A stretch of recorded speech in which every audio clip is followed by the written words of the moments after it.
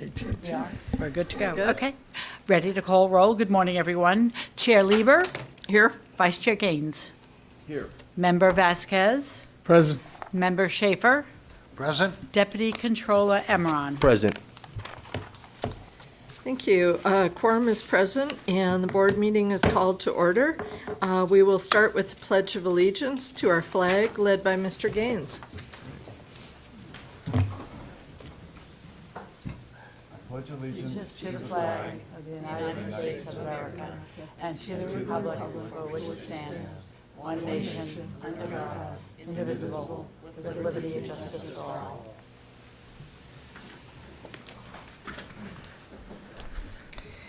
We'll go now to any brief opening remarks that members have. Mr. Vasquez.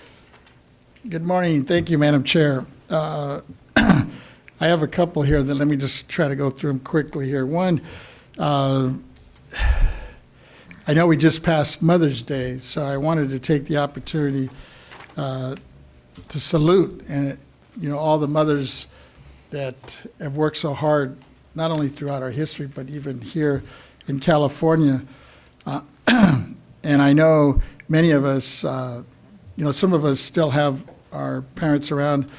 I unfortunately lost mine years back, but I know in talking to many of the folks, especially the electeds, and those that are blessed to still have their moms around, how valuable that is, just that support network, especially as we have kids, our grandkids, But, so I wanted to just mention that and a shout out to all those mothers out there for their work. People forget the dual role most of them play. A lot of them are professionals and still have to carry out the role as a mother at home. And us fathers, sometimes we get a break on that one, but we need to do more to support them. The other one issue is the mental health awareness. I know this is mental health awareness, and I'm reminded just last week, I believe, we had this young man, a golfer, 30 years old, PGA, took his life, and he was having issues mentally, it turns out now.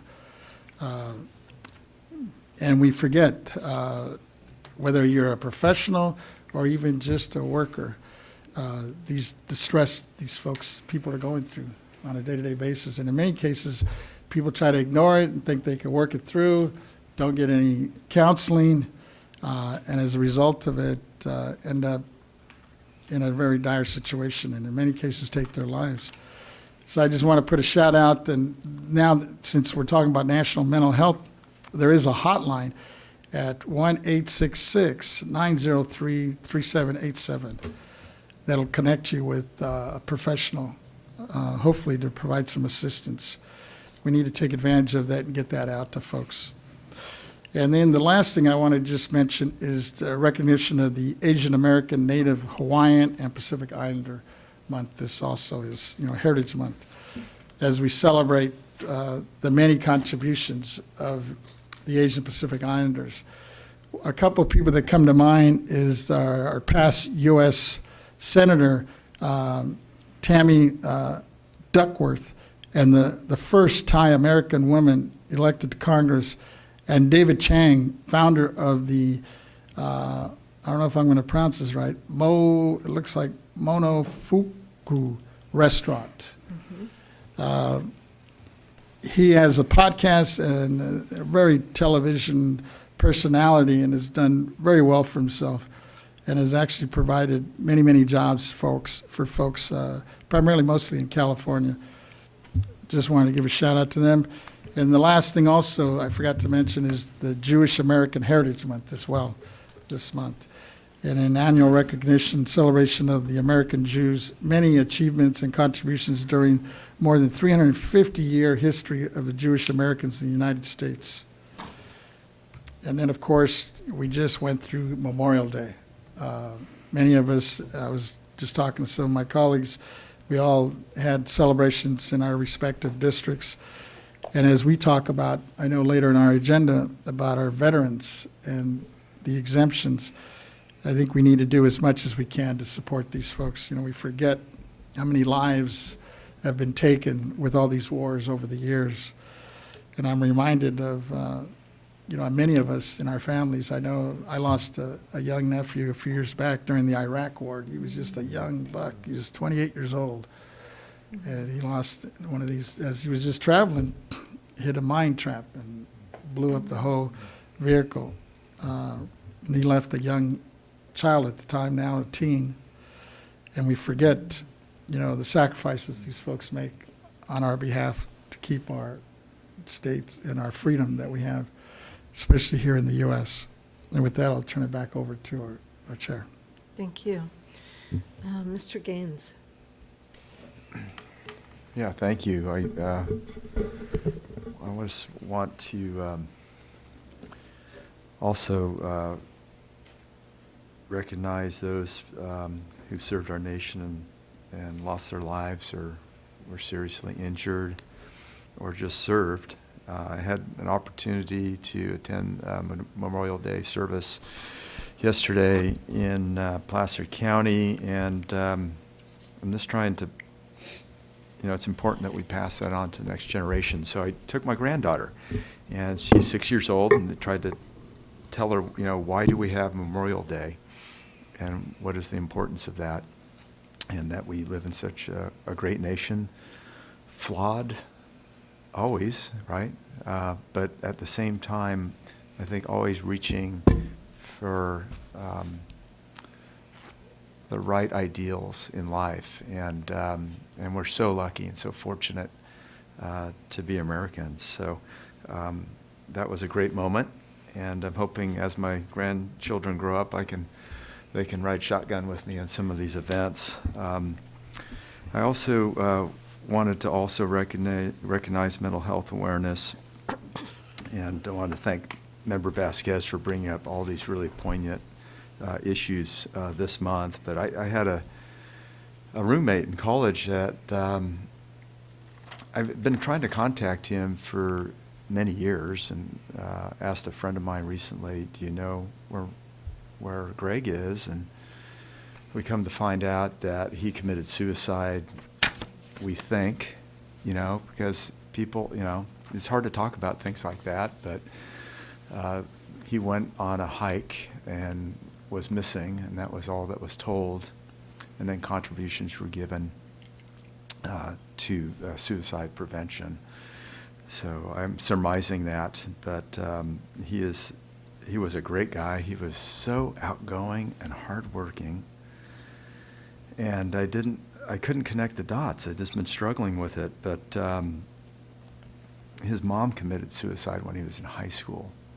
And so I'm wondering if maybe there was a challenge there in terms of fighting depression, and maybe that's why he was so outgoing and trying to live his life differently. But my thoughts and prayers go to him and his family.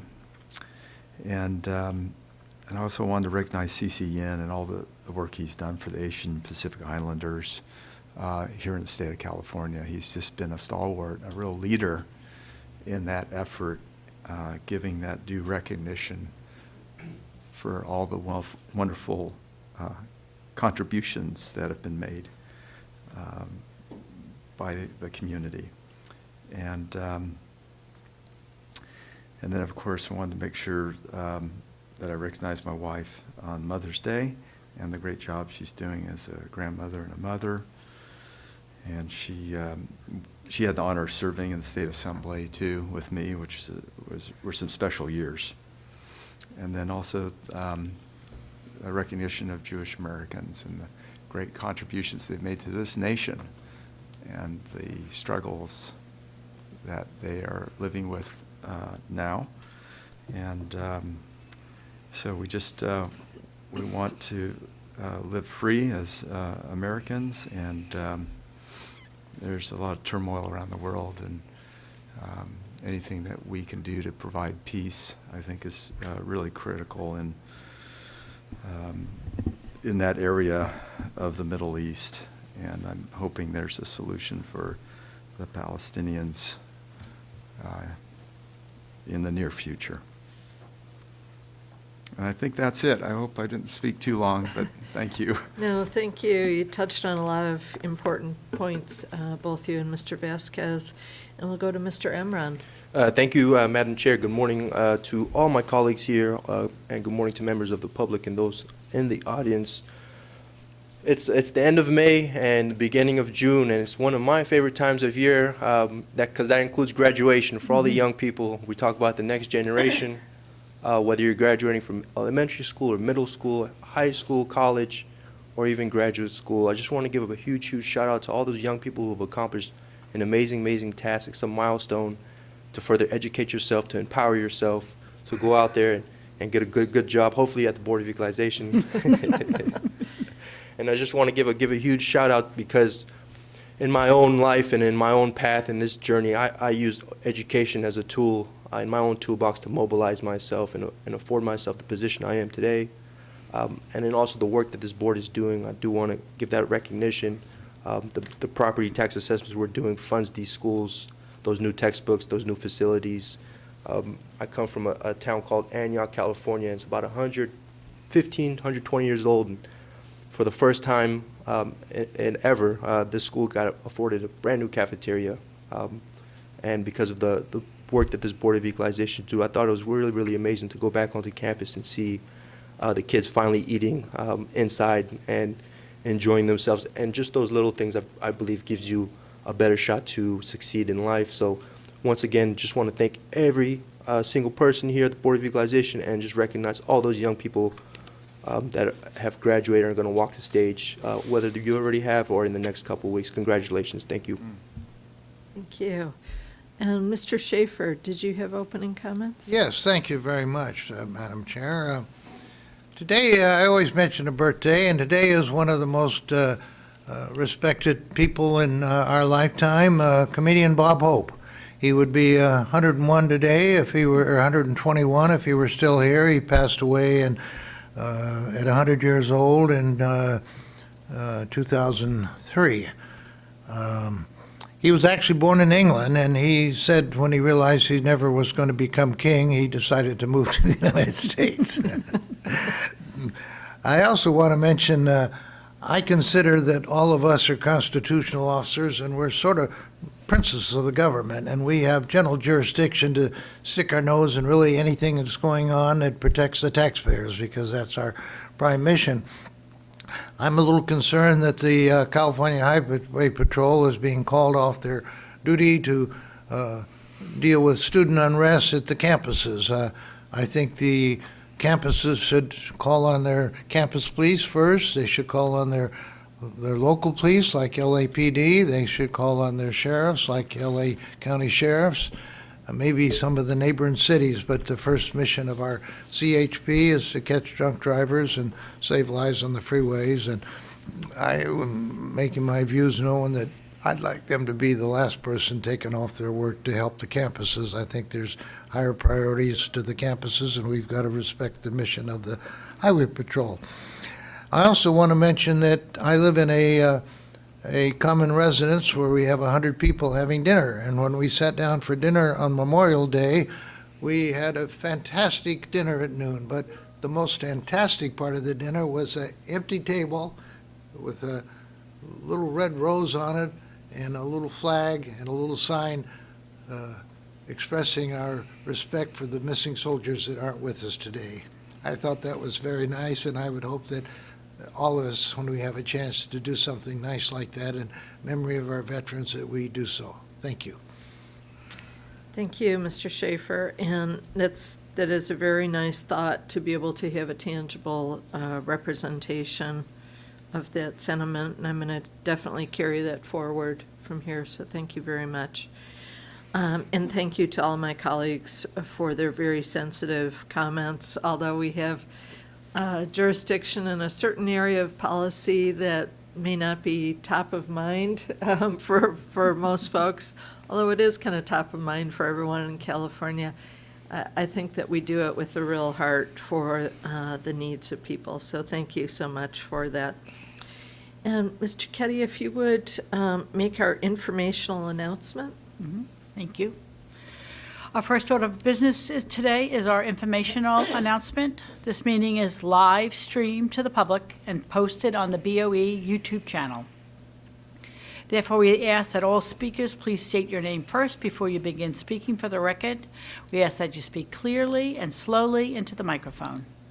I would like to remind the audience to silence their cell phones and any other wireless devices. Note that public comment is taken on each agenda item. The public will be invited to comment on matters before the board. If there are any members of the public wishing to speak before the Board of Equalization, we ask that you complete and submit to the Sergeant of Arms a public comment appearance sheet located at the entrance of the auditorium. If you wish to speak before the board by telephone, please dial the phone number and access code provided on our public agenda notice, and follow the instructions of the AT&T moderator. We recommend dialing into the meeting on the teleconference line before the beginning of your agenda item you wish to comment on. We recommend this because the audio broadcast on our website experiences a 1 to 3 minute delay between the live stream and the live event. When giving public comments, please limit your remarks to 3 minutes. This concludes the informational announcement. Thank you. Thank you. Members will go on now to item 1, public comments on matters that are not on the agenda. Persons who wish to address the Board of Equalization regarding items not on the agenda may do so under this item. Please note that the board cannot act on items that are not on our agenda for today. However, the board can schedule issues raised by the public for consideration at future meetings. We do not have any written comments, and I believe that we haven't accepted any speaker cards from those who are here today. So we'll go to our AT&T moderator. And AT&T moderator, if you would please let us know if there's anyone who would like to make a comment on item 1. Ladies and gentlemen, if you would like to comment on item 1, please press 1 followed by the 0. You'll hear a tone indicating you've been placed in queue. Take yourself out of that queue by simply pressing the 1-0 command. Again, for questions or comments, please press 1 followed by 0 at this time.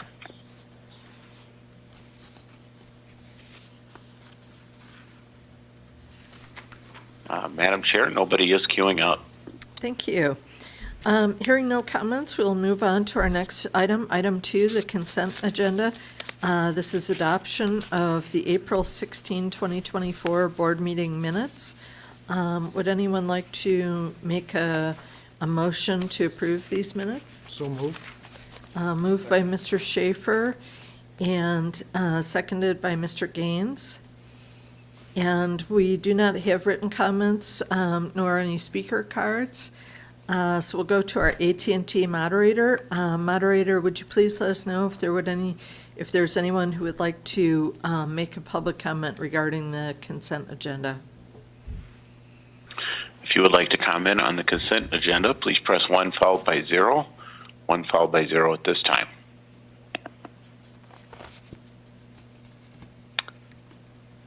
Madam Chair, nobody is queuing up. Thank you. And members, is there any discussion on the minutes? Seeing none. Member Schaefer has moved approval, and Vice Chair Gaines has seconded that motion. So, Mr. Ketty, if you would please call the roll. Yes. Chair Lieber, Aye. Vice Chair Gaines, Aye? Member Vasquez, Aye. Member Schaefer, Aye. Deputy Controller Emron. Aye. Thank you, members. The motion passes unanimously, and we'll go on to item 3, the 4R Act equalization ratio. And this item is being presented by Mr. Angelo.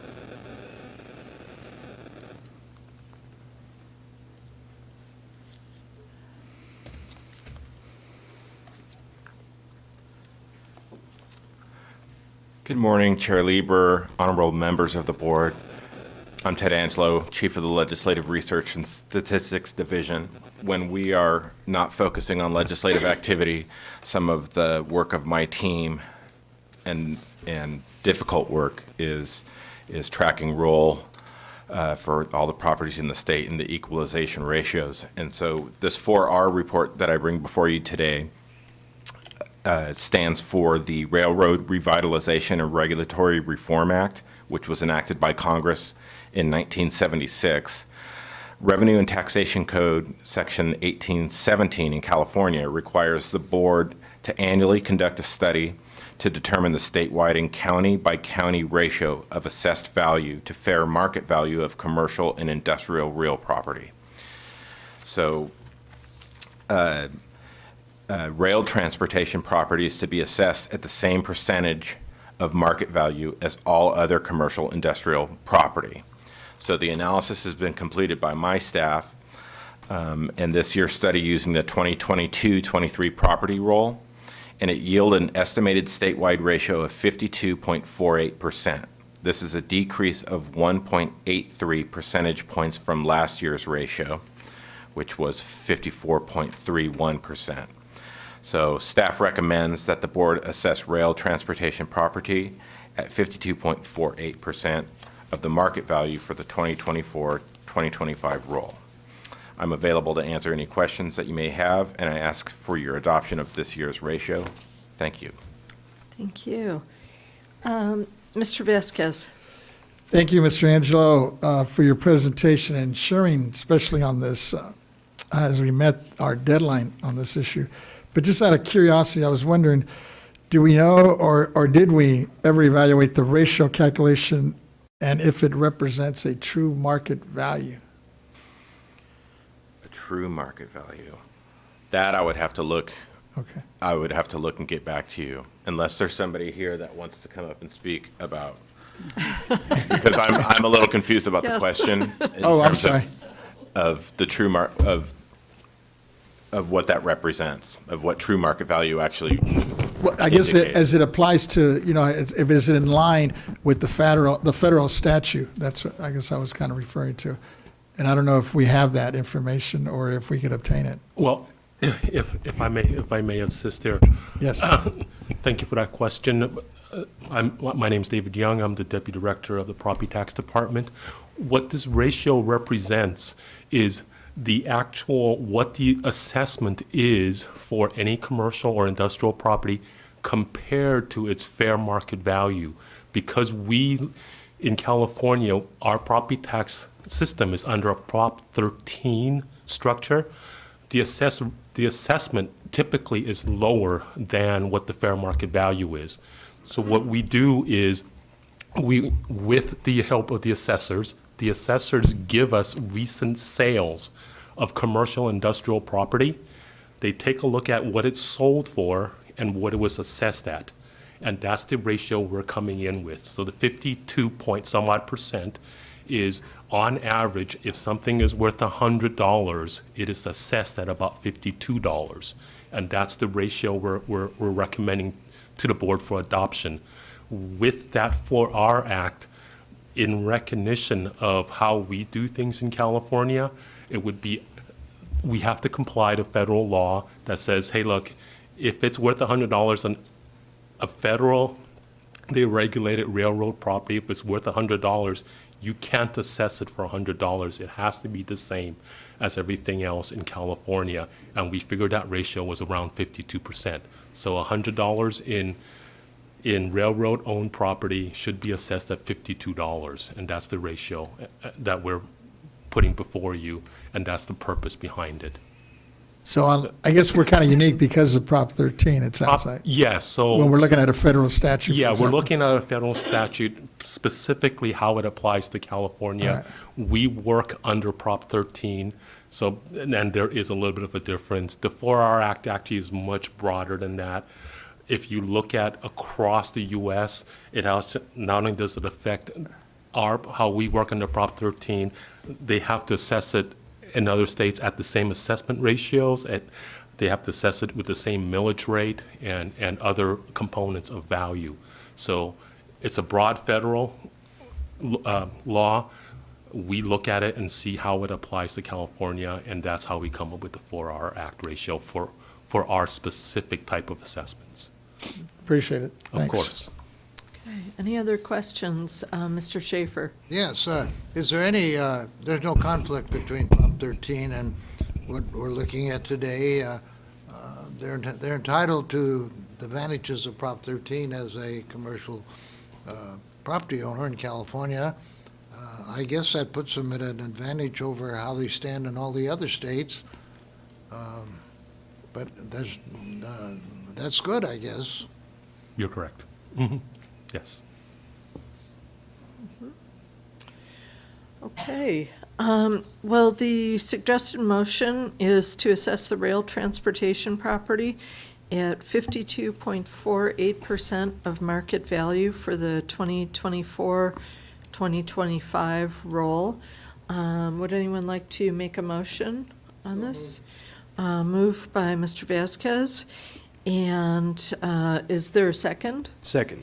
Seconded by Mr. Emron. Now, we have no written comments and haven't received comment cards from the auditorium. So we'll go out to our AT&T moderator. And moderator, if you would please let us know if there's anyone on the line who would like to make a public comment regarding item 3. If you would like to make public comment on item 3, please press 1 followed by 0. AT&T operator will quickly gather your name and place you back into the queue.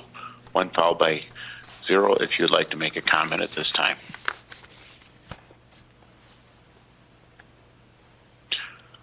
Madam Chair, nobody is queuing up. Thank you, moderator. Members, is there any further discussion before Mr. Angelo closes on this one? Seeing none, Mr. Angelo, did you want to close it up for us? No, I just appreciate your consideration, and you can see why I like to focus on legislation rather than but the attachment to the pan shows in detail what we're doing here today for the public, for those that may be listening in, and it has the ratios for every county listed and how the aggregated totals come together. But there were very good questions today, and I'm glad Dave was here to help assist with the answers. Yes, thank you. Thank you both for that. And members, Member Vasquez has moved to assess rail transportation property at 52.48% of market value for the 2024-2025 roll. And Mr. Emron has seconded that. And if, Ms. Cicchetti, if you would please call the roll. Chair Lieber, Aye. Vice Chair Gaines, Aye. Member Vasquez, Aye. Member Schaefer, Aye? Deputy Controller Emron. Aye. Okay, thank you, members. The motion passes unanimously.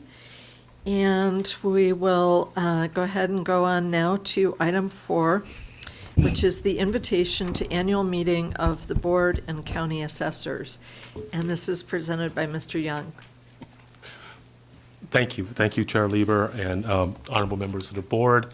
I took the liberty of just staying up here. I knew I was up next.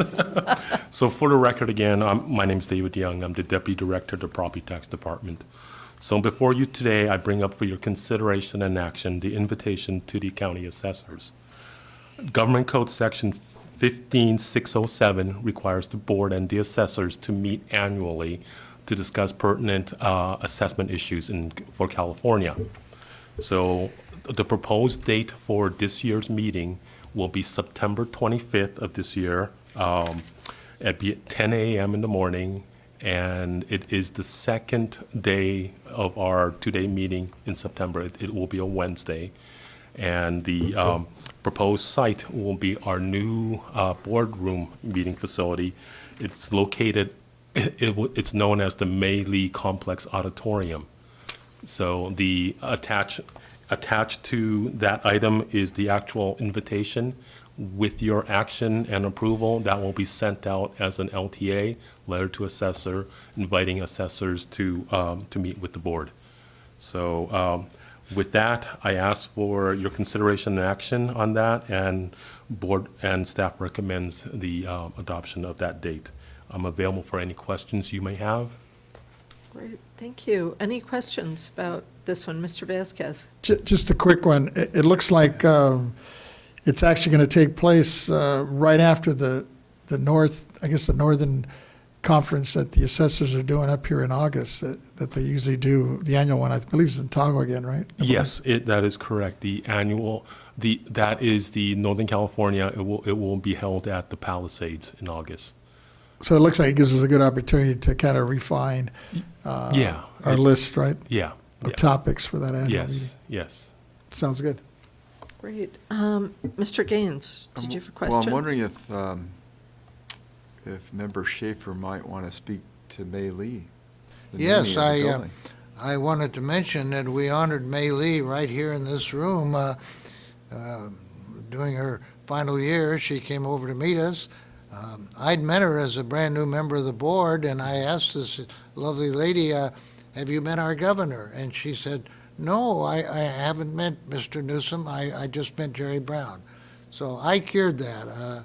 Gary and I made an appointment with Governor Newsom, and we went over there and had a delightful meeting, and Governor Newsom talked to her for 5 or 10 minutes, and it was really one of the highlights of her life, and I'm so proud to have been part of that, and that she came over here and spent some time with each of us, which is nice. Thank you. That's fantastic. Thank you. Okay. Anything else on this item? Okay. Mr. Emron? Thank you, Madam Chair. I just want to also thank you, Mr. Young, the Executive Director, for getting this invitation out early summer now and then into the fall, having the county assessors join here in Sacramento. I think it's one of my favorite days of the year, being part of this board, to kind of see that very historic partnership that we have with the county assessors, and the attendance has always been good. I know it's over 35, 40 assessors from all over California. It's nice to see Tahoma County. It's nice to see all the way San Diego and Los Angeles. They always make their way too, and I think we can really make it a really special day. So I'm glad the invitations are going to be sent out now, and we can start the planning process over the summer to really make it a fulfilling day for the assessors. I just want to thank you again for your hard work. Thank you. Thank you. And members, is there a motion to approve the invitation? Mr. Emron, did you wish to make that motion? So moved. Thank you. And seconded by Vice Chair Gaines. And we do not have written comments nor any speaker cards from the auditorium. So we'll go to the AT&T moderator. Moderator, is there anyone who would like to make comments on item 4 on the agenda? Ladies and gentlemen on the phone lines, if you would like to comment, please press 1 followed by 0. 1 followed by 0.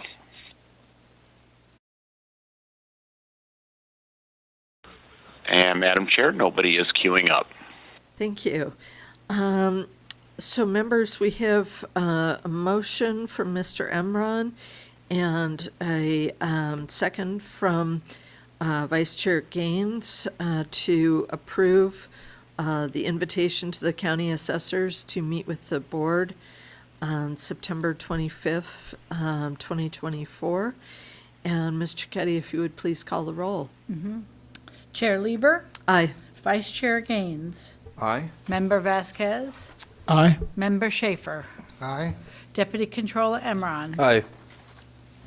Okay, thank you, members. Motion passes unanimously, and thank you to Mr. Young and to all the staff that put in so much work to make our meetings with the assessors very valuable for us and for them. We appreciate that, so thank you. Thank you. And Mr. Young, we do get a chance to host lunch, do we, for them?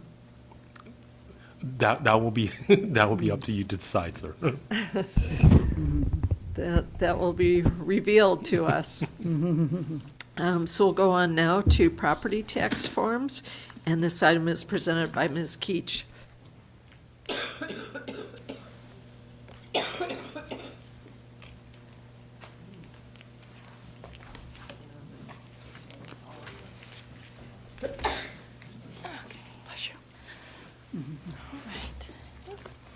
Good morning, Chair Lieber and honorable board members. I'm Lauren Keach, Chief of the County Assessed Properties Division. With me today is Glenna Schultz, Principal Property Appraiser of the Assessment Services and Training and Certification Units. Annually, we review and update BOE prescribed forms to address issues, law changes, or standard updates that are required. We have before you for your consideration and action to adopt the revisions of the forms for this year. Ms. Schultz will provide a summary of the process and the updates that have been made and will answer any questions you may have. And if you are ready, I will turn it over to Ms. Schultz to give her presentation. Yes, please, thank you. Okay, thank you. Good morning, Chair Lieber and honorable board members. I'm Glenna Schultz, Principal Property Appraiser in the County Assessed Properties Division. Government Code Section 15606 requires that the board prescribe and enforce the use of all forms for the assessment of property for taxation. Pursuant to that mandate, BOE staff worked with the California Assessors Association's Form Subcommittee on the revision of forms. Attached to this month's agenda is a memo containing 2 new forms and proposed revisions to 16 property tax forms that are used by county assessors' offices. These 18 property tax forms are being presented to the board for approval and adoption. Thank you. Are there any questions regarding the forms? Yeah, if I could. Please, Mr. Gaines. Yes, I just want to make sure that whenever we're making any revision to the forms, that we're getting input from the constituents that use them, and that we're doing everything we can to simplify that process. And I know that we've been doing that, especially in the welfare exemption arena.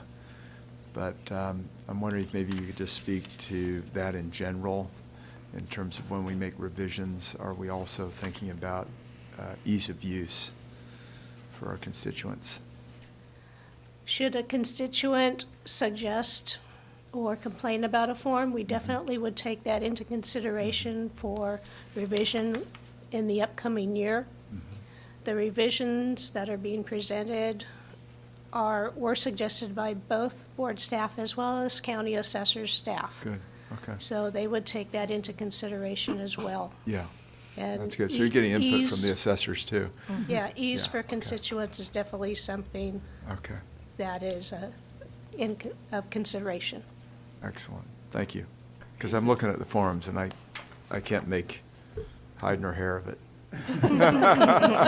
They're very technical, right? So I just want to make sure that, whoever those interested parties are, that they understand it, and we're doing what we can on our end to simplify it. Or make it clear. Maybe it's not simple, maybe clear. Clarity is a better word. We try and make them as simple as possible, but sometimes the laws are very complicated. Sure, yeah, you got to work within the bounds. Yes. Yeah, thank you. Great. Other questions, Mr. Vasquez? Just a quick follow-up. Along those lines, what are we doing to notify, these folks about these changes? The taxpayers specifically, I'm thinking, on these new forms. These are all forms that are used by assessors, and taxpayers would go to the assessor's website. And questions, they would go to the assessors about their particular property. And they just pull them down off the website? Correct. Okay. Okay, great. Any other questions? If not, the suggested motion is to approve and adopt the 2 sets of tax forms that are attached. And is there a motion, Mr. Vasquez? So moved, And seconded by Vice Chair. We do not have any written comments, nor anyone in the auditorium who wish to make a public comment for this agenda item. So we'll go to our AT&T moderator. Moderator, if you would please let us know if there's anyone on the line who would like to make a public comment on item 5. Thank you, Madam Chair. Once again, ladies and gentlemen on the phone, to comment on item 5, please press 1, then 0 at this time.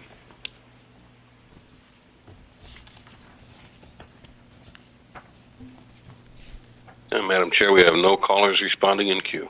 Thank you. So we'll bring it back. Just as far as discussion, I'd like to say thank you to staff for all the work on the forums.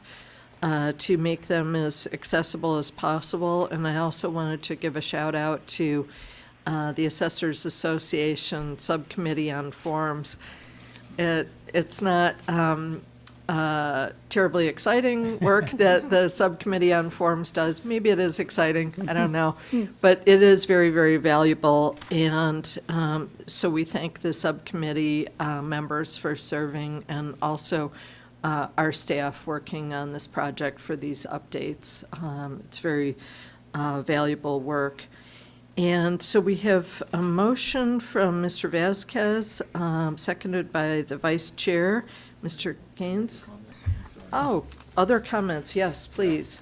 Sorry. Mr. Gaines and Mr. Vasquez. Yeah, I just wanted to speak to Prop 19, because I was just looking over the form here for claim for reassessment exclusion for transfer between grandparent and grandchild occurring on or after February 16th, 2021. So as a result of the passage of Prop 19, we've been empowered through the initiative process to implement. And so this is an example of the work that the BOE has been doing without hiring additional staff. So, I just want to applaud, you and all the staff that have taken on, really everybody's taken on that additional responsibility, and then conferring with our county assessors in terms of making sure that it's clear from their standpoint, and then also for our constituents that would have to fill that form out. But I just wanted to cite that example because it speaks to additional responsibilities taken on by the BOE just a couple years ago. Mhm. So, thank you. Thank you. Mr. Vasquez.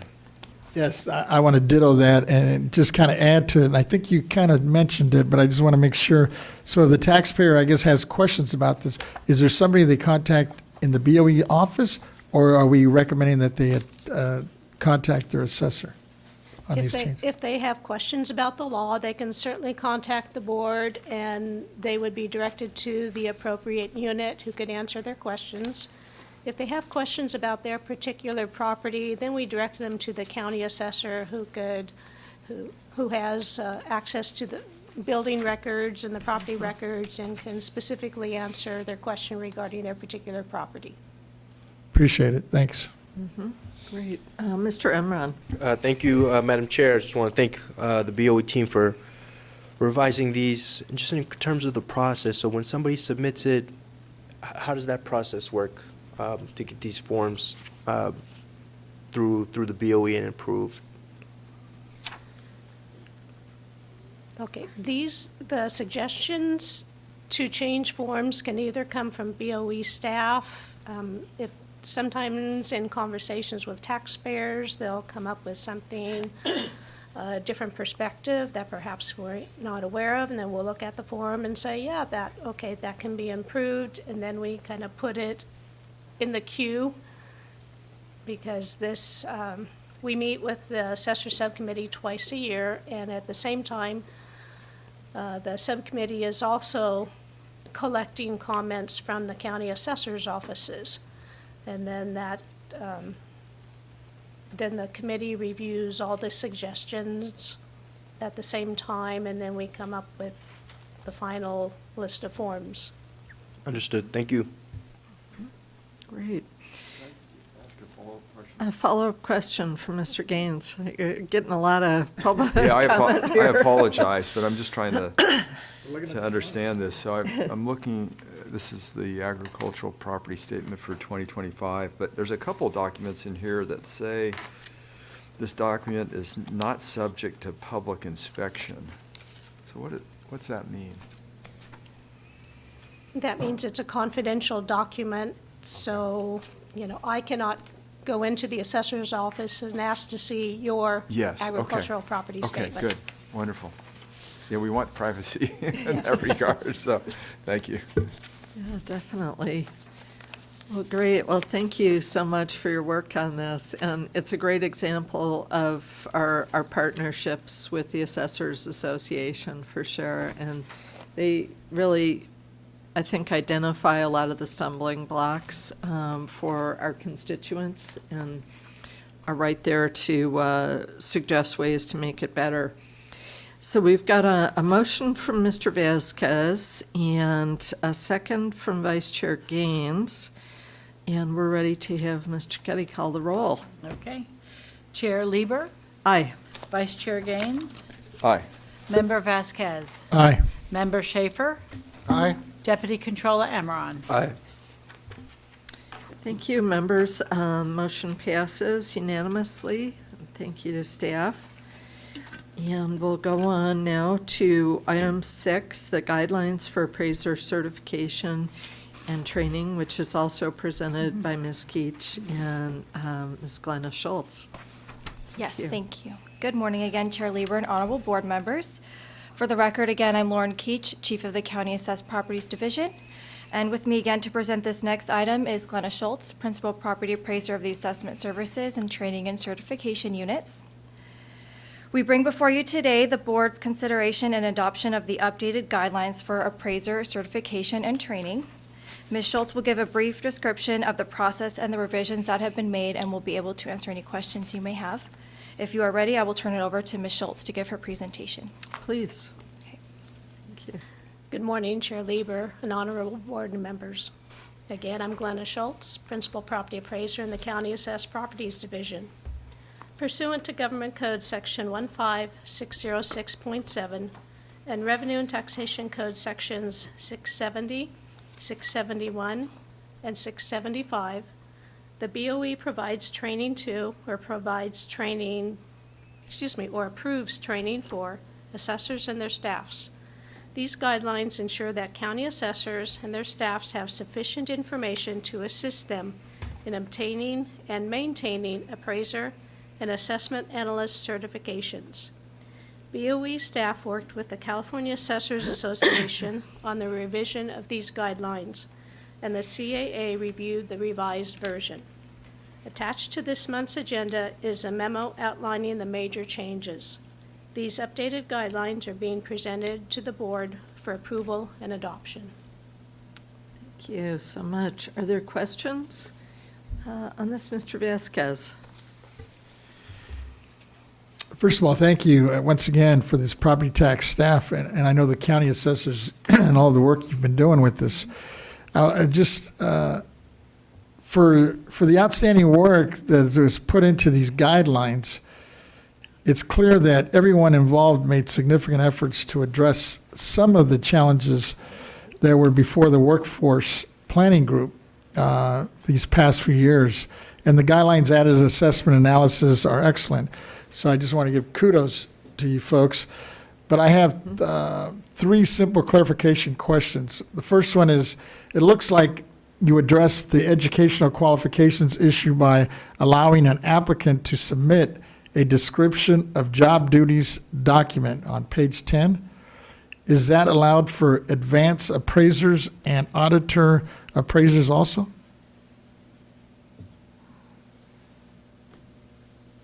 Yes. I had to think that through. All right. And then the second one is, I saw some information about the cross-training from appraiser to auditor. Is this an area that may be more fully developed in the future, as I looked at it? I believe we are looking into that as well, because I know the CAA has concerns in that Right. area as well. Appreciate it. And then my third one is in the section on valuation activities by non-certified staff. Seems like something like newly added and very helpful, as it clarifies tasks that can perform without engaging in any value judgment. Is this new or just fully developed that we had previously had before? We're just elaborating upon what we've already had. Appreciate it. Thank you. Members, any other questions? Okay, seeing none. We do not have written comments or any speaker cards for the auditorium, so we'll go to our AT&T moderator. Moderator, would you please let us know if there's anyone on the line who would like to make a public comment on item 6. To comment on item 6, for those on the phone, press 1, then 0, please, on your phone's keypad. Once again, that's 1-0 for comments on item 6. Madam Chair, no callers have queued up. Thank you. Well, we'll bring it back to the board, and I would just like to express my thanks for the detailed pathways and work on this. I think it's really going to move us forward in terms of staffing. And so I very much appreciate everything that's gone into this. Any other comments? And if not, I don't think that we took a motion on this yet. So the suggested motion is to approve the guidelines for appraiser and assessment analyst certification and training. Mr. Vasquez So moved. moves, and seconded by Vice Chair Gaines. And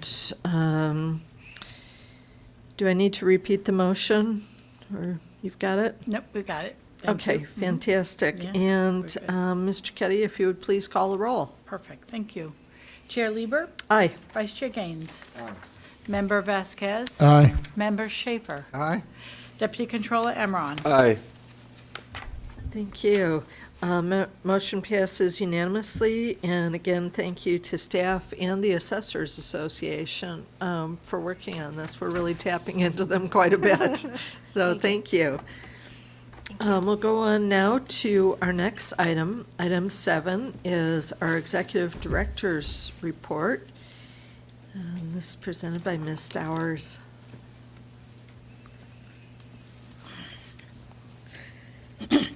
Good morning. Good morning, Chair Lieber, honorable members. I am Yvette Stowers, Executive Director. Members, for today's report, I would like to make an announcement on our new location for our future board meetings, provide an update of legislation of interest to the board, provide highlights of the 2024-2025 Governor's May revised budget as it pertains to BOE, and provide an update on my report on an internal assessment of the agency. First, let's talk about our new meeting location. This has been very anticipated. It's been a long search, but as you know, June 25th, 26th will be our last meeting date here at 450 N Street. CDTFA is in the process of vacating the building and relocating to the newly constructed May Lee State Office Complex at 651 Bannon Street in Sacramento. The final closing of this location is expected by June 30th, 2024. The building will be closed for major rehabilitation with no access to this auditorium. After searching extensively for a new BOE meeting site, the May Lee State Office Complex was identified as the best choice. As such, beginning with July 23rd, 24th BOE meeting, we'll be meeting at that location, the May Lee State Office Complex. The complex is a state-of-the-art facility with an auditorium capacity of 300 participants, and it has on-site structured above-grade parking that includes 90 electric vehicle charging stations and capacity for more. Arrangements have been made for members to tour the complex, and the tentative date is set for late June. I will be reaching out to your offices to confirm your availability and scheduling the tours. I think we might have a question. Yeah, if I could you repeat the address? Sure. Of the- 651 Bannon Street, Bannon Street, Great, thank you. Sacramento, Cross Street, Richards Boulevard. Yeah, right, thank you. That's the same as the May Lee State Office Complex. It's the same complex, yes. Dave kind of stole my thunder when he talked about it, but Is our auditorium smaller or bigger? I seem to think we have a little more space than we need here. It is bigger, and that was a concern because, we thought we would need so much space. We looked at other sites, even within that building complex, where they're going to have meetings, but it was not appropriately set for a board meeting, so we said no to that. The way that auditorium is set up, with the lighting, we will stage it so that even if we only have 50 people here, hopefully we'll have more, but it won't be that bad. Well, I was hoping we'd have standing room only sometime. Well, that's the goal. That's, going off script, but there's going to be 5 state agencies there. And I already told the team that we're going to invite them to our meeting. We got the Department of Real Estate there, Housing and Community Development there, several other large agencies. So we're going to do our best, and it's open to the public. So I'm hoping to really market our meetings now and get more participation. Clarification. Could you just expand a little bit in terms of what's happening on Richards Boulevard and there's some revitalization going on? Richards Boulevard is being revitalized right now, and they're building this complex, which is almost done. They're also building, I want to say affordable housing, not low-income housing, but affordable housing. There's limited restaurants right now, but the goal is for them to come back into that area.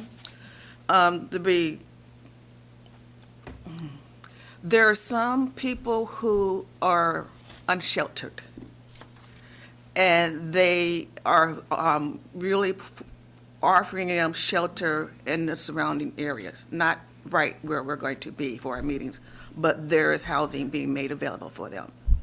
So it's an up-and-coming neighborhood. Well, if you think of what's happening in the rail yards, right, and potential professional soccer, I mean, we already have the Republic, but we're talking about getting to the next level up. A lot of opportunity there in the future in terms of housing and economic development. Exactly. So, yeah. Good. And Mr. Emron, did you have a question as well? Yes, just a point of clarification. This is the permanent home for the BOE now, or is this this auditorium here gonna be refurbished and we're gonna move back in at some point in this term? Nothing's permanent. When this place is refurbished, I guess we can ask to move back in. This is a DGS building. So it's up to DGS, and if they're going to put another tenant in here, or they're going to be in here, we would have to get their permission. The Maley Complex we have reserved for 2024, and let's see how it works. If we're not happy, Right. then we will go looking for other Sure. places, but again, it was very slim pickings. We really tried to find something that was on the Capitol Mall corridor is what our goal was, and we just couldn't. Another thought was to build something out at our headquarters, Yeah, which would good. take you further away from the Capitol, but it would be our site. Yes. Vice Chair, did you have a Yeah, so question? if we looked at Opus, is that the right name? But anyway, where your house now is on the other side of the river, so this is closer to the city center. The picture that you sent us, I thought that looked like actually a very nice meeting room. I mean, it's all brand new, has yeah. plenty of seating capacity.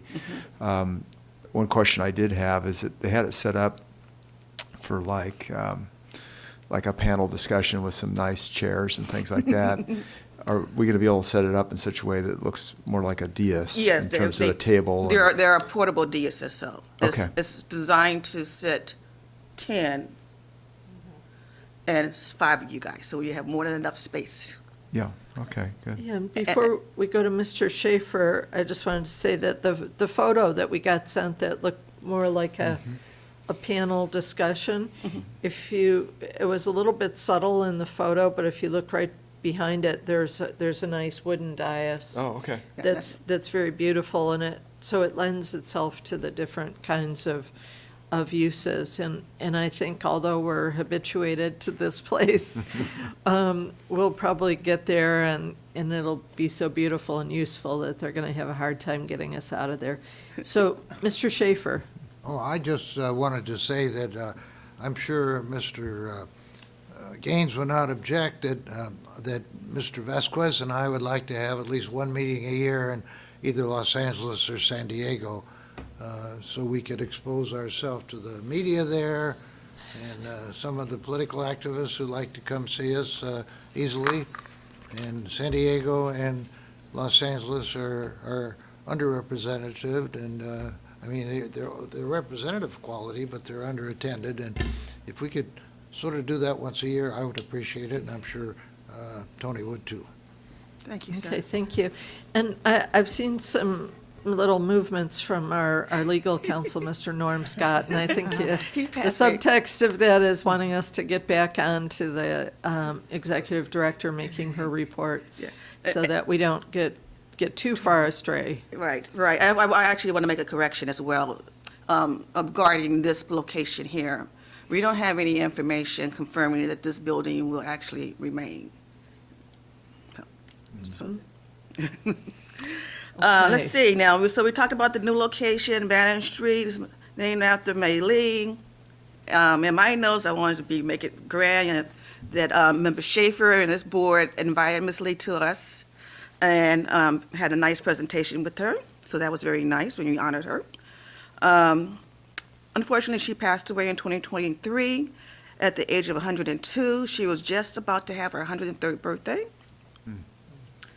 Finally, as far as this location, members, information about our changing our meeting location will be placed on our website under board meetings to keep our stakeholders informed. Additionally, we'll be issuing a flyer announcing the new meeting location, and of course, utilize social media to let everyone know where we're at.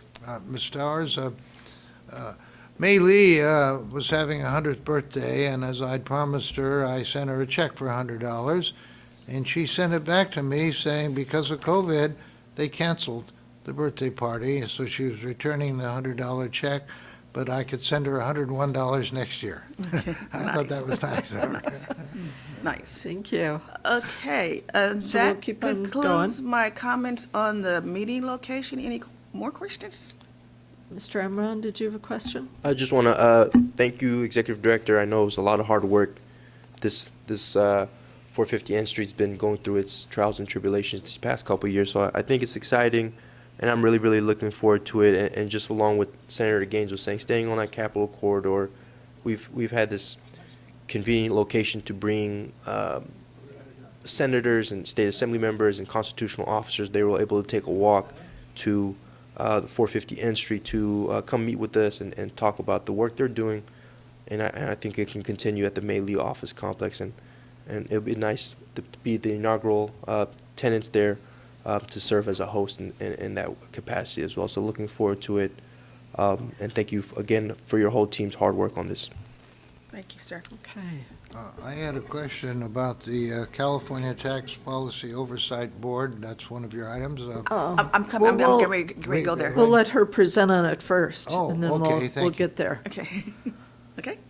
All righty, great. Okay, so my next item I would like to talk about is the status of several bills that the board took a position on. The first bill I would like to discuss is Senate Bill 1436, introduced by Senator Ben Allen, on the creation of the California Tax Policy Oversight Board. This bill proposed establishing the California Tax Oversight Board, consisting of the Controller, the Director of Finance, the Chairperson of the State Board of Equalization, the Treasurer, and the Secretary of Government Operation Agency. The purpose was to work collaboratively to promote clarity and communication and consider recommendations regarding input brought by the tax agencies, taxpayers, or other state or local entities. This bill would require the Policy Oversight Board to provide transparent, open, and accessible forums, meeting at least 2 times each year, and will require the Policy Oversight Board to report on findings after each hearing, together with recommendations to all participants, tax agencies, and the governor. The bill would also require the board to issue an annual report to the governor, the legislative analyst's office, and to the legislator. The board voted to support this legislation, and a position letter was submitted on your behalf. Unfortunately, this bill was held on the Senate Appropriation Committee suspense file on May 16, 2024. Any questions on the Tax Policy Oversight Board? So what is the Mr. status Schaefer? of it now? It did not make it out of committee. It Thank was held in suspense. Okay, Mr. Vasquez. Yes, thank you for that report. I just wanted to officially go on, appreciate and recognize Senator Ben Allen for his work on, you mentioned SB 1436. Although it's been held, I think, I learned a lot from this and want to thank my colleagues also for your support on this, because at the two hearings, especially the second hearing we went to, I was surprised, and it was kind of welcoming to hear from some of the legislators who thought that we didn't have enough teeth in it. Here we were worried about putting too much out there. There seems to be a different appetite among the legislators, so I'm hoping next year, as we move into the next season, we take that into consideration as we move forward. And I think what hurt us this one is obviously the budget. Right now, anything that has any kind of a cost, even though I believe this was minimal, it's not going anywhere these days because, the deficit is so big right now for the state. But I also wanted to recognize and praise our chair, Lieber, on AB 2238, the low bill, because, are you going to get into it? Oh, I'm sorry.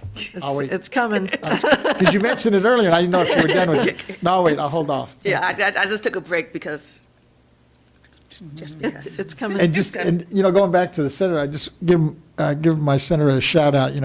They just had a new baby. They just had a baby girl last week.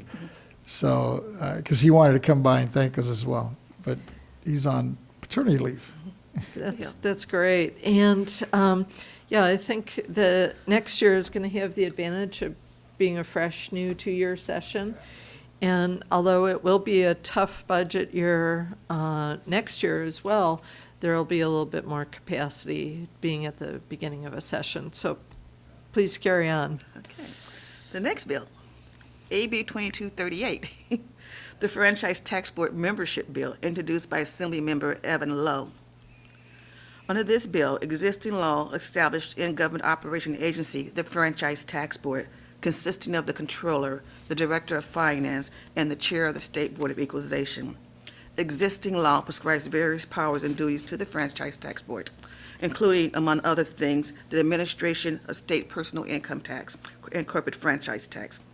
As amended on May 20th, 2024, this bill, beginning July 1st, 2025, will add the lieutenant governor and the treasurer as members of the Franchise Tax Board. This bill would also designate the controller to serve as the chair of the Franchise Tax Board.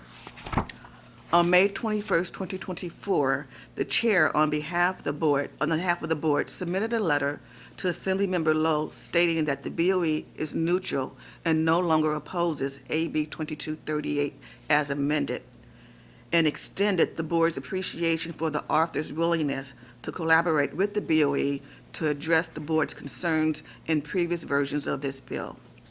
This bill passed out of Assembly 50-11 and ordered to the Senate floor May 22nd, 2024. I do have one more bill. Okay. The final bill is AB 2353, pertaining to property tax payments and the welfare exemption, introduced by Assemblymember Chris Ward. This bill proposed to allow affordable housing developers to withhold property tax otherwise due to county tax collector once a welfare exemption application has been submitted to the qualified property tax has been submitted. The board voted to support this legislation, and the chair submitted a position letter on the board's behalf. This bill also passed out of the Assembly 72-0 and ordered to the Senate floor on May 22nd, 2022. That concludes the bills that I will be covering today. Chief of Legislation and Research, Mr. Ted Angelo, will be presenting on other bills of interest later on today. Any questions on the last two bills? Mr. Vasquez. Yes, I'll save my comments on the ward bill because I understand Mr. Angelo's probably going to bring it up again in his presentation, unless I'm mistaken here. You can do it now, and Mr. Angelo can come help me out. Okay. Well, while he's coming up, let me start by just recognizing and praising our chair also for the letter that was sent on AB 2238, because I know there was a lot of confusion at the beginning, because at the hearing I went to, it was pretty clear to me from the leadership and the members that they were in agreement to work with the chair. But then I saw what was being presented, and actually, to the credit of a couple of the members in that committee who texted me and says, I'm looking at this bill and they haven't amended it. It shows CDTFA on it. Should I be supporting it? And I said, no, this thing needs to be amended. So luckily it was tabled. And then I guess they took into consideration letter that, and the discussion the chair had with the committee. And it was refreshing to hear that they moved forward and they removed CDTFA, because there seemed to be a consensus that it should be an elected person on that board. And they decided on lieutenant governor, which I think is a good choice. And let's see where it goes from here. So just want kudos to our chair and also to staff here. The other issue I was going to bring up, and you touched on, was the ward bill. And since you're sitting up here, Mr. Angelo, I was wondering,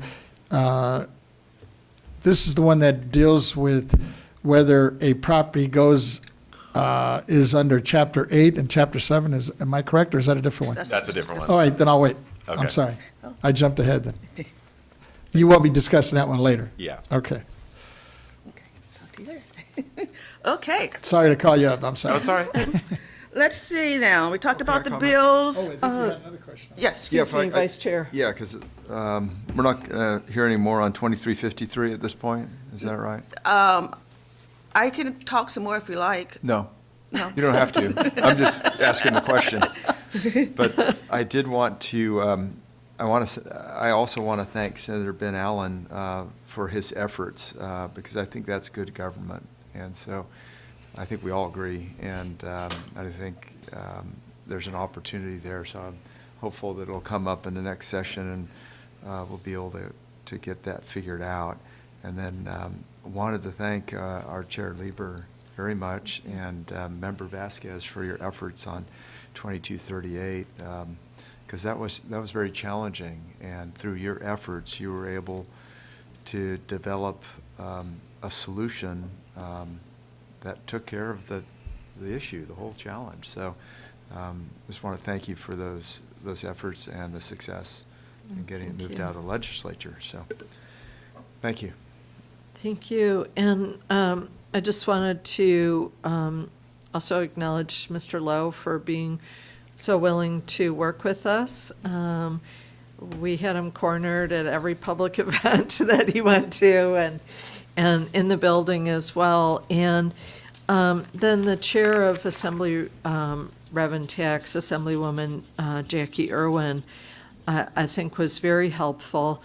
And very helpful in recognizing the unique and essential role that the BOE plays. And so it was very good to see that upon arriving at that committee, immediately the notion of taking the BOE off of the Franchise Tax Board in terms of, which would have meant removing elected representation and removing representation with direct accountability for taxation, did not move forward as a part of that bill. So I think that was tremendous progress there. So, Mr. Emron? Thank you, Madam Chair. I just also want to thank all the colleagues here for banding together on AB 2238.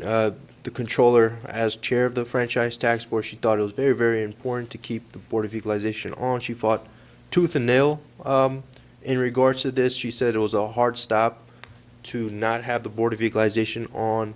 And now as the legislation is going through the process, I think it's quite powerful to have 4 constitutional officers on the Franchise Tax Board. It's the second largest tax department in the country behind the federal IRS. Collects over $150 billion in tax, personal income tax. It runs like a well-oiled machine. So as the bill goes through its process and hopefully is signed by the governor, I think the controller is excited to welcome the 2 new members on to the Franchise Tax Board, to have the Department of Finance, to have the Board of Equalization where it belongs, and continue to serve the taxpayers of California in the highest regards. So really, really looking forward to it. And I just want to also thank Assemblymember Lowe and Treasurer Mall too for working with us throughout this process. Thank you so much. Thank you. Mr. Schaefer? I had one question on this. It's one thing having 4 constitutional officers on the Franchise Tax Board. Do we know that they would be attending personally or via a deputy? The deputies do a wonderful job, but if you're going to have some members personally and some appearing by deputy, that's a little bit awkward. I would like to see that we are able to get all of our constitutional members to go to that meeting, either virtually or in person. Well, I can't speak to that. I just know what all the amendments adding those 2 on, that there will be on that board. Whether or not they will have the ability to have a designee, I do not know that. But they meet 4 times a year here in Sacramento, and I'm pretty sure that those 2 new members will be looking forward to attending in person themselves. Sure, well, that's good, thank you. Mhm. Okay. Other, yes, Vice Chair. Just a closing remark, because I'm sorry I didn't recognize Controller Cohen in her efforts really across the board in terms of support of the Board of Equalization, and it's very much appreciated. And so I didn't want to move on to the next subject without mentioning that. Thank you. Thank you. Thank you, Senator. Okay, now I'm going to talk about the budget. Okay. And Just a little interjection here. I know that we need to take a 10-minute break. And did you want to hold on the budget until we take that break, especially for our captioning crew and others? So if it's okay, we'll go ahead and take the 10-minute break now at 11:20 and come back at 11:30. sounds good. Thank you.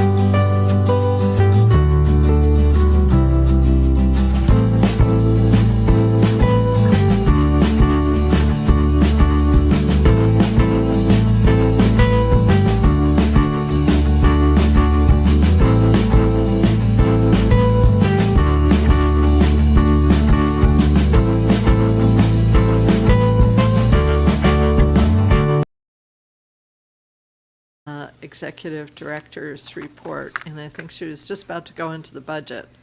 Thank you, Chair Lieber. Yes, Yvette Stowers. I was going to talk about the budget. The governor's may revise. I asked Ms. Minotti to join me on this part of my presentation. If that's okay. Please. Okay. Yeah. All righty.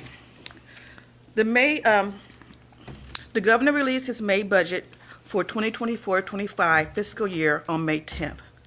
The May revision addresses anticipated shortfalls in both 2024-25 and 2025-26.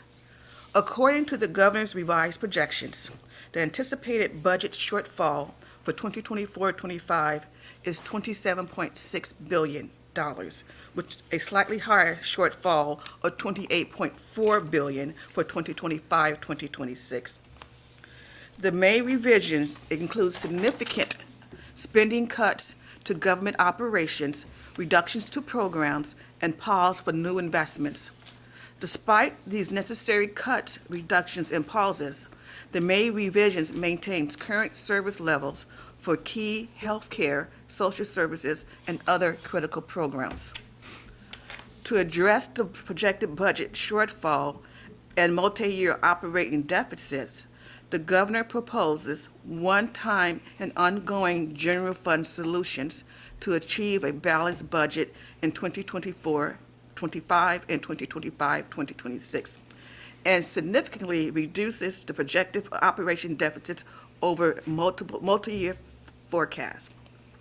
AB 106 adopted the governor's budget proposals to reduce department budgets in 2024 by $1.5 billion. The May revised proposed making the reductions permanent. The Department of Finance will work with the agencies and departments in the fall on the appropriate budget reductions starting in 2024-25, and will eliminate approximately 10,000 positions starting in 25-26 and ongoing.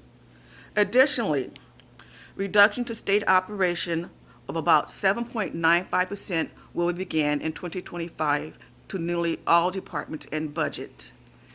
At this time, it is unclear exactly what impact will have on the BOE. However, we will continue to monitor, work with the Department of Finance, and keep you updated. Ms. Bonatti, would you like to say anything on the budget?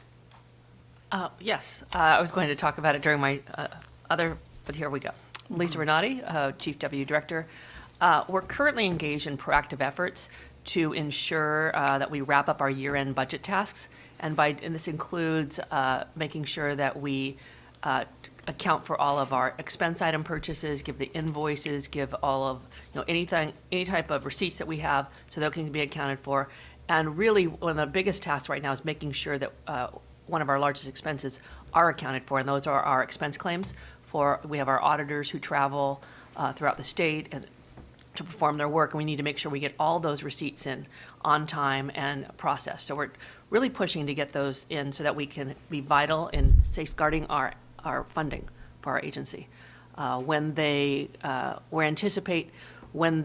look at our past years, expenditure reports, and if they have to make a cut, they will make cuts based on the numbers that are in those reports. And those reports are only as good as those receipts that we have accounted for.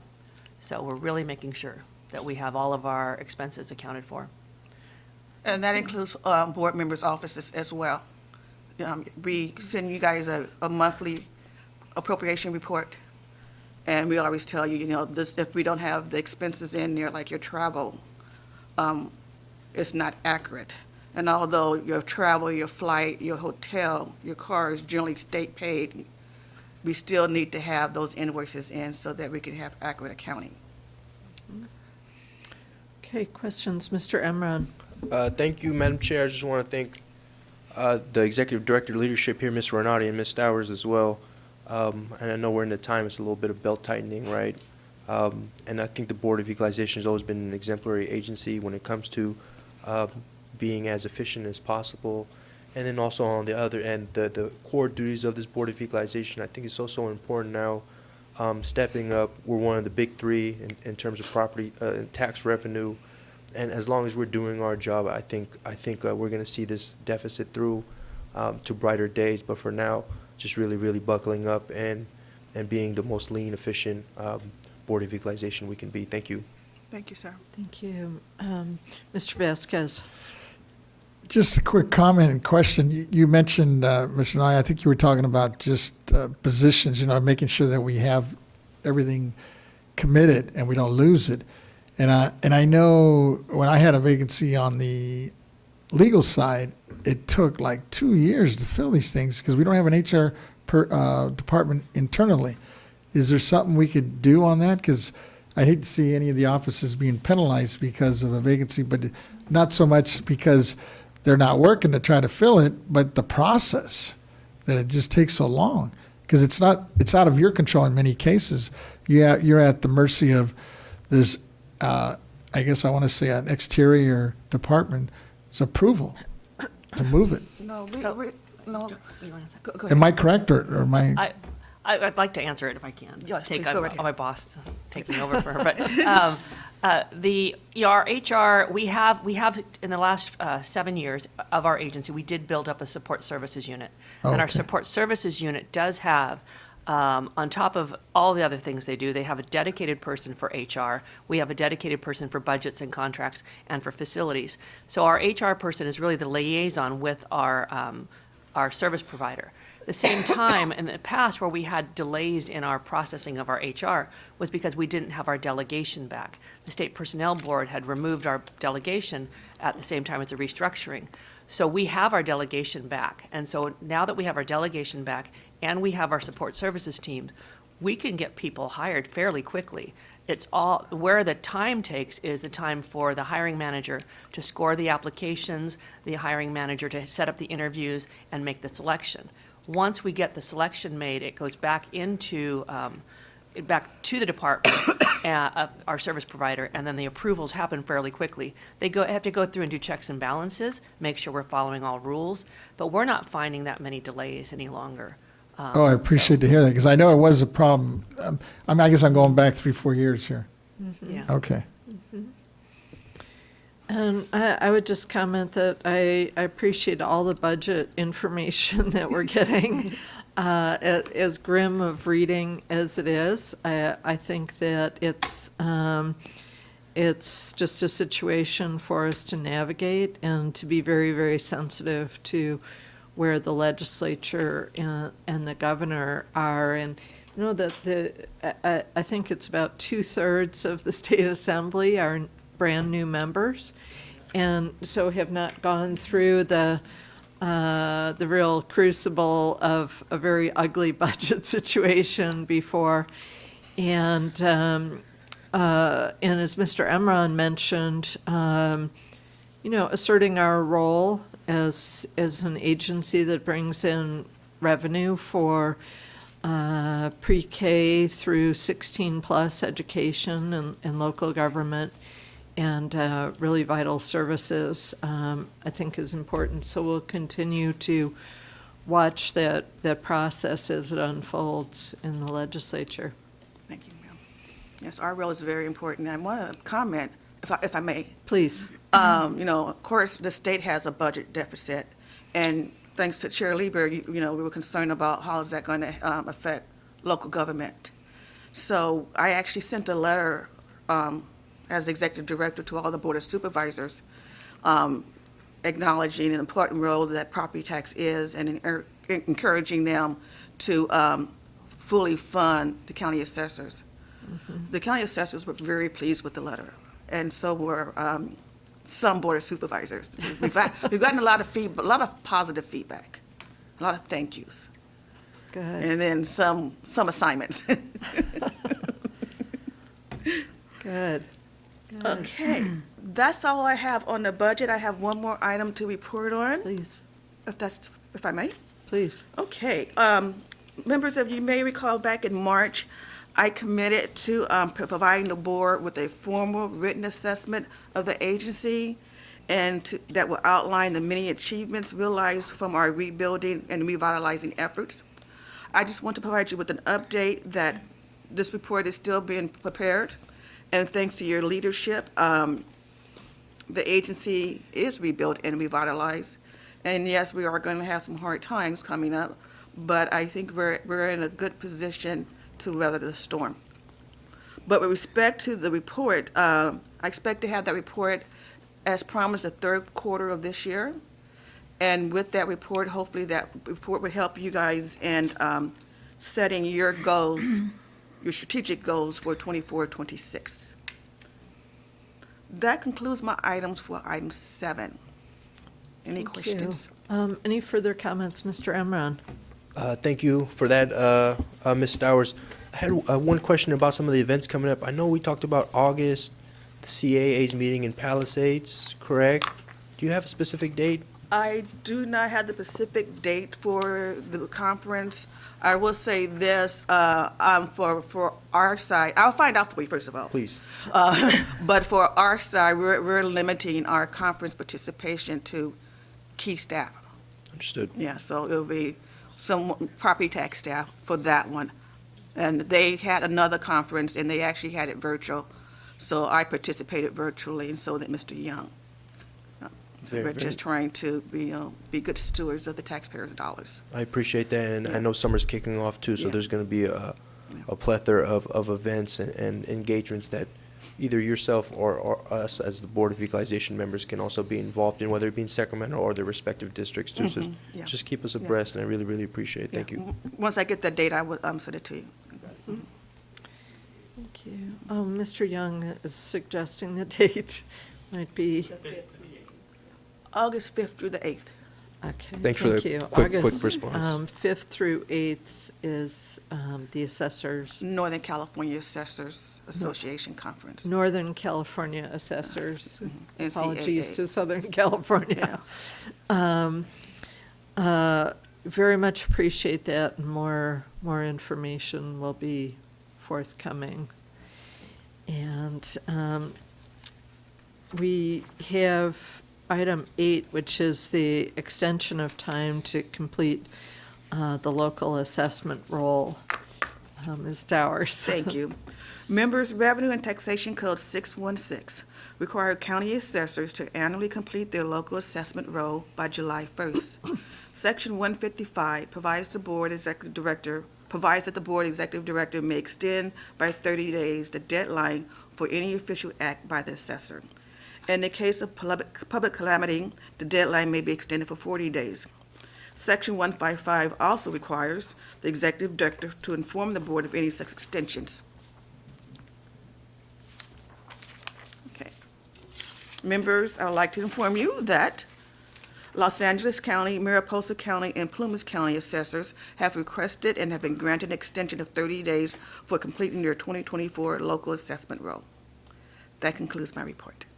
Thank you so much. And members, this is for information only. And so we appreciate that. And there's nothing as good as a grace period. So if you're good there, we'll go on and bring Ms. Renati back up for the operational priorities report.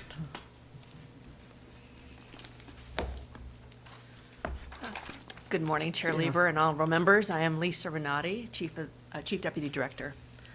Today, I will provide a brief report on some of the operational priorities of the agency. A cornerstone of the agency's 5-year strategic plan is to enhance our workforce capacity. And to accomplish that goal, we use effective and efficient recruitments. We provide mentoring and development of our staff and our managers, and we also perform knowledge transfer activities. Since our previous meeting, we have successfully filled 8 vacant positions, including 4 promotions, 2 employees who returned to BOE, and 2 brand-new employees. Our vacancy rate remains steady at 11%, and we have the remaining vacancies, 65% of those are inactive recruitment, so we hope to fill those soon. We continue to make meaningful progress in revitalizing our workforce and ensuring we have the future property tax leaders that we'll need to succeed. Earlier today, or just moments ago, we talked about the budget. As mentioned, we're currently engaged in those year-end tasks, trying to get those done to safeguard our budget that's vital to our operating and making sure we can sustain all of our operations. that goes hand in hand. You know, our budget, 85% of our budget is for personnel. So when doing the recruitment activities also affects our budget. So making sure that we have that funding available for those positions. And then when it comes to our expenses, making sure that we account for all of those. This concludes my report. I'm available to answer any questions you may have. Any questions for Ms. Renati? Mr. Vasquez? Just a quick one. Am I correct to understand that, I guess of the 7 to 8 key positions you mentioned, or you were used to backfill positions were open because of promotions, I guess that just took place. Are we going to be able to fill those before? I'm looking at this June 30th deadline. Is that going to hurt us? Yeah, we're hoping to. So the minute we have someone, we know a position is vacant, we turn around and try to fill it. Right now, we have, when you do fill a position, you have to post it on Cal Careers accounts for at least 2 weeks. So that's a 2-week period, so we get that done. Typically, if a position's been recruited, it doesn't get swept, but these are dire times. We don't know what's going to happen. So we're trying as soon as we can to post and fill as many of our positions, so we have those key positions that we need. So yes, we're trying. So that could be subject to, they could be I guess they're at risk at some point, possibly. I've seen it in the past where someone's offered a job, and the day they were supposed to start, we had to pull it. So hopefully we're not in those times, and that's why we try to keep such a low vacancy rate, so that we're not affected as much as we could be. And on those salary savings, we're not, do we have salary savings in those Well, positions? salary savings are vacant positions, so Right. those are salary savings, and so we obviously we have some vacancies, so we have Right. some salary savings now. And hope, I don't think we're going to get all of our vacancies swept, Swept, but okay. I'm putting that out as my intention to the universe. Hopefully, they'll all stay. Thank you. Anybody else? Yes. Mr. Gaines? Yeah, thank you. I appreciate the report and our vacancy rate. Did you already mention it? I apologize. It's remained but- steady at 11% because we Yeah. have had promotions, which doesn't clear a vacancy. Yeah, which is excellent. Yeah. That's lower than the state average, I believe. I haven't checked recently, but it's lower than the average that LAO reports. Yes, okay. Yeah, that's great. And then can you speak a little bit about, we had 2 employees that came back to the BOE. We did, yes. We had one person who retired, who you may have given a certificate to and taken pictures with, and he retired and realized that he missed working, and so he came back. Awesome. So he unretired. So it's not a retired annuitant. This is a full-fledged employee, unretired. The other person was on a limited term assignment, which is very typical to take a limited term assignment to get experience, maybe take on a new challenge, and when that position ends, which in these budget times is very typical, they come back to the agency, bringing that newfound knowledge and experience and Wonderful. helping us do better. Wonderful. Yeah, that's good news on both fronts, but to have someone retire and then actually come back full-time again speaks well of him and I think the agency. So, yeah, thank you. Yeah, we can't count on that happening a lot. Okay, right. Okay, Mr. Emron? Thank you, Ms. Renati. I just really, really appreciate this report out. The summer's kicking off now, and is there any like work or looking into interns, bringing in some interns into the agency? It's something that we've been looking into in our office too, just maybe even in a volunteer position, but I think it's just great exposure for young people to be able to see the inner workings of an agency, and especially the constitutional office, and being able to take that, run with it, put it on their resume, and then go off to do further things, but always bring that back, that experience back. And I say this too because I'm a homegrown intern, now deputy controller, so. And I thought it was an incredible experience for me when I started 10 years ago as an intern at City Hall, and it was such an invaluable experience, and I loved it so much. I've stuck with Controller Cohen through the ranks, so even if you don't have that opportunity now this summer, it's just something that I encourage looking into. I know we have the budget, but even a volunteer or a stipend is a great way to attract some talent, and also going back to either Sacramento State, UC Davis, or wherever university or college they come to, even high school, and just spreading that word too. Thank you. So thank you for the question. We have BOE 1.0 and used student assistance in a lot of the programs. It was very popular in my previous position. One of the interns even is right now in a leadership position, so it really is a great program. And we were talking about it recently with our service provider. The issue it's not an issue, but one thing at BOE, we don't have true entry-level positions. So to bring in an intern, get them excited, we can't hire them at the end, once they graduate from college. They have to go out and get experience and come back. So right now, we're trying not to be greedy with those employees and letting the agencies that can hire them right out of college pick those people up. It's something for us to look into the future. For member offices, we don't have volunteers at the state. We only have paid student assistants. But one of those paid student assistants would have to take one of your vacant positions. So you couldn't fill a vacancy, and I know member offices don't have a lot of staff. So to take one of those positions for student assistants, definitely something you can do, and something that can be valuable. But we pay our student assistants. Understood. So- Thank you so much. Great. Well, thank you Thank so you. much for your report. Thank you. Thank you. And we'll go on now to item 10, which is the Taxpayers' Rights Advocates Office's report. Ms. Thompson.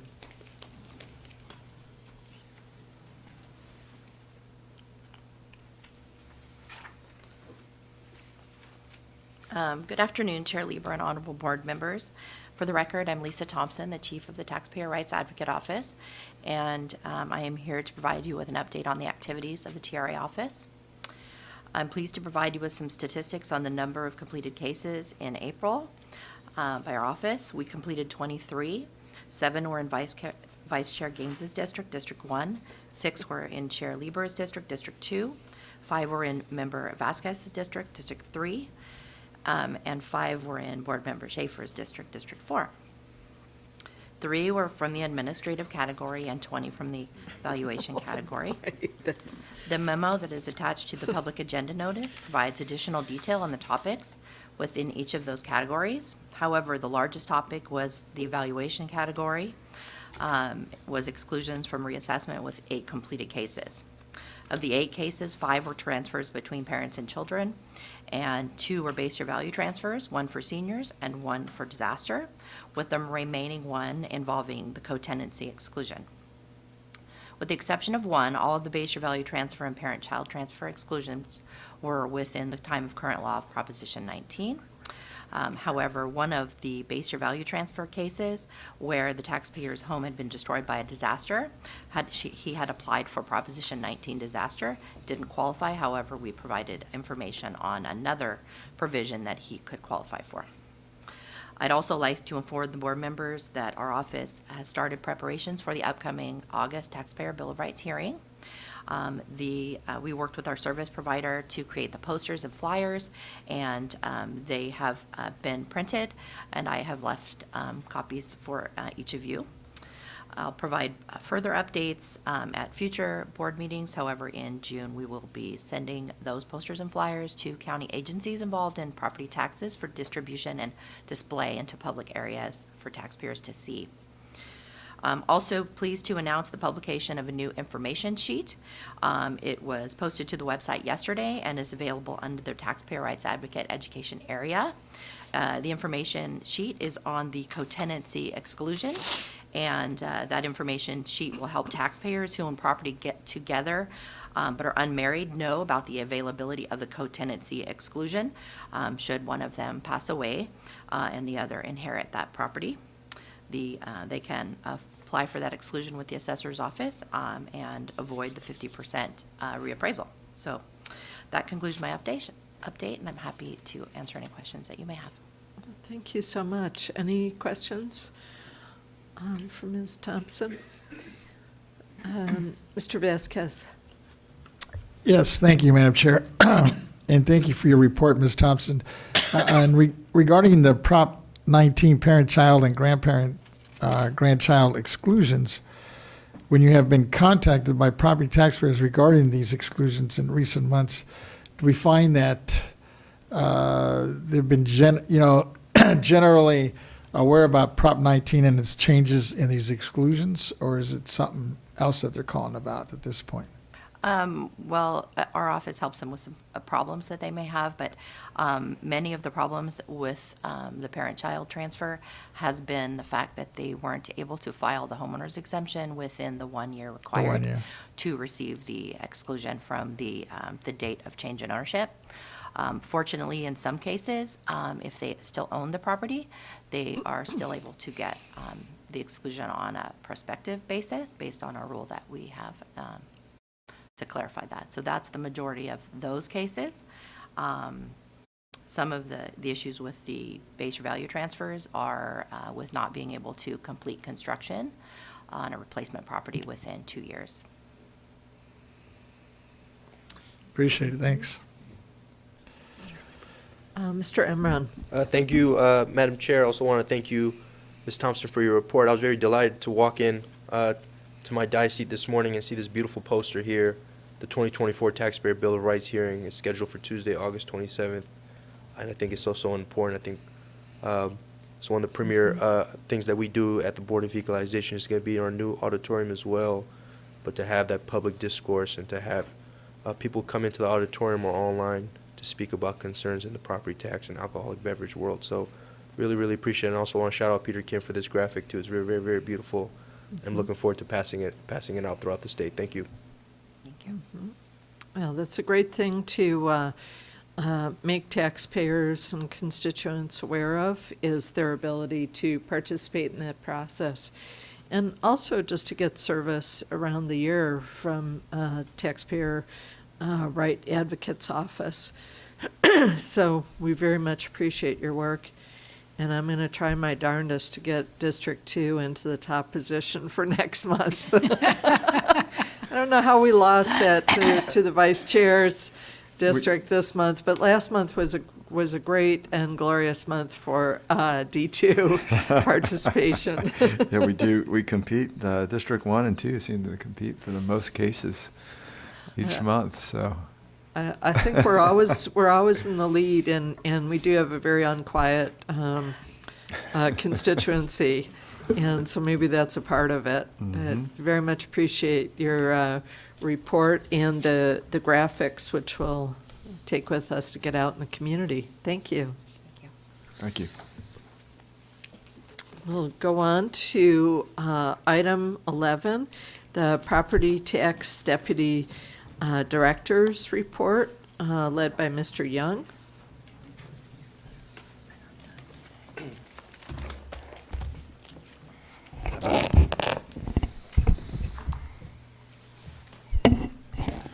Good afternoon, Chair Lieber, honorable members of the board. Once again, for the record, my name is David Young, and I'm the Deputy Director of the Property Tax Department. So for you today, I have our three usual reports. They are letters to assessors and a report on the assessment training and certification that will be given by Ms. Lauren Keach. And then Mr. McCool will provide you an update as to what's going on with the State Assessed Properties Division. But before I turn it over to them, first of all, I want to recognize all the hard work that both units, both divisions have been doing in the last month. And a special shout out to Mr. McCool and his crew. He was able to finish up the values, which you will be looking at later on this afternoon. So, and that was a major undertaking. They were a little bit undergunned this year, but his crew pulled together and did an excellent job. So with that, if you're ready, I'll go ahead and turn it over to Ms. Keach for our first report on letters to assessors. Yes, please. Thank you. Good afternoon, Chair Lieber and honorable board members. I'm Lauren Keach, Chief of the County Assessed Properties Division. Today, I'll provide you with a brief report on letters to assessors. Attached to this month's agenda is a memo on letters to assessors, which provides a list of LTAs that have been issued since our last board meeting. In addition, the memo provides a link to the BOE's website where all the LTAs can be found that have been issued to date. As of the date of the attached memo, BOE staff has issued a total of 15 LTAs for calendar year 2024. Since our last board meeting, 3 of those LTAs had been issued, and those 3 LTAs are summarized as follows. An LTA to issue the Community Land Trust housing data for the 2023 lien date, an LTA on accessory dwelling units, which explains the new statutory location of the definitions of accessory dwelling unit and junior accessory dwelling unit, an annual LTA to announce the increases in the disabled veterans exemption for the 2025 lien date. And that concludes my report on letters to assessors. I'm available to answer any questions. Yeah. Any questions on the LTAs? Okay, seeing none. Okay, Let's thank you. proceed. I will now provide a brief report on BOE's appraisal training and certification program. For the 2023-24 fiscal year, we've scheduled 33 classes and 3 workshops. Since the last board meeting, 2 classes and 1 workshop have been taught, and to date, all classes and workshops have been completed. We had 773 students complete the classes, and 318 persons attended the 3 workshops. In addition, BOE staff sent out the annual training needs questionnaire to all 58 county assessors training coordinators in order to provide the BOE with their training needs for the upcoming 2024-25 fiscal year. The questionnaires were returned last month, and BOE staff has reviewed them and is in the process of determining the training schedule and locations for the upcoming fiscal year. We also continue to offer our existing online basic training courses available through American River College and California State University, Sacramento, as well as our online courses and self-study training sessions that are available on the BOE's website. This concludes my report on the certification and training program. I'm available to answer any questions you may have. Thank you. Any questions? Vice Chair and then Mr. Vasquez. Yeah, thank you, Ms. Keach. In reference to the questionnaires, does that also offer suggestions? Does the questionnaire include an opportunity for people to give input? Yes, we would allow them to put input. It's particularly to request the quantity of students for the classes that they would need, so we can make sure we schedule enough of the particular courses to meet that demand. But we have regular communication with the training coordinators. We have 2 meetings with them a year, so we definitely allow opportunity for feedback and suggestions. Yeah, all right, good. You feel like you're getting a good amount of feedback, the right amount of feedback in order to customize classes for the needs and the demand? Yes, I believe so. We did just have our 2nd annual training meeting with the coordinators, so we provided them with important updates, and then we had a question and answer session at the end. So there was a lot of communication there, and we're taking all their suggestions and feedback into consideration. Oh, that's great. Wonderful, thank you. Thank you. And Mr. Vasquez. Thank you, Madam Chair. And I goofed. I do have a question on the LTAs, if I can go back to them real quickly. Bless you. Regarding LTAs, specifically the 2024/13, it appears that Los Angeles County reported the highest amount of property owned by CLTs that qualified for the low-income housing exemption, about $3.8 million in value. Do you know the number of parcels that represents, by any chance? I would have to look at that report and get back to you. I don't know it off top hand. I do know that this is data that we provide back based on legislation that LAO has required. So that's the point of the survey that we issue in the LTAs. But as in regards to the parcels, if that's not collected in the questionnaire, I would have to go back and see if we can obtain that information. Appreciate it. And then in regards to the LTA, I guess it's 2024/017. It appears that this provision has a sunset date of 2027-2028. And 2, it appears that this also follows federal law where an owner or renter of property receiving a federal low-income housing tax credit is required to be treated as lower income. Can you confirm or explain these 2 things for me, please? I'm sorry, can you repeat the beginning of your question? Which? In regards to, it appears, I guess, in that provision under that LTA 2024-017, that there's a provision that there's a sunset date of 2027-2028. And it appears that this also follows a federal law where an owner or renter of a property receiving a federal low-income housing tax credit is required to be treated as lower income? So the LTAs I'm presenting today are on 13, 14, and 15, so that may be one that I'll be presenting on next month that we've issued, so I don't have that information in front of me Okay. for 17. So what about going back to, oh, okay, we'll just hold off. Now, did you mention, is also 2024-18 going to be next month as well? That would be next month as well. Okay. This month includes 13, 14, and 15, but, Only, all right, I'll hold off. okay, and I'll have your questions for next month. Appreciate it. Thank you. And then, did you have another question on training? On the training, no, I'm fine, Okay. thank you. Okay, thank you for your Appreciate the update though on that. Yes. Okay. Any other questions? Not? Thank you. Thank you. Yeah.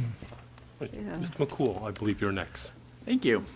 Good afternoon, Chair Lieber and honorable members of the board. My name is Jack McCool. I'm the Chief of the State Assessed Properties Division. Today, I'll provide information on the status of ongoing work in our division. Later today, the board is scheduled to set the unitary values for 321 state-assessed companies. After adoption of the values, SAPD will mail the annual notices of unitary value to each state assessee. Each notice will provide the assessees with their board-adopted unitary value for 2024 and will also provide information on filing an appeal should they choose to do so. The notices provide the deadline date to file an appeal, as well as information on what should be included in an appeal submission. The notices also include contact information for the Board Proceedings Division, Appeals Case Management Group, who can assist with any questions related to filing an appeal. Additionally, SAPD will now turn our attention to allocating this year's unitary values to the 58 counties in preparation for the State Assessed Board roll that will come before the board in July. The objective of our allocation of unitary values is to assign the correct amount of each company's property to the counties in which their property is located. All of our state assessees will receive a report detailing how their unitary values are allocated to each county in mid-June. The other area of focus for our division is the private railroad car appraisals. The PRC property statements are due annually on April 30th, and staff are now busy diligently working to complete these appraisals timely. Similar to our state assessed appraisals, the PRC appraisals will go through a series of reviews prior to coming before the board in July for adoption of the private railroad car roll. Thank you, members. That concludes my report for this month, and I'm happy to answer any questions. Thank you. Any questions for Mr. McCool? Sure that we'll have more this afternoon.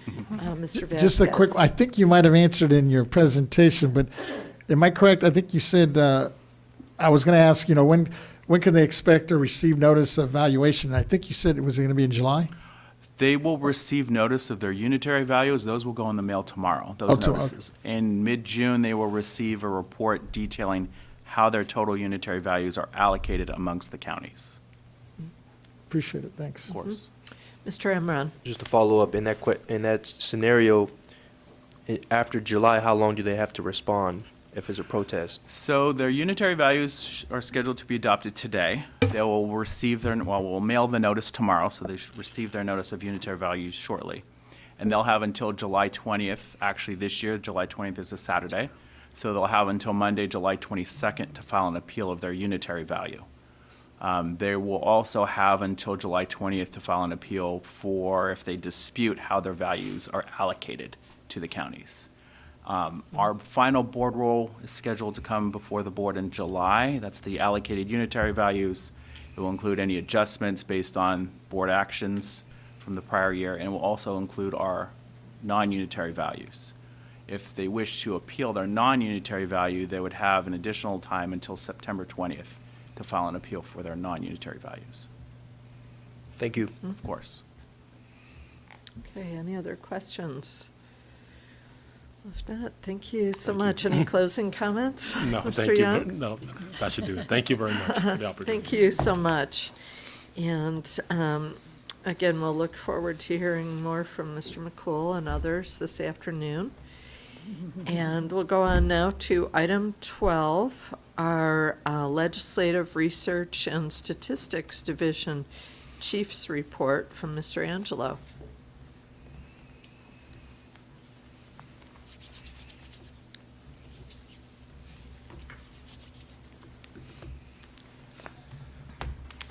Okay. For the record, Ted Angelo with the BOE's Legislative Statistics and Research Division. And now I'm going to be talking about some of the legislative activity that's been going on the past couple of weeks. Last week was the deadline for bills House of Origin.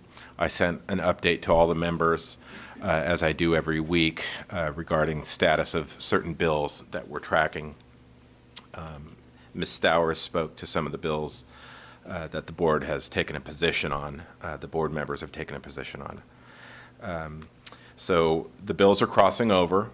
We had the fiscal committees meet for the suspense file, and as we know, we're in a very difficult budget year, unfortunately. So a number of bills, a slightly higher than normal ratio, were held on suspense. And some of those were summarized earlier. I'll go over these quickly, but the bills are crossing over, and they'll start to focus on the constitutional deadline for the main budget bill is the 15th of June.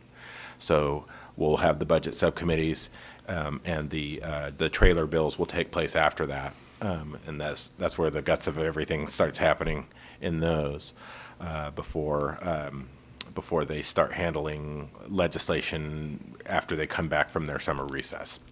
So we'll have some early policy committee hearings, depending on how much they're focusing on the budget, and we'll keep you updated on that.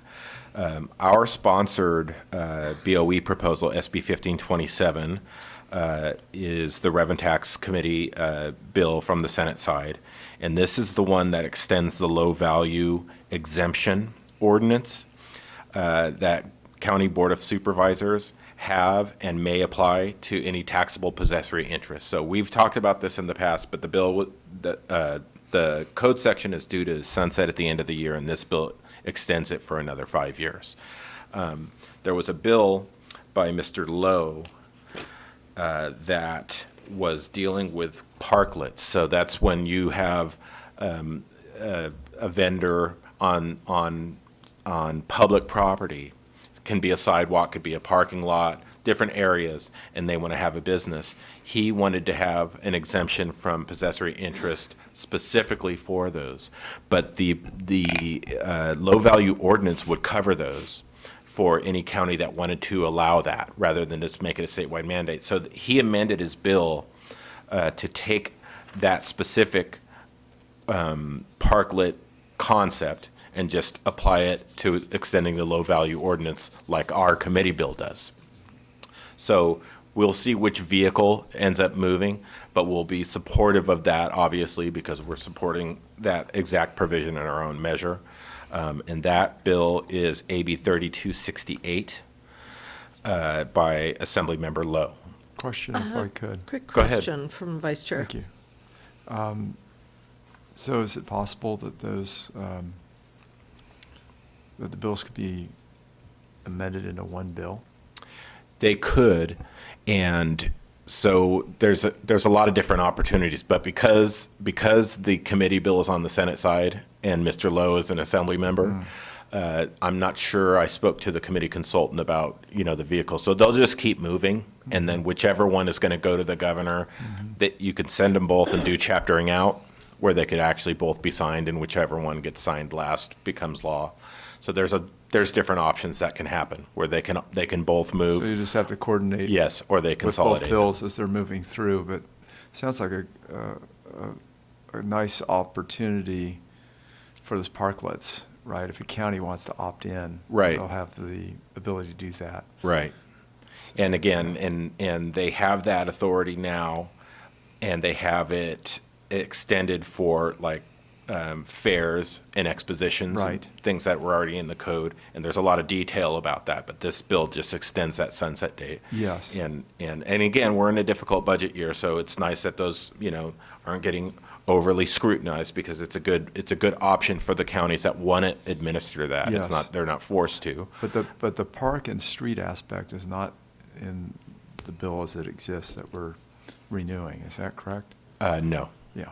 Okay. But it's captured under that code section. It would capture anyone that wants to exempt Okay, it. so that language has been amended to clarify that? The possessory interest exemption that County Board of Supervisors can implement would extend to parklets and Yes. anything like that. Yes, great. So it just doesn't specifically name them out in Okay. the existing code sections. Okay, okay, and Assemblymember Lowe wants them named out? I'm trying to get clarity here. Yes. Yes, okay, Yes. great, thank you. Mr. Imran, did you have a question on that? And feel I free to just- interject on any of the bills that I'm talking about, because I'm just kind of free I just flowing. wanted to confirm the bill number on that one, the Assembly So bill. our bill is SB 1527, and Got that. his bill, Mr. Lowe's bill, is AB 3268. Okay, so for folks who want to subscribe to that bill, that's always a great option. Yes.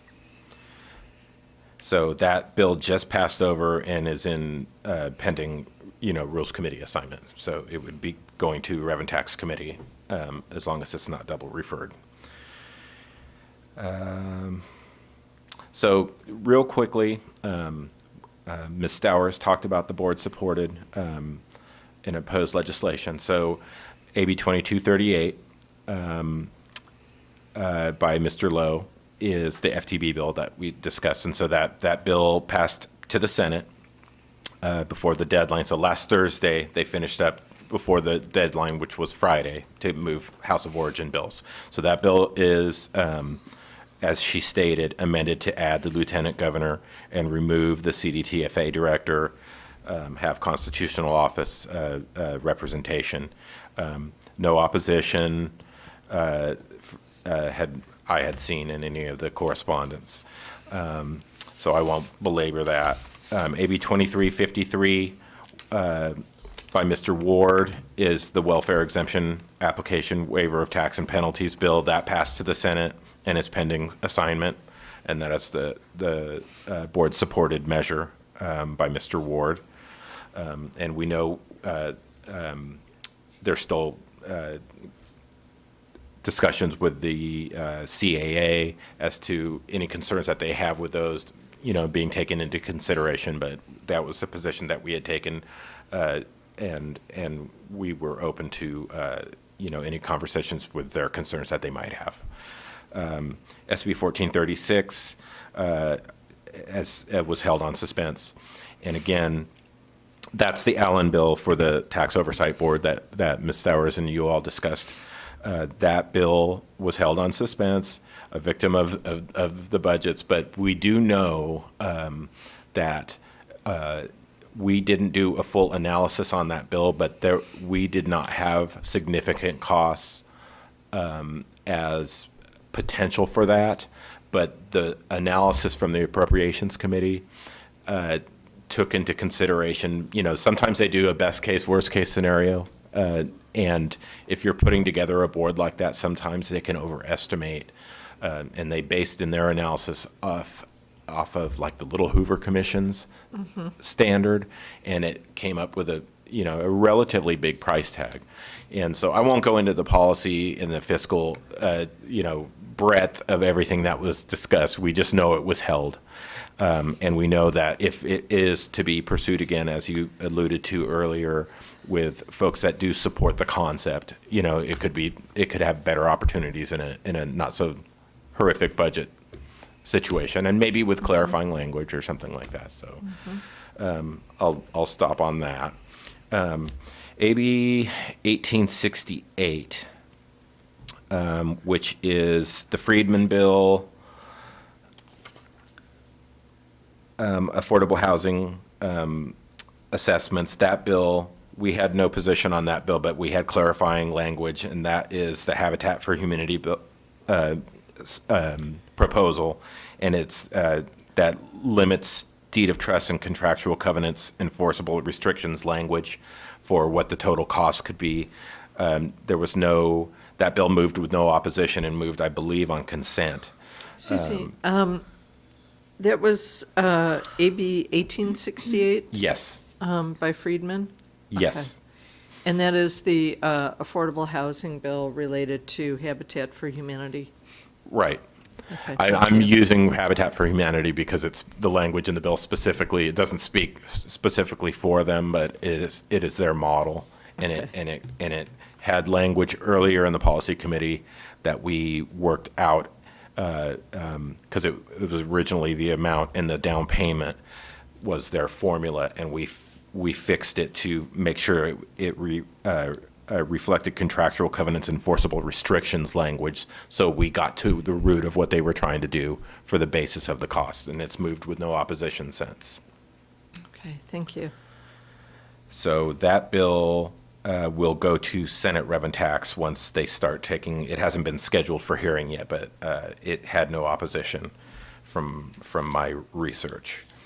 AB 1879, Gibson was moving on consent, and this is the electronic signature bill that I discussed a while back, and it's sponsored by the Assessors Association, and we are neutral on the bill. You haven't taken a position on it, but it's something that we support, and we've been working, from a broad standpoint, we've been updating e-signature and electronic filing, just like all the other areas of the state, whether it's 16.5 of the government code application. So what recently happened, the bill was amended on May 23rd. So the bill's intent is to further authorize electronic signatures in property tax transactions, generally speaking. So the May 23rd amendments to Rev and Tax Code 168.1 require a county assessor to accept an electronic signature from a taxpayer if the assessor authorizes the submission of a BOA form electronically.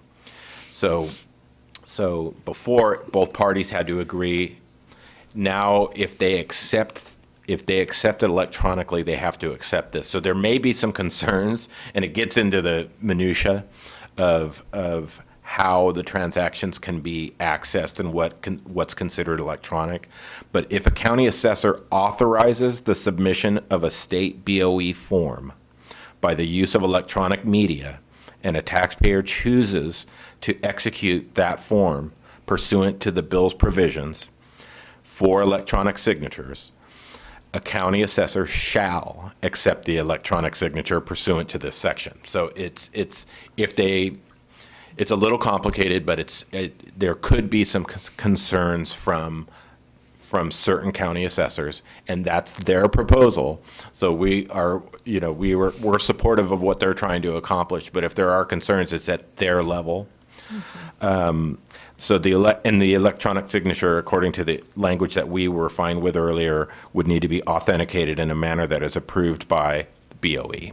So that was in the bill before, but that's a recent amendment, and I just wanted to apprise you of all that before it gets scheduled for its second House Policy Committee. Okay, and I have a question from the Vice Chair and Mr. Vasquez also. Okay. Oh, thank you, Madam Chair. It appears that, at least to me, that this bill is a step in the right direction. And I know you're kind of walking a fine line here between some of the smaller counties, I think, or might be having some issues with this.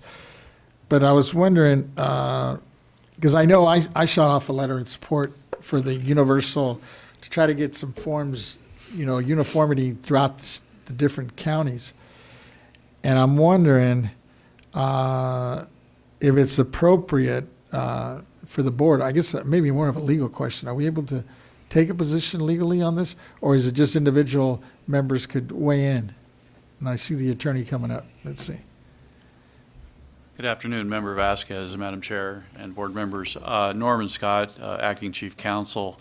If the board were to choose to take action on this, it would need to be put on a future agenda where they could vote on it. It is today only brought up for reporting purposes, so they would not be able to take action today. Okay. So given that restriction, then it would only be, I guess I could just offer it up for members individually, I guess could, right? Yes, individual members can certainly write letters of support. Appreciate that clarification, because it seems to me, at least in talking to the folks, especially the ones who were really lobbying real hard on this issue to try to make some uniformity, it seems to reduce some of the compliance burdens, I guess, you're getting from some of these taxpayers. So I'd like to just encourage our members here, if they choose to take a look at it. And I think I shared the letter, but if you haven't seen it, we'll definitely get it out to all the members and they can take a look at it. Appreciate the update on that, though. Absolutely. Thank you. And before we go to the vice chair, I think the current status of this bill is that it's now gone over to the Senate. Correct. So, and it did pass out of the Assembly 72-0. So we Right. have, it's not an endangered species, so No, we have it's some alive. time. And it might be good to get kind of a unified letter so that That'd we be sort great. of have less fragmentation. And I'd like to suggest that on our next agenda that we see both AB 1868 and 1879, if we could please, because I think that it would be fruitful to have the discussion and see the current status of both of those bills, and then be able to send in a letter from the entire board at once, so we have a little more impact there. Appreciate it. Vice Appreciate Chair, and then we'll go to Mr. Emron if he has one. Oh, that's great. Yeah, I agree with your comments of the chair. So in reference to the electronic signature, I do think about the rural counties and their ability to implement such a feature, which I encourage, that's important. But I also wanted to just shine some light on funds available for county assessors to buy the technology. And I'm trying to think, it may have been Lisa Renati that shared that with me. Or was it Yvette Stowers? But somewhere in the conversation, Ms. in the prep. Ms. Stowers was talking about supporting them from a budget perspective, Yes, and that their needs. But I think there's isn't there a second tranche of money that, I think it was $10 million. It's Dave. Oh, so David, was it you? Okay, I'm all over the map here, sorry. No. Good afternoon. Yes, that was me. The assessors got basically a $30 million grant to be paid out in 3 successive years in order to update some of their computer systems. The first focus was on implementing Prop 19 and some of their base year transfers. They wanted to work on that, and the second leg of that was to work on electronic forms. This is the second year into it, I believe. They've been funded for 2 years. It's the third year that is still hanging out. That's questionable, so there's Yes. still an opportunity, though. Yes. I mean, in the event that the law passes, there would still be time for them to request dollars for updating technology? Well, the $30 million is already, it's been committed and it's funded based on each year's state budget. Yes, So that okay. $30 million is a fixed amount. If they're looking for anything different, I think they No. may have to look for a different vehicle. I'm Yes. not. I'm just Yeah. talking about existing funds that may be available Right. that could help them in the event of the passage Yeah. of this bill. Mhm. Yes. Okay, good. Okay. Excellent, thank you. You're welcome. Thank you, and that's a really good thing to be mindful of in the current budget climate, and something, there isn't a whole lot of tread left on the budget process, but something that we could be mindful of if we do want to try to impact that, because particular for the rural counties, but also some of the larger counties that are not, don't have the technology in place. Right. That's a very good issue. Now, Mr. Emron had a question as well. Thank you, Madam Chair. I also want to thank you, Mr. Angelo, for your report out. We are in an election year, and I understand that there's going to be a few ballot initiatives coming up in the November ballot. And specifically, I'm looking at SCA 2 by Senator Allen, Public Housing Projects, and ACA 1, Aguilar Curry, Local Government Financing, Affordable Housing, and Public Infrastructure for voter approval. And just my request is that at the next board meeting, if we can just dig a little more deeper into those, specifically, they have to do with housing, they're going to be on the ballot, and I think when we speak to our constituents, I think they're going to want to know from elected representatives who and what's going on, specifically things that 40, almost, I think 25 million Californians can vote on too. So really appreciate you. No report out now, but in the future. I'm not sure, Pardon Ms. me, Stowers, if please. we have to do a motion or not, but No, I'd no appreciate it. motion is not needed, but I just want to re-clarify your request for you. You're asking the executive director to look into those two provisions and see about having it on our next agenda, legislative agenda. And the research would be, looking for the right word, it's not taking a position, it's just to provide the facts. Correct, a deeper dive into, just to clarify, can we do a deeper dive into the November 5th, 2024 statewide ballot measures that affect property taxes and housing? We can do, we can see what we can do, because it's probably, I don't know how many there are. So we would, for the ones that you just said, we would look into those. But I'm not going to say that we're going to look at everything and just those two. I understand. There's one that Assemblymember Lowe's putting up, the Marriage Equality Act. I understand that's not in our purview, but the ones that directly have to do with housing and property taxes, I'd appreciate that. Thank you. Mr. Emmer, could you clarify just the numbers again? ACA 1, I believe, was one of them.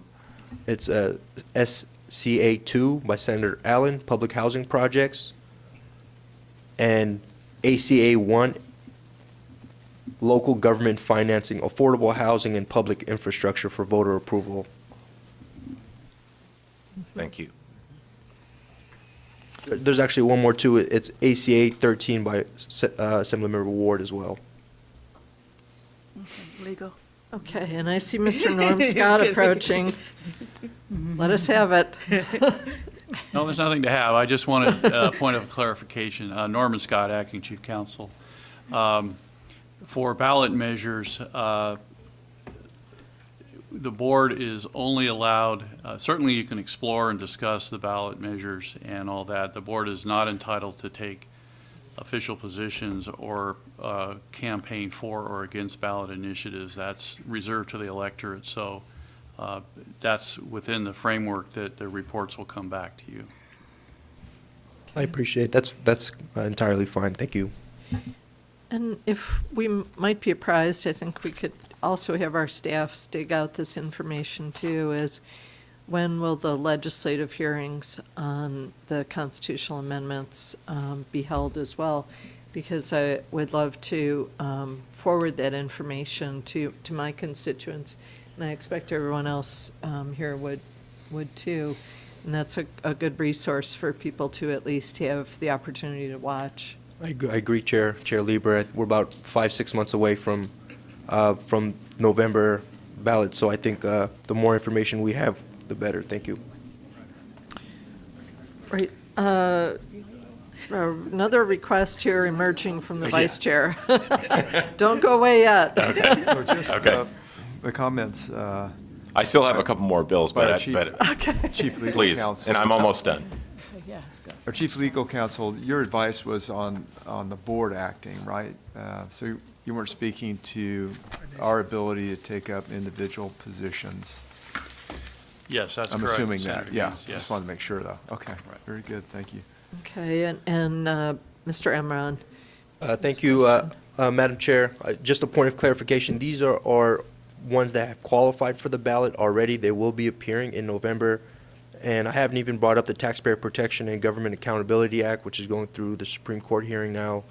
So I'm just speaking about ones that have already qualified and certified by the Secretary of State to be on the ballot in November. Not ones that are going through the process, but ones that will be appearing. Thank you. Okay. And the deadline is the end of the month Yes. for qualifying for the November, just FYI. Oh, good to It know. is. Appreciate that. Mr. Angelo, you have 2 more bills. Let's see what we can do with those members. Okay. We're 5 minutes over time right now, but please. Okay. So one of the bills is further on our agenda today. So I can limit my comments now, but Mr. Senator Sayardo's SB 964 was the Chapter 7, Chapter 8 tax defaulted property proposal that was held on suspense. So I can just limit my comments to that now, and I can answer questions now, but I will, if you have any questions on it, rather than, because I believe someone, either the senator himself or someone from his office may be participating today to explain the situation. But there were significant costs depending on what the workload, which was unknown, would be on that bill. So I just want to convey that we had worked with their office on concepts to defray and reduce those costs for a concept like this moving forward if it were to come to fruition, to do these valuations. I know I'm kind of surmising and not explaining the full bill because I don't want to take up all the time on what it does. But we reflected those, but the bill was still held on appropriations because of the budget situation we're dealing with. But those ideas could come forward in another proposal next year, and so I'll leave it at that. The accessory dwelling unit bill passed to the Assembly and is pending committee assignment. SB 1164 by Senator Newman, and that is the exclusion for assessment of ADU for new constructed. But they amended the bill in appropriations and reduced it from a 15-year exemption period to a 10-year to reduce some of the costs associated with that bill. So that was them, rather than holding on suspense, that was their motion to reduce some of the costs on that. So the ADU bill and the sunset date was brought back a little bit in that bill as well, but it's a 15-year to 10-year change. And I think we've covered the rest of them, and I've kind of gone over time, and I'm standing between everybody and lunch, so that'll end it for me, unless you have any other questions on any other bills I can answer. Apologies, and I appreciate your being available when we have Nicholas Gauthier from Senator Sayarto's office here this afternoon. Yes. To talk with us. And so if there are no further questions for Mr. Angelo right now, thank you so much for that report. Thank you. And we are going to recess. Before we go, if we could Excuse just me. take public comment on the executive director reports before we go. Thank you. Yes. Thank you. I knew I was missing something. So we've had a lot under the executive director's report, and we do not have any written comments or comment cards coming from the auditorium. So let's go to the AT&T moderator. Moderator, would you please check if there is anyone hoping to make a comment on item, the various items under the executive director's reports that we've heard? Thank you, Madam Chair. Ladies and gentlemen, on the phones, if you'd like to make a comment, please press 1, then 0 at this time on your phone's keypad.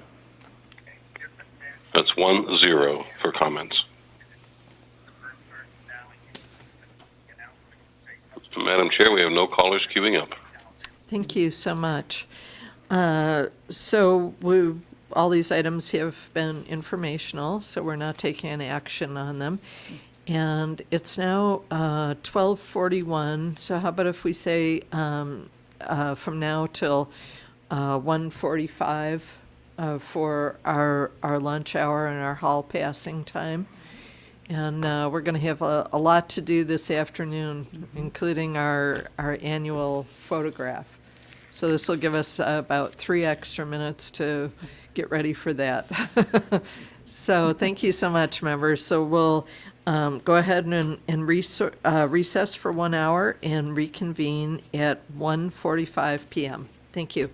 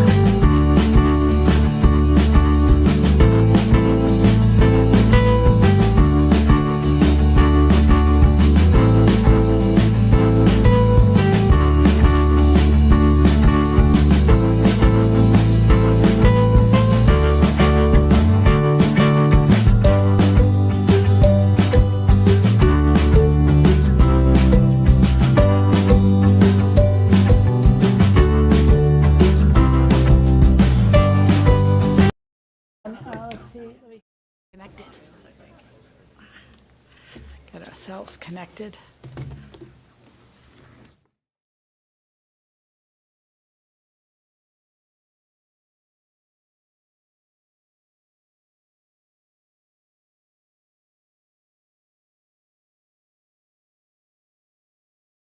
Yeah.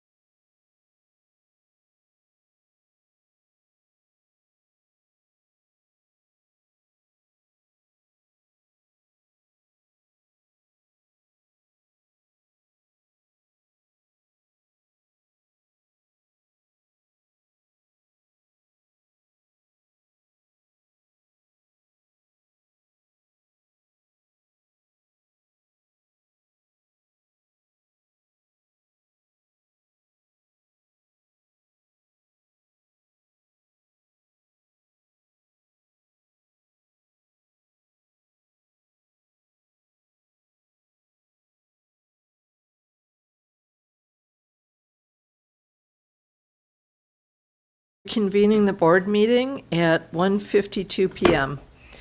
We wanted to recognize that our controller, Ms. Cohn, has joined our meeting, and we will go into a brief recess to take up item 13, the board member annual photograph. The meeting will reconvene after the photo has been taken.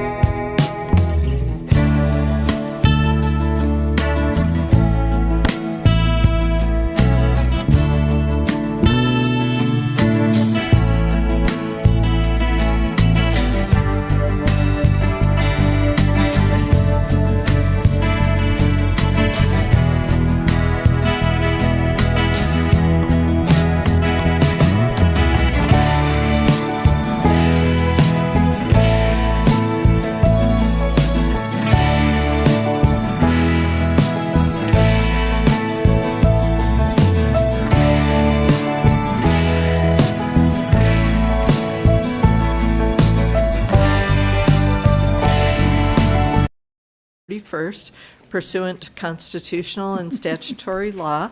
This item is a constitutional function. Contribution disclosure forms are not required pursuant to Government Code 15626, and this item will be presented by Mr. McCool, Ms. Cruz, Ms. Williams, and Ms. Vang. Mr. McCool. Thank you.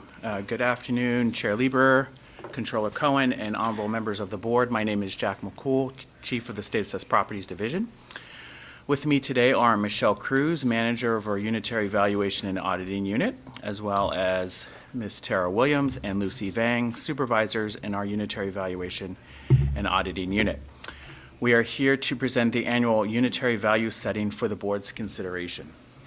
Chair Lieber, before I begin, I would just like to take a moment to personally thank the entire State Assessed Properties Division for all of their hard work and dedication. All of our units have been working at full capacity to complete their work during the busy season, and I just want to tell the staff that their hard work and long hours are very much appreciated. Members, the item before you today is the annual unitary value setting. As you know, this is one of BOE's core functions. Before we begin with the value setting, I would like to provide a brief overview of the process and provide the public with some context on what value setting is. California's state constitution grants BOE the responsibility to assess property owned or used by certain public utilities, regulated railroads, and other specified companies operating in California, enabling counties to use those values to collect local property tax. Property values on the state assessed roll are allocated by the BOE to the counties where the properties are located. Each county collects taxes based upon the allocated values.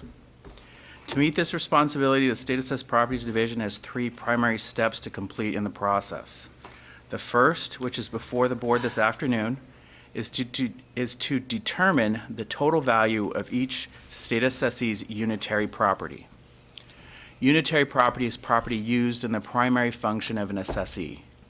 In contrast, non-unitary property is property owned by the assessee but not used in the assessee's primary function, most often vacant land that an assessee no longer has a use for. Both the unitary and non-unitary property of a state assessee is subject to board assessment. Non-unitary values are not part of today's agenda item, but instead will be part of the final roll. After the board adopts each company's total unitary value today, SAPD will begin working on the second step in the process, which is to determine how much of each company's total unitary value should be allocated to each county. Work on allocation will be completed by mid-June. The final step in the process is to present the board roll of state assessed property to the board for adoption at the July meeting. The final roll will include today's unitary values allocated to each county, any adjustments to a company's value due to previous board actions such as appeals, audits, and land escapes. The final roll in July will also include all non-unitary values. Today's unitary value setting is the culmination of several months of work by the SAPD staff to determine how much each state assessee's unitary property is worth. Value indicators and a staff recommended value have been determined for each state assessee, and those have gone through several levels of review. Once the unitary values have been completed and fully reviewed, SAPD staff prepare and then transmit to each board member a detailed binder containing appraisal data reports for each state assessee, as well as several spreadsheets summarizing the current year's values and how those values compare to 2023's values. We also provide a summary for why each value indicator is typically used for each industry group. Additionally, and separate from their appraisal data report binder, SAPD provides a unitary value setting workbook, which lists each state assessee and their 2024 recommended value by industry group. It is important for the public to understand that the material SAPD provides to the board for the members to use in their analysis of the unitary values and the staff recommended values themselves are considered confidential under Revenue and Taxation Code Section 833 and Government Code Section 15619. As a result, the staff recommended unitary values are not made public prior to adoption of the values, and staff will be limited in what we can discuss when the members ask questions. Generally speaking, SAPD staff will only be able to provide general responses to any questions. With all that being said, a quick summary of this year's values. This year's unitary values are about 6.2% higher than compared to 2023's unitary values after appeals. That is consistent with increases we have seen in recent years. As a matter of fact, last year's values were about 7.26% higher than the year before that. The gas and electric industry is by far the largest industry in terms of assessed value, accounting for over 70% of the total unitary value. This year, the gas and electric industry as a group increased by about 6.97% overall compared to the prior year. That is a little less than the 8% increases we saw the last 2 years. This industry continues to see increased growth due to significant amounts of new property being added. Most of these utilities are replacing older property that is severely depreciated with new property that has experienced little to no depreciation yet. In addition, the large investor-owned utilities continue to spend significantly on improving the durability of their systems against the risk of wildfires. From our discussions with representatives from these companies, these trends are expected to continue in the coming years. The pipeline industry has been fairly unchanged the last few years. This year, as a group, the industry was down about 1.78%, which follows a 1.5% increase last year. The throughputs we have been seeing in the annual reporting are generally on the increase, but costs have also been increasing as well. So we really have not seen too much change in values for the assessees in this industry as a group. The railroad unitary values have been increasing the last few years, driven largely by post-COVID surges in demand for shipping. 2 years ago, the railroad values increased about 10%. Last year, they were up an additional 6%. But this year, from what we are hearing from the railroads, shipping demand has slowed, and that coupled with rising costs tied to inflation resulted in basically no change in the overall industry value total for the railroads. This year's industry total was only 0.29% higher than last year. The electric generation industry was about 5.4% higher this year, this after a 3.6% decrease last year. Most of the change can be attributed to power plants that sign new contracts to provide power. Values for the power plants tend to decrease as the term of their contracts to provide power draw down. So when a facility is able to sign a new contract, that extends the expected future income stream, resulting in increasing values, which largely explains this year's increase. That brings us to our telecommunications industries. Overall, the three telecom sub-industries together saw a 5.4% increase in value compared to last year. We primarily use the replacement cost approach indicator for most of the telecommunications assessees, which means we are trying to determine how much it would cost today to replace their property. Since inflation has driven up the cost for just about everything, the market data we collect annually to determine the trend factors for telecom property have also gone up, which accounts for the industry's increase in unitary values overall. In closing, there are 321 state assessees this year with a unitary value. Once the board sets the unitary values, SAPD will mail a notice of unitary value to each state assessee, which will report the value adopted by the board, as well as information on how to file an appeal. The deadline to file an appeal of unitary value is July 20th. How many assessors were there? 321. And members, if there are no questions, we can begin with this year's value setting. Let me see if there are any initial questions. And if not, our first industry is the gas and electric companies. Before we begin the presentation from Mr. McCool and Ms. Cruz, is there any specific company in this group that anyone wishes to take up separately? Thank you. Mr. Gaines? Yeah, if I could, due to a financial interest, I will not be able to participate with respect to Pacific Corp., which is item number 106, Sierra Pacific Power, which is item 146, and Kern River Gas Transmission Company, number 188, and BNSF Railroad Company, number 804. Anyone else? BNS 804. Everyone? Okay, we will, thank you, Mr. Gaines. We'll take up the bulk of the gas and electric companies in the first vote, and then take a second vote to cover the three companies in which the vice chair will not be participating. So, Mr. McCool and Ms. Cruz, you may proceed. Thank you. Thank you. Looks like 4 companies, just clarification.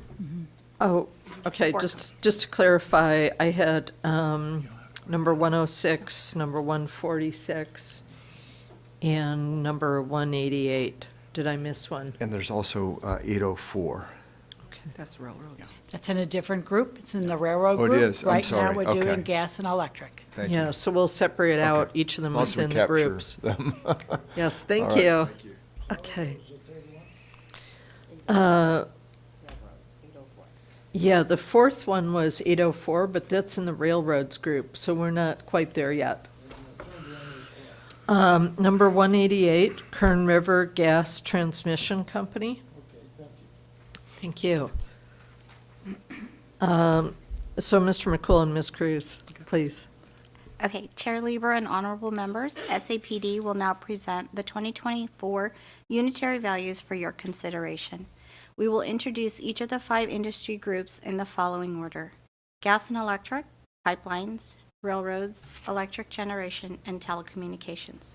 We will read the name of each industry group one at a time and ask the board to adopt staff's recommended values. After the board completes its vote for the first industry, we will introduce the next industry group and will continue with that pattern until the board has taken action on all industries and assessees. If any member requests not to participate on a particular assessee, we will make note of that and ask the participating member for a vote on those assessees after we have finished the vote for the rest of the particular industry. Chair Lieber, if you are ready, we can introduce the first industry group. Yes, please. The first industry group is gas and electric industry. Chair Lieber and honorable members, I ask for your adoption of staff recommended values for the gas and electric industry. Less the ones Oh, that I'm sorry. Mr. Less 106. Pacific Corp. Pacific Corp. Number 146, Sierra Pacific Power. Number 188, Kern River Gas Transmission Company.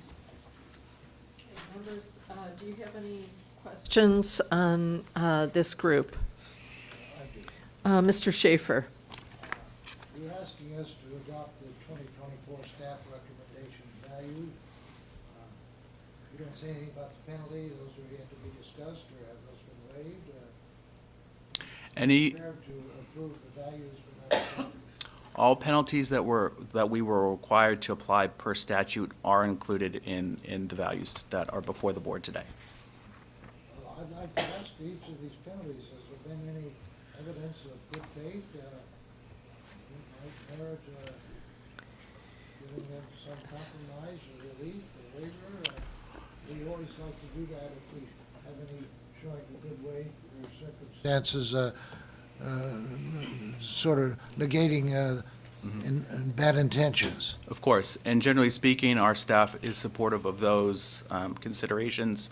And unfortunately, the statutes require us to apply the penalties when there's a late filing. So what we do recommend when we feel there is good cause, we do recommend that they file a petition, and we will, our staff recommendation to the board would be an agreement to abate those penalties. So we will likely see a handful or so assessees later present us with their reasons for filing late. We will have to evaluate those petitions, but generally speaking, we are supportive of abating those penalties So during the petition process. my concern is premature. Perhaps. Unfortunately, there's no discretion on our part as whether we apply the penalties or not. It's all required by statute. All right, thank you. Of course. Okay, thank you. Any other questions, members? Seeing none, would anyone like to make a motion on the gas and electric companies valuation excluding SBE number 106, SBE number 146, and SBE number 188? Moved by Mr. Gaines and seconded by our controller. And we will go to public comment for this group, and we do not have any written comments nor comment request cards from the auditorium. So we'll go to our AT&T moderator. Moderator, would you please let us know if there's anyone on the line who would like to make a public comment on the first group of gas and electric companies? If there's anyone on the line who would like to provide public comment at this time, please press 1, then 0.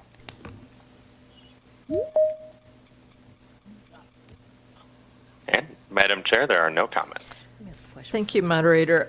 Question from our controller. Yeah, thank you. Mr. McCool, quick question for you. Good afternoon, by the way. Have there been any increases in gas and electric valuations? If so, maybe you can explain to us what the causes were. Yeah, generally speaking, it is the fact that there's a lot of older property that exists in these utility systems. And when we're doing our valuations, part of the valuation, depreciation comes into is a large factor in the historical cost less depreciation approach to value, which is the approach we primarily rely on for closely rate-regulated utilities. So as the older property that has a low value because of the amount of depreciation experience, as that property is removed from their systems and replaced with new property that was purchased recently at today's costs and has very little depreciation, that is the primary driver for the value increases. Thank you. Of course. Okay, anyone else? If not, we have had a motion by Vice Chair Gaines and second from Controller Cohen on the first group. And Mr. Keddy, if you would please call the roll. Yes. Chair Lieber? Aye. Vice Chair Gaines? Aye. Member Vasquez? Aye. Member Schaefer? Aye. Controller Cohen? Aye. Okay, members, that group passes unanimously, and we'll allow Mr. Gaines to leave the dais now at this time. Thank you. And as he does, we'll take up the 3 gas and electric companies that were noted by Mr. Gaines, where Mr. Gaines is not participating, numbers 106, 146, and 188. Did staff have anything further to add on those? No? Okay, thank you. Is there a motion to adopt on these 3 entities? So moved. Mr. Vasquez moves. Second. Controller Cohen seconds. And we have no written comments nor speaker cards from the auditorium. So we'll go to our AT&T moderator. Moderator, could you tell us if there's anyone on the line who would like to make a public comment on the second group of gas and electric companies under item 14? If you would like to provide public comment, please press 1, 0 at this time. That command again, 1, then 0.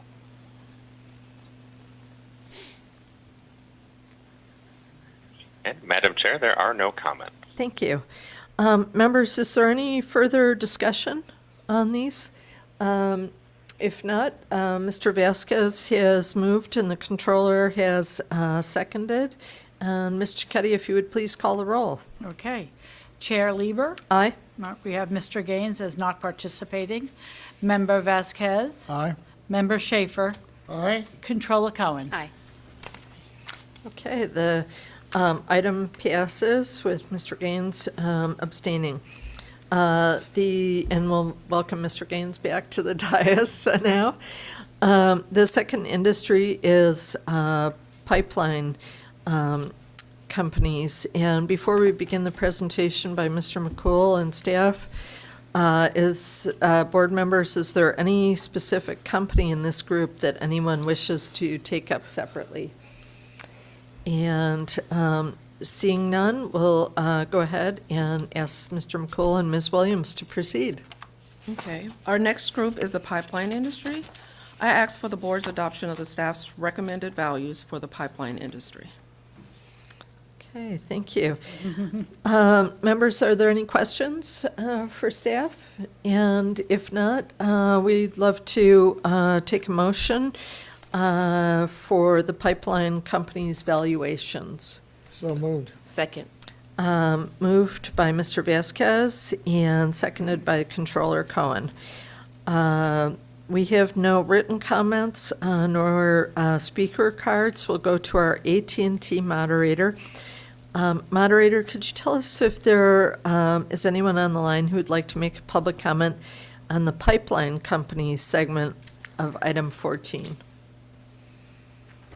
If you would like to provide public comment, please press 10 at this time. Okay, Madam Chair, there are no comments. Thank you. Members, any further discussion? Seeing none, Mr. Vasquez has moved and Controller Cohen has seconded adoption of the valuations for pipeline companies. Ms. Cicchetti? All righty. Calling roll, Chair Lieber. Aye. Vice Chair Gaines. Aye. Member Vasquez. Aye. Member Schaefer. Aye. Controller Cohen. Aye. Okay, and the motion passes unanimously. The third industry, and thank you to staff for that brief presentation. The third industry is railroad companies. Members, is there any specific company in this group that any board member wishes to take up separately? Yes, thank you. Mr. Gaines. Thank you. Yeah, due to a financial interest, I will not participate with respect to BNSF Railway Company, item 804.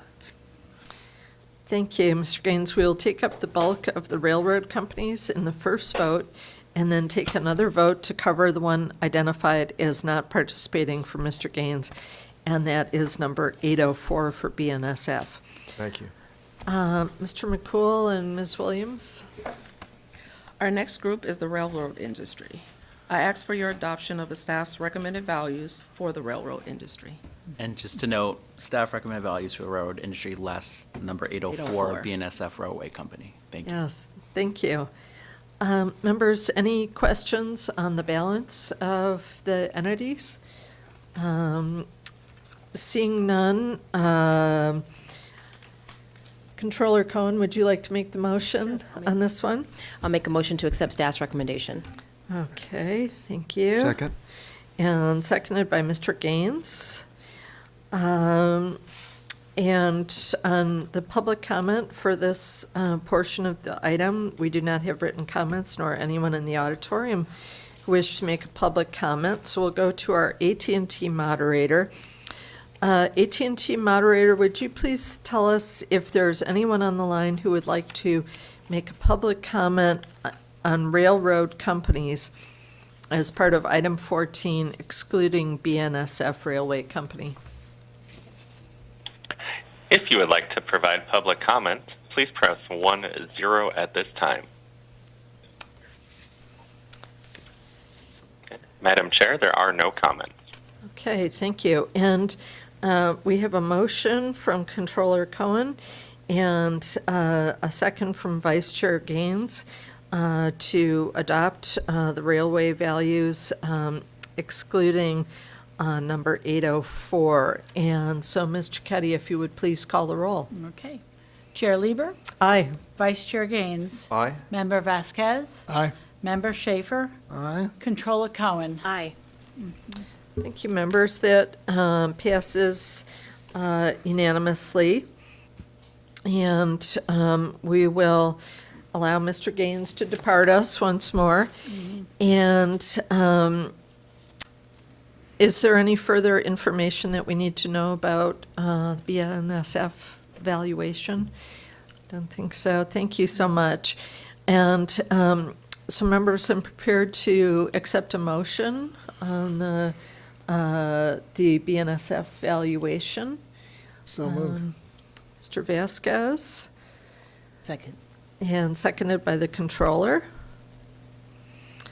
And we'll go to public comment.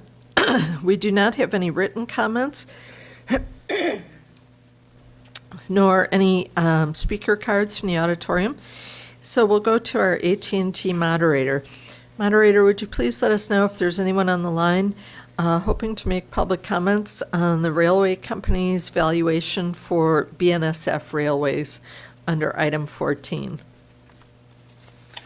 If you would like to provide public comment, please press 10 at this time.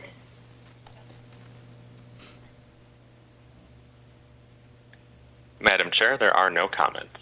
Thank you. We'll bring it back, and we have a motion from Mr. Vasquez, a second from Controller Cohen, to adopt the valuation for BNSF Railway. And we'll go ahead and have Ms. Cicchetti call the roll. Chair Lieber? Aye. Vice Chair Gaines is not participating. Member Vasquez? Aye. Member Schaefer? Aye. Ready, Controller Cohen? Aye. And the motion passes unanimously among all those who are participating. And we'll go ahead and welcome Mr. Gaines back. The fourth industry that we'll be taking up is electric generation facilities. Members, is there any specific company in this group that any board member wishes to take up separately? And seeing none, we'll go to Mr. McCool and Ms. Vang for the presentation. Our next industry group is the electric generation industry. I ask for your adoption of staff's recommended values for the electric generation industry. Thank you. Members, do you have any questions for staff on this portion? If not, we're prepared to take a motion to adopt the electric generation facilities valuations. Mr. So Gaines? moved. Well, go ahead. Oh, got a motion from the controller? Okay. That's right. Okay. We'll take. I'll make a motion to accept the staff recommendation. Thank you so Yes, much. uh-huh. We'll take a second from our Vice Chair, Mr. Gaines. And we'll go to public comment. And we have no written comments or anyone who has submitted a speaker card to make a public comment. So we'll go to our AT&T moderator. And moderator, if you could tell us if there's anyone on the line who would like to make a public comment on the electric generation facilities portion of item 14. If you would like to provide public comment, please press 10 at this time.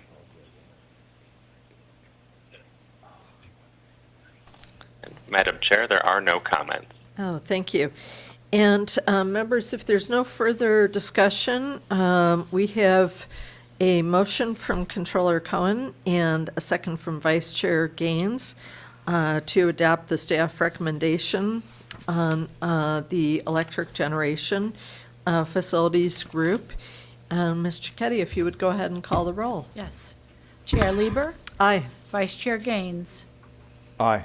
Member Vasquez? Aye. Member Schaefer? Aye. Controller Cohen? Aye.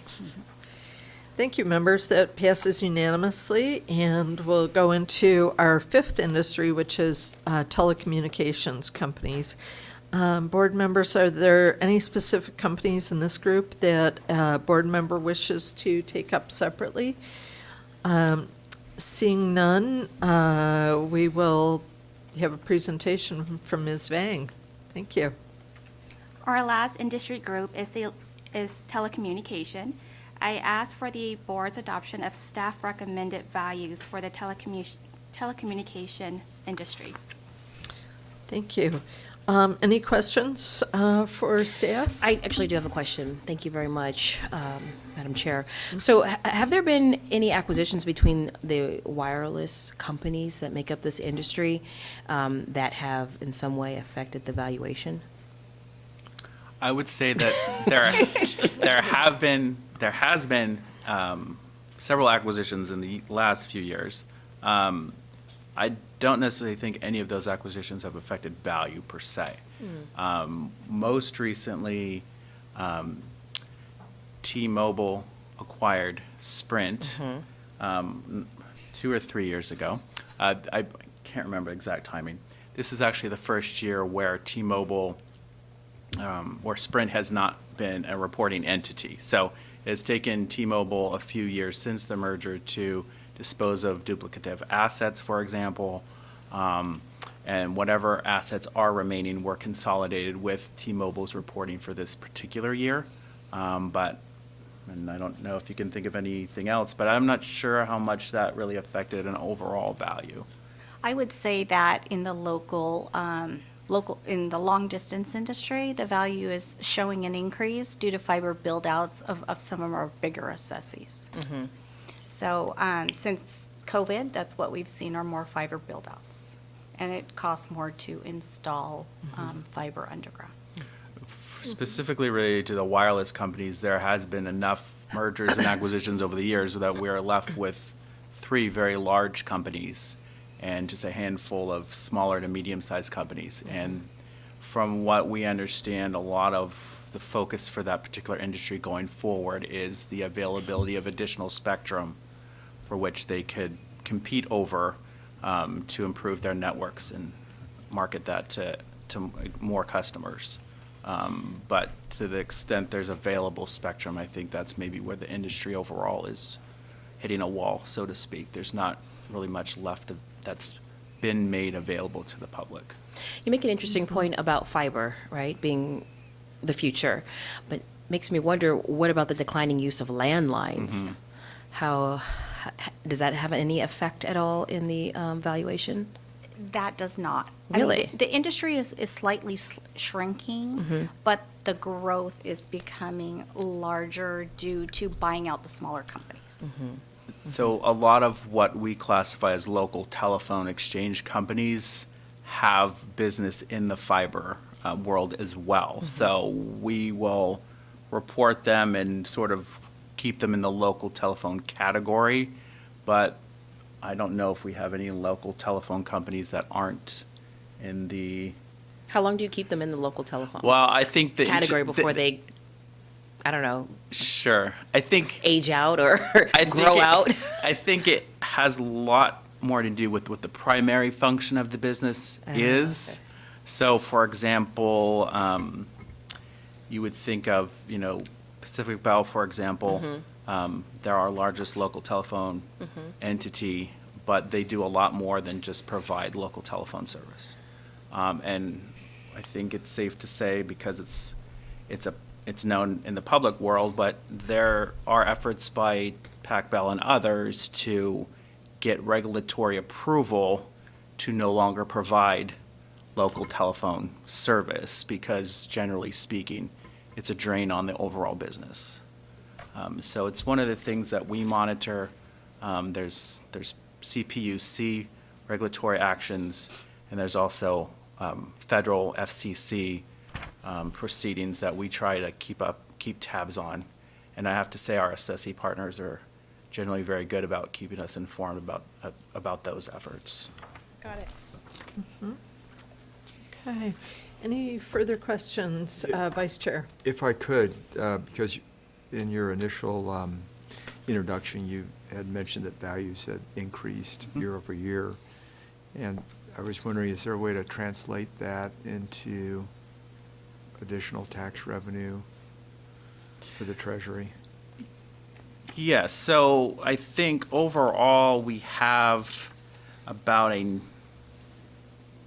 it's about a $9 million of assessed value increase this year. Okay. So that would equate to, I do my decimal points, but that would equate to about a $90 million increase in Yes. property Okay. tax revenue. Okay.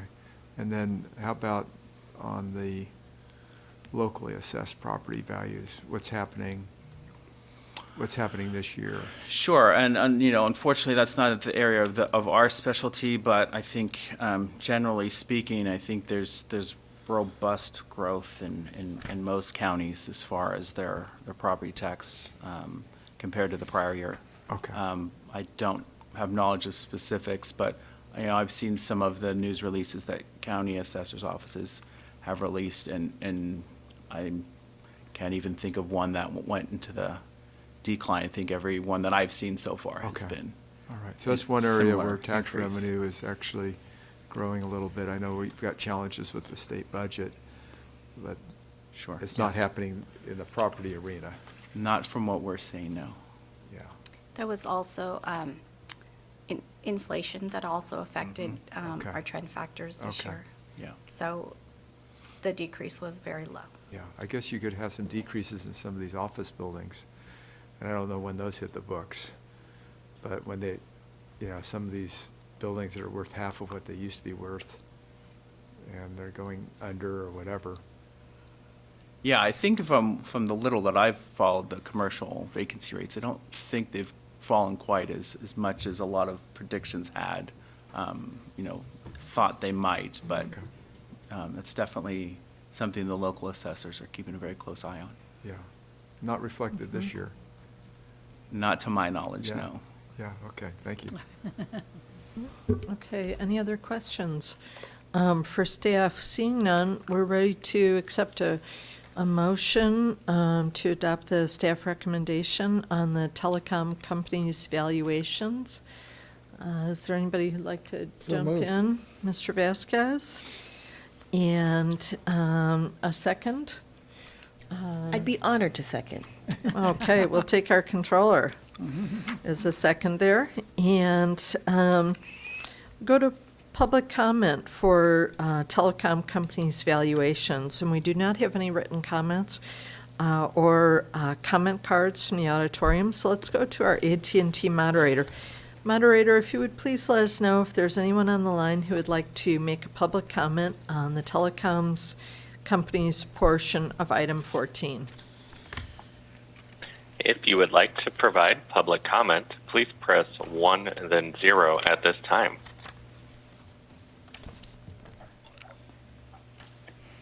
Madam Chair, there are no comments. Okay, thank you. So we'll bring it back, and we have a motion from Mr. Vasquez and a second from Controller Cohen to adopt the valuations for telecommunication companies. Ms. Cicchetti, if you would please call the roll. Alrighty. Chair Lieber, Aye. Vice Chair Gaines, Aye? Member Vasquez, Aye. Member Schaefer, Aye. Controller Cohen. Aye. Okay, members, the item passes unanimously, and we will go on now to item 15, which is the audit of Neutral Tandem California LLC. And thank you to all the staff that were here for all of the background work that goes into something like this. Thank you so much. Thank you. I know that it's a lot, and it Yeah. has a lot of importance to us. So item 15 is a constitutional function. Contribution disclosure forms are not required pursuant to Government Code 15626. And this item will be presented by Mr. McCool. Thank you again, Chair Lieber, Controller Cohen, and honorable members. Jack McCool, State Assessed Properties Division. The State Assessed Properties Division performs routine audits of state assessees under the authority of California Revenue and Taxation Code, Section 828, and Government Code, Section 15618. Purpose of a property tax audit is to determine the accuracy, completeness, and reliability of the financial data furnished by state assessees and used by the board in the valuation process. Audits also include an internal review of the methods, calculations, and assumptions used by the State Assessed Properties Division. Before you today for your consideration are 2 property tax audits completed by State Assessed Properties Division staff. The assessees have been presented with a copy of the audit report and provided an opportunity to provide additional information in response to the audit report. Upon adoption of each audit, the assessee will receive official notice of their value change and are provided 50 days in which they may file an appeal. The first audit for the board's consideration is for Neutral Tandem California LLC. Neutral Tandem did provide additional information during the 30-day audit period, the 30-day notice period, and SAPD staff did incorporate that information into our revised audit report. The assessee has stated they are in agreement with the revised audit report.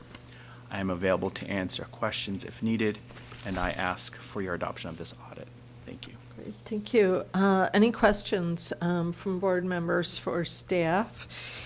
And if not, we would be prepared to take a motion on this item. Mr. Schaefer hasn't yet made a motion. He hasn't, but before I just. Oh, questions for staff, please. Yeah, thank you, Mr. McCool. You know, Of course. I have to express my gratitude to the State Board of Equalization. I think this was one of the first entities that really got me excited about audits. And there's, now in my life as controller, all I do is eat, breathe, sleep audits. So I wanted just to see if there's any more nuggets that you can share with us about what the audit found. Anything that's that you haven't Sure. already presented? Do you see any trends? Do you see any areas that we should be paying attention to? Anything that makes you a little uncomfortable, but is still Sure. You know, kosher? unfortunately, because of the confidential nature of the material, it's hard for me to discuss specifics in public. Okay. I will say that for the lion's share of the audits that we initiate, it is due to issues that we observed during the appraisal period. So, if 1 year's ending balance isn't the next year's beginning balance, it's obviously. That's an obvious one. I mean, Right. That's like balancing your checkbook 101. Right, and then, we might have, maybe retirements or additions reported, but there's nothing in additional reporting to outline or detail what counted for that. Generally, we just see some of these smaller to mid-sized companies who maybe don't have as large of an accounting staff. Just the numbers aren't clean. There's just a lot of inconsistencies. So it's generally not a, didn't understand or, in a lot of cases, they just have unclear sets of numbers. And when we go in and we work with them and we show them the differences, usually going forward, the reporting is cleaner and we don't see the issues continuing in the future. I appreciate that answer. Of course. Without any specificity. It's very skilled. There are certain things that I would like to be able to discuss in public, but unfortunately, since the material is considered confidential. I understand. No, I Yeah. don't. Mine Hold on. doesn't ring Yeah, a yeah. Thank you. I think we got Mine a doesn't ring a bell. runaway phone here, so we're gonna reconnect that with the person. Thank you, Mr. McCool, Sure, for of answering my course. question. I have no other For example, in general, if an assessee had lease agreements that, on an audit, we might be able to actually read the lease agreement, and that would clarify some of the information in the reporting. That is something we would definitely take note of and make sure we review those lease agreements. That's interesting. We don't require that they be submitted when we're conducting an audit? There are, categories within the schedules themselves where maybe lease amounts or lease payment amounts, that type of thing is reported, but generally Terms are not. speaking, we don't have copies of the actual agreements. Okay. Thank you. Of course. Thank you very much. Thank you very much. Okay, any other questions? Mr. Vasquez? Actually, just wanted to add, thank you to you and your staff. I know you can't really get into some of this discussion, but I was noticing, especially the folks you had here earlier, some of the members I hadn't seen up here at least present to us. Sure. And just kudos to them, because I know you've kept us abreast throughout this whole process moving forward, so I really appreciate that. I'm very fortunate to have a very talented team, and that was part of the effort today, was to put some of those faces before you, the folks who are doing a lot of the frontline work and making the lack of a better term, the machine, go. So I get to come up here and have the privilege of presenting all of our hard work to the board, but those are the folks that deserve all the credit. Thank you. Thank you. Okay, if there are no other questions, Mr. Schaefer, did you wish to make the motion on this Yes, one? I would so move. Thank you. Oh, thank you so much. And we'll take a second from Mr. Vasquez. And we don't have written public comments nor speaker cards. So we'll go to our AT&T moderator. Would you please let us know if there's anyone on the line who would like to make a public comment regarding item 15? If you would like to provide public comment, please press 1, then 0 at this time.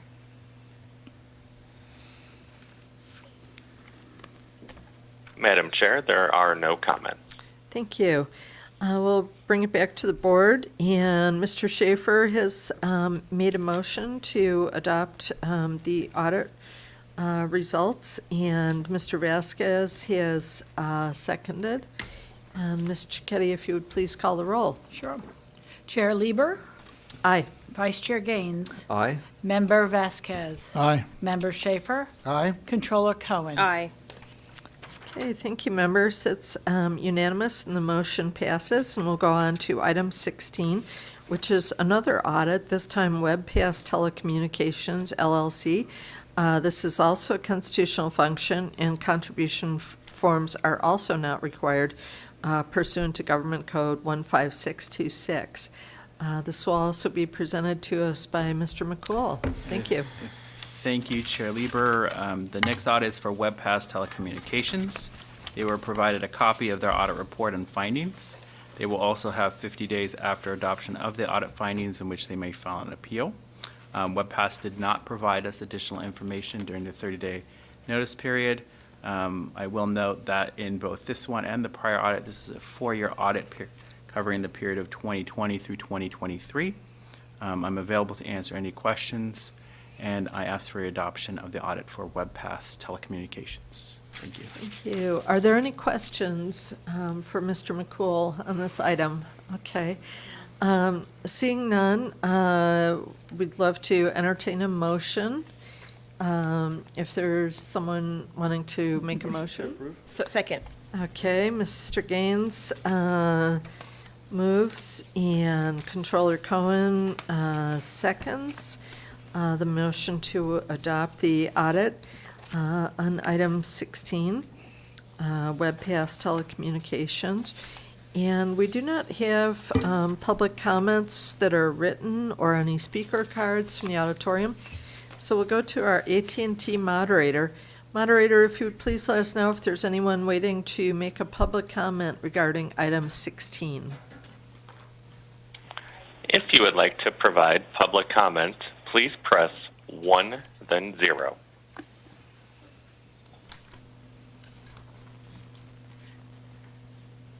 And Madam Chair, there are no comments. Thank you. Members, if there's no discussion, we can move towards the vote on this. Vice Chair Gaines has made the motion to adopt the audit results. Controller Cohen has provided the second. And Ms. Cicchetti, if you would please call the roll. Chair Lieber, Aye. Vice Chair Gaines, Aye. Member Vasquez, Aye. Member Schaefer, Aye. Controller Cohen. Aye. Okay, members, the item passes unanimously, and I just wanted to do a quick time check with staff. We're perhaps about 20 minutes overtime for the staff for the break. I think we're fine. I don't The think we need afternoon a break. I think we're fine. If we might take the controller's item, because I know that her time is at a premium. So we'll go on next to the board member matters and go to item 17, rebuilding, revitalizing, and modernizing the State Board of Equalization. And this is a discussion and 2024 progress update of the rebuilding, revitalization, and modernization of the State Board of Equalization. Controller Cohen. Thank you. Thank you very much. And I just want to say that, my time is no more valuable or less valuable than anyone in this room. That's really important. I think that as government service, we need to remember that we are equal here. And that's really what the spirit that brings me here today, just to sit back and to do a gut check and a time check on where the Board of Equalization is, where and how we find ourselves in this precarious position as to what feels like defending our existence yet again. And so I just wanted to take an opportunity to address the board and our public audience about some of the progress and the work that we've done, and most importantly, the work that we must continue to do on behalf of the 40 million taxpayers and the 58 county assessors. So it was very good to come and be a part of the state constitutional functions. Mr. McCool and his team, it's been actually quite refreshing to see even Mr. McCool mature into his role and his position. I remember when he was just starting off as at the head. But the Board of Equalization is very unique because it's the only elected tax board working in administering California's property tax system. And many people in this room know this already, but the folks at home that may be listening or that may review this recording in the future, the property tax system is a $95 billion property tax system, and that is a significant amount of money. It involves over 13 million assessments valuing at approximately $8.3 trillion. And although the proceedings may come across as mundane or boring, but there's a tremendous amount of work that goes into preparing the assessments, but most importantly, where does that money go and to whom benefits from it? That is the crux of why I think we get up and we do the work that we're doing and why we fight. The BOE was established in 1879, and there are some that would make the argument that says that we've outlived our initial date. And I disagree with that. I think that as long as government is around, we need to have oversight and we need to have fair checks and balances. And when you are administering a complex $95 billion property tax system, you need people that are elected to serve, to represent, that are held accountable to taxpayers to provide that oversight and to provide that sunshine so that there isn't corruption and there isn't mismanagement of monies. When we were all sworn in, with the exception of you, Chair Lever, but in 2019, I think that's what makes all of us unique, is that we came in together, we were all freshmen, and we were bright-eyed and bushy-tailed, and we really had the idea to take on the awesome task of restoring the stellar national reputation of the Board of Equalization.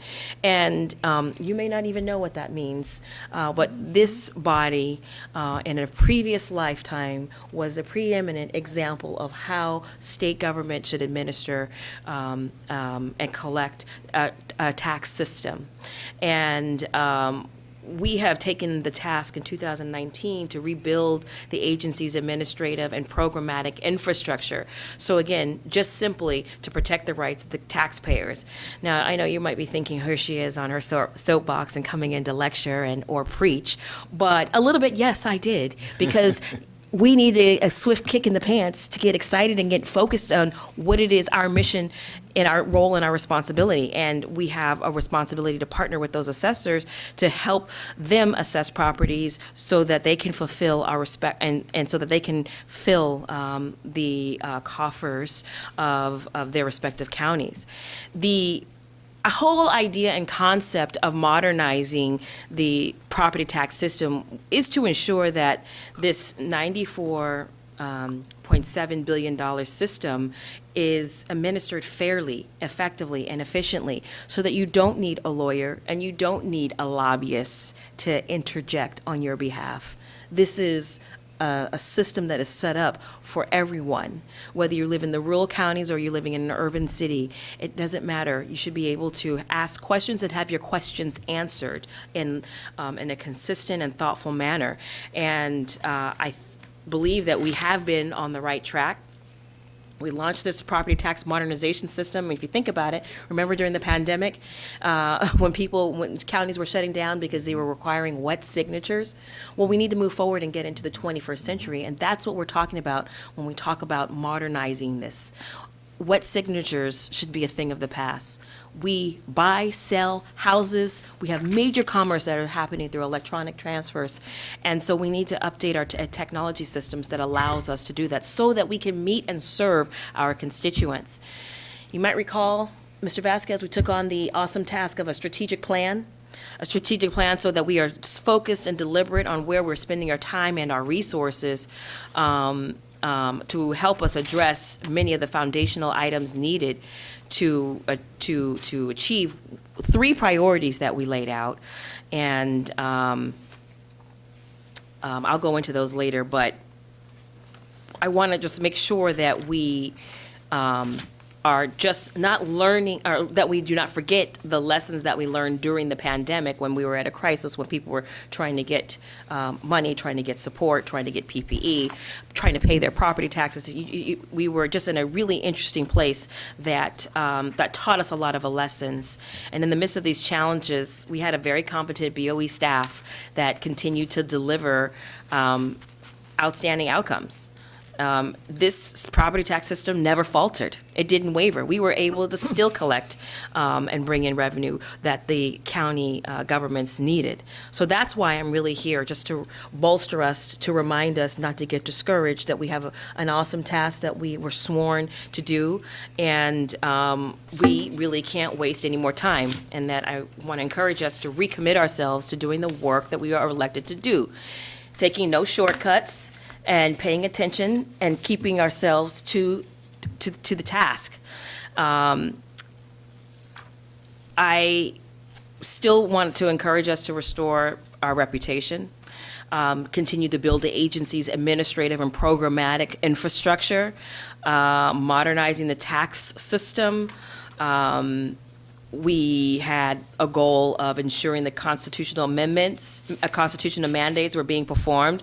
We had a second goal of establishing and meeting a workload priorities that provide directions for the members and to achieve statewide objectives in a workload in a manner that ensures that there's transparency.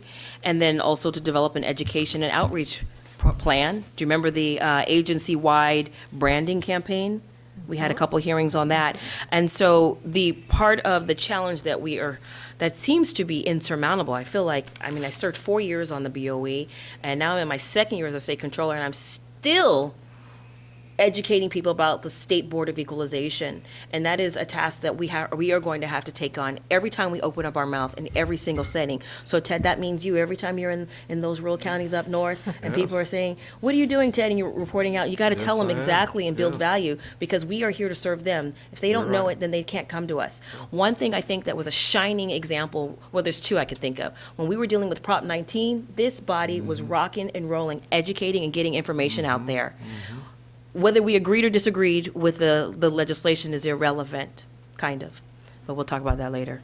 But taxpayers came in here in tears. People were crying because they lost their home or to a fire, and they were trying to rebuild, and they didn't understand why their property value had increased. And we know, because we know that in how property values are triggered and increases. But it was the Taxpayer Bill of Rights office that was outstanding in rising to the occasion and answering these questions and putting out information so that the legislature and the legislators know that we have this convening where people can come and get their questions answered. That was so uplifting, and we need to get back to that. I feel like we have lost sight of our mission. So I am going to end my lecture here, but to the staff who really have also stepped in and have grown into their positions, quite honestly, with no predecessor to even guide you.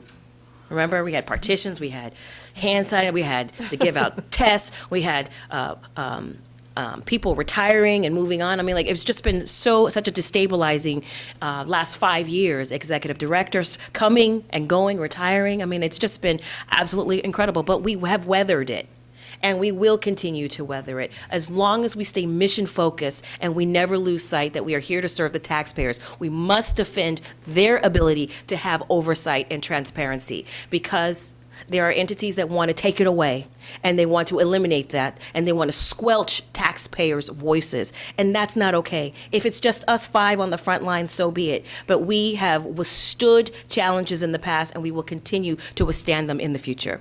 Thank you very much. My name's Malia Cohen. Thank you. Thank you so much, Controller. I feel it's a very energizing message, and I know that it's one that our entire board has really taken in this year and deepened. One of the things that we talked about earlier was how much our relationship to the legislature has changed. Yeah. And the inclusion that we're getting from the Assembly and Senate Rev and Tax committees has really been a sea change during this year. And, as I'm out in the community, and people say, "Oh, and what do you do?" And it's a little bit hard to, kind of convey the respect that I have for our professional staff, and to say, we're part of this taxation community that is so important to funding all of the good things that we want to do, like pre-K through 16 plus public education, public health, our counties, our local city governments, and all the services that they provide. Tax dollars pay for all that. Yes. Fire suppression. Yeah, our taxpayers in California. And, so often I get the comment from people in the community, well, you should be proud of working in that effort. And I really am, and I think we've made considerable progress in this year. And the challenges keep coming up from those who would not even look at the fact of all the stages, painful stages, that the BOE has gone through in terms of change since 2017. And I think that we make progress with each year. And we are deepening the relationships that we have within the Capitol. And I think becoming much more effective. But it's something that has to be tested all the time. And I think in a way that's one of the great things about government is that the eye should be on every part of government to say, are you worth having or not? And for us to be able to show the value that we do provide to taxpayers of all kinds throughout our state, homeowners, companies, farms, et cetera.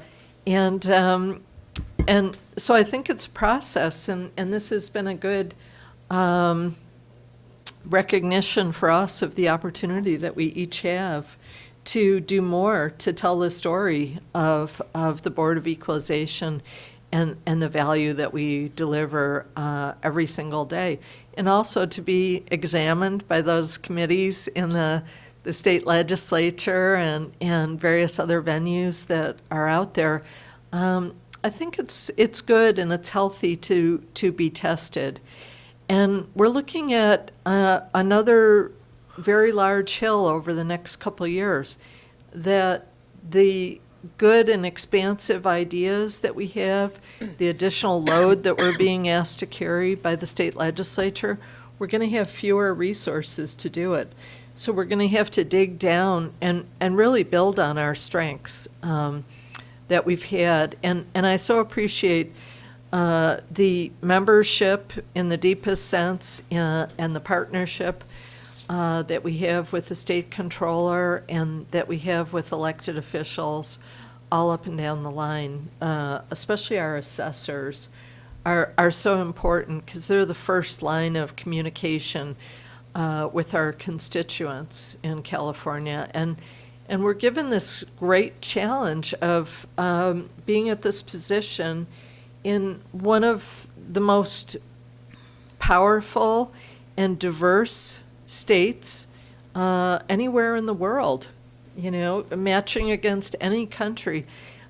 We have great power of natural resources. We have great power within our population. We have enormous horsepower within our diversity. And so I just feel very honored, and I wake up every day thinking about our staff and thinking about the great work that our staff does, and really wanting to do more every single day to tell that story. So thank you so much. Yeah, thank you. So we have a lot of work ahead of us. We need to continue to do the heavy lift. This organization really needs more investment, not less. And I think that we can continue to push and fight on. Thank you very much for just giving me a few minutes on the agenda. I appreciate you. Yeah, Thank you. Thank you. Thank you very much. Could I speak real quick? Yes, please, Vice Chair. Because I want to thank the controller for the statement that she's made.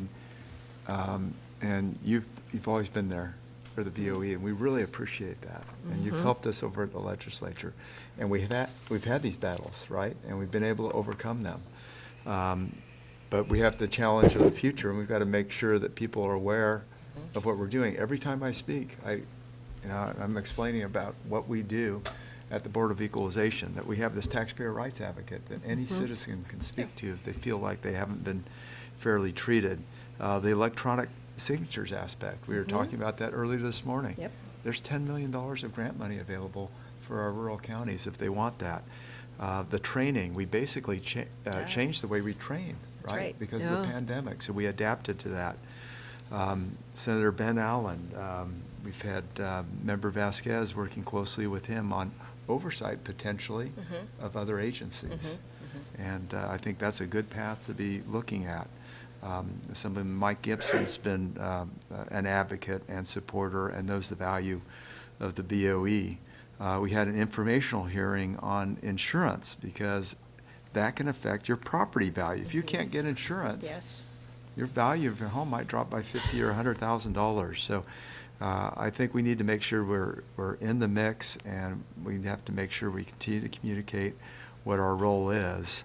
But it is a very important role, and we've gone through the vacancy issue. So we have an 11% vacancy rate, and it was double digits higher when we came in. And so to see the hard work by Yvette Stowers and our team in reducing that has been really great to see. And as you know, the budgets are tightening, I'm grateful that we've been able to fill a lot of those positions. So we'll continue to march on and work forward. Look forward. Thank you. All right, thank you. Thank you.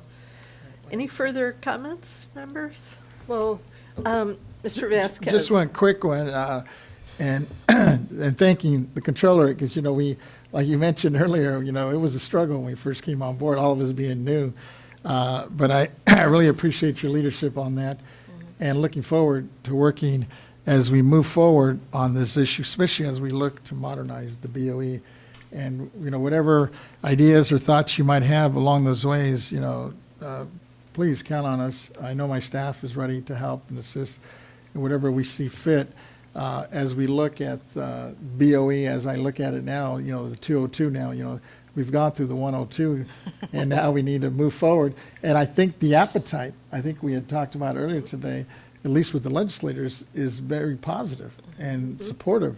And they really want to see us not only take some more authority, but to look at things that this body, especially the staff that we have, to take it to the next level. And really appreciate whatever thoughts and ideas you have moving forward. And, it may call for maybe another, we did our little retreat way back in the day, and we kind of laid out all our benchmarks, and certain things we were able to accomplish, other things are still kind of pending, and we maybe need to revisit that and look at what needs to move us to the next level. And appreciate it. Yeah, absolutely. Mr. Schaefer. Yes, I just want to mention I've seen a lot of progress with the BOE in the last year or two, and I have dinner or lunch with my assessors, and they're all so pleased to have an elected official that they can talk to and raise problems with and not just be stuck with another bureaucrat. And so I just find that we're very popular with the people that count, and I just want to tell you that. Thank you. That's fantastic.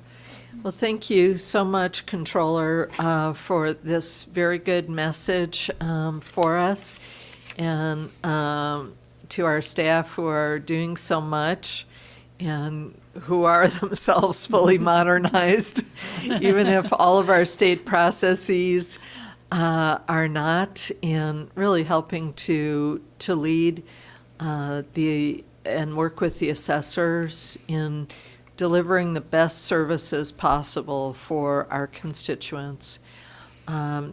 So thank you so much. And I'm very mindful that we need to go to our afternoon break so we can give our captioning staff and others a little bit of a break here. So we will recess now, and we will reconvene at 3:16 p.m. Thank you. Thank you.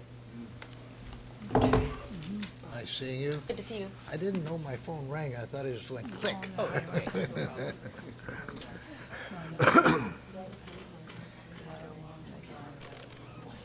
Should go out this way? No.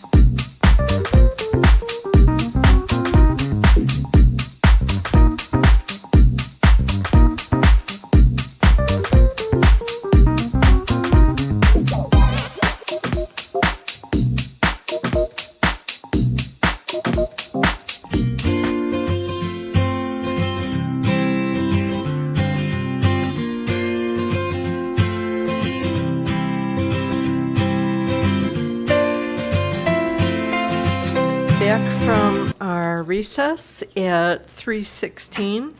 And our next item is item 18, the Veterans Exemption, Disabled Veterans Exemption, and Homeowners Exemption Board Work Group Minutes and Report. This will be presented by Mr. Vasquez. Thank you, Madam Chair and honorable members. I'm submitting for your review and discussion the Veterans Exemption, Disabled Veterans Exemption, and Homeowners Exemption Board Work Group draft minutes and report from the March 19th, 2024 board meeting. In the report, you will find testimony from our scheduled speakers, which they're listed here. You know, we had folks like Mr. Zimmerner, Mr. Antonio Castro from LA County Assessor's Office, Mr. Scott Kaufman, Legislative Director from the Howard Jarvis Group. We also had Mr. Nicholas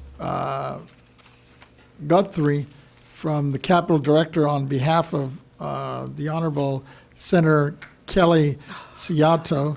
And then we had Mr. James Espinoza, President of the Veterans Mentor Project, as well as Mr. Reuben Ford, who has come before us several times and testified here, Vietnam vet. And if there's no proposed changes, I would like to ask your approval of the minutes and report from the March 24th, 2024 work group for your consideration. But I'll turn it over to Madam Chair in case she was also part of this co-chair, if there's any other addition or comments she would like to make. Yes, thank you. I think that this is a great representation of the discussions that we had, and also a good compendium for us as we go into our districts and are looking for further discussion and deepening the discourse on how we can help to further meet veterans' needs in California. And members, are there any questions or further discussion for Mr. Vasquez? Mr. Emran. Just some complimentary comments, Madam Chair. I just want to thank you and Co-Chair Vasquez for all your incredible hard work on this. It's such a unique role the Board of Equalization plays in helping our veterans, and as the state that hosts the most veterans, I think it's important to show those that we're in service and they come home, that there's a place for them, there's a home for them, and that the government that they served and protecting our freedoms is also going to help make sure that they're housed, they're well fed and clothed, and I think that is the core mission of what any government should do. Should always taking care of the people that serve us as well. So I just want to thank you all. I think we got an incredible, tangible product out of this, and I'm looking forward to continue to help our veterans in any way possible. Appreciate it. Thank you. Any other comments? Mr. Gaines? Yeah, if I could, I just want to thank Chair Lieber and Member Vasquez for pursuing this. And I don't know if any of you had the opportunity to catch the PBS televised Memorial Day event, but it was spectacular. And they had a couple of actors that represented individuals that were heroes in the audience, and talk about what had happened to them in combat situations. And it was hard to believe that someone could persevere through that. So when I take a look at what our duty and what our challenge is here at the BOE in terms of providing exemptions or opportunities to maybe increase an exemption, obviously I'm very supportive. So I want to thank you for your efforts to date, and those efforts will continue. The transition is a difficult one for people coming back from war, and we know that. We had some earlier comments in our opening comments about the challenges of suicide. We need to make sure these veterans are getting the support they need, and we can do our bit when it comes to BOE-related veterans issues. So thank you. Okay. Well, if we don't have further discussion, and I think that the discussion of the subject matter will go on overall and is very important to continue, I'd like to go ahead and take a motion from Mr. Vasquez to adopt the board work group minutes and the report of the veterans exemption, disabled veterans exemption, and homeowners exemption board work group. So moved. Thank you. And seconded by Mr. Schaefer. So we have a motion from Mr. Vasquez and a second by Mr. Schaefer. And we do not have written comments or anyone in the auditorium who's submitted a speaker card. So we'll go to our AT&T moderator. Moderator, if you would please let us know if there's anyone on the line who would like to make a public comment regarding item 18 on the agenda. If you would like to provide public comment, please press 10 at this time.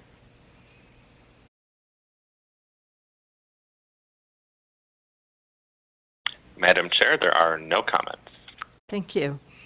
And just under discussion, I would like to continue the work to see of the many bills that were identified by the people who testified, what has happened with those bills and what actions can we help to support despite a bad budget period for the next couple of years. I think we need to continue to make progress on helping to meet veterans' needs. And so we have a motion from Mr. Vasquez and a second from Mr. Schaefer to adopt the minutes and the board work group report. And Mr. Ketty, if you would please call the roll. Yes. Chair Lieber? Aye. Vice Chair Gaines? Aye. Member Vasquez? Aye. Member Schaefer? Deputy Controller Emron? Aye. Thank you, members. Motion passes unanimously. And thank you to Mr. Vasquez for the very deep work in this area. It's very much appreciated and needed. And we'll go on now to item 19. This is regarding SB 964 by Senator Sayarto, the tax defaulted property sales. And we are very glad to have Mr. Nicholas Gauthier, Capital Director for Senator Sayarto, joining us today to provide information. And just as a brief preface, I wanted to say that it's maybe not been our practice before to take up a bill that has unfortunately been held in appropriations. But at the time that this was added to our public agenda noticing, appropriations had not yet taken action on this. And then we were apprised of the situation there. But we really felt that given the importance of the underlying issue and the impact for the affected group of Californians, it was really important for us to start this conversation. And so I'm very pleased that we have Mr.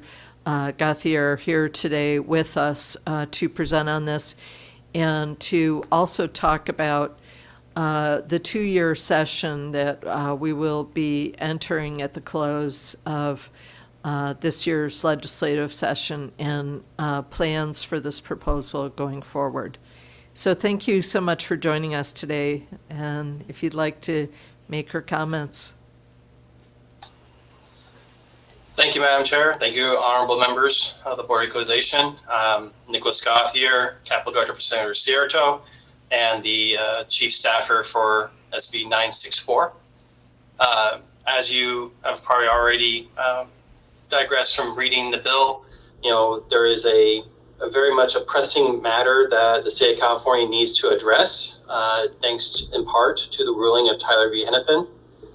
Tyler v. Hennepin, while a unique situation in another state where there was no recourse for an individual to get the equity back from a seized property from a tax defaulted sale.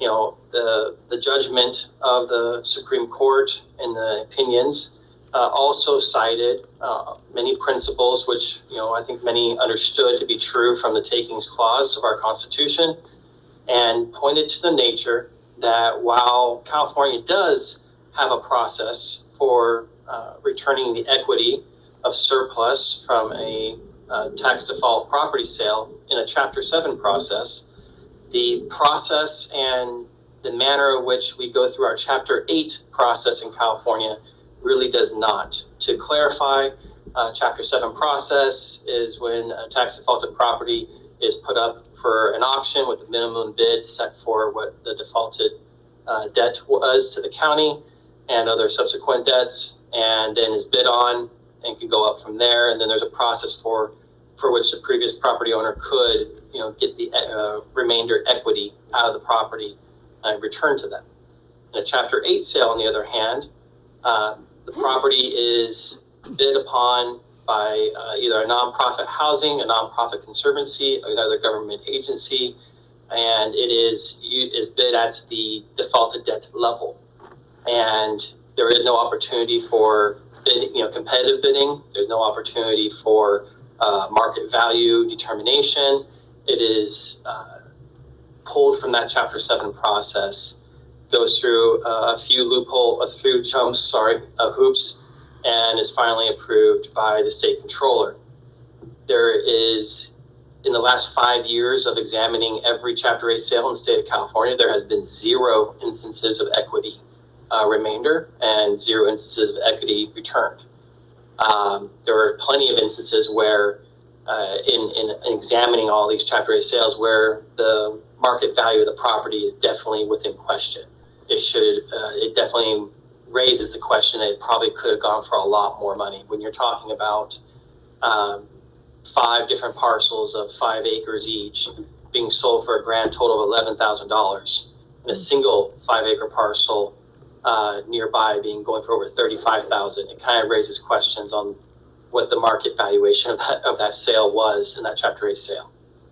While Chapter 8 was originally intended to offload valueless properties or properties that had an intrinsic value to an agency, such as trying to get access to a road that goes to one of our tanks or our water treatment facilities, or it could also be, in many instances, sometimes Chapter 8 sales include 15 feet of property slivered along the side of a road that makes up a drainage culvert.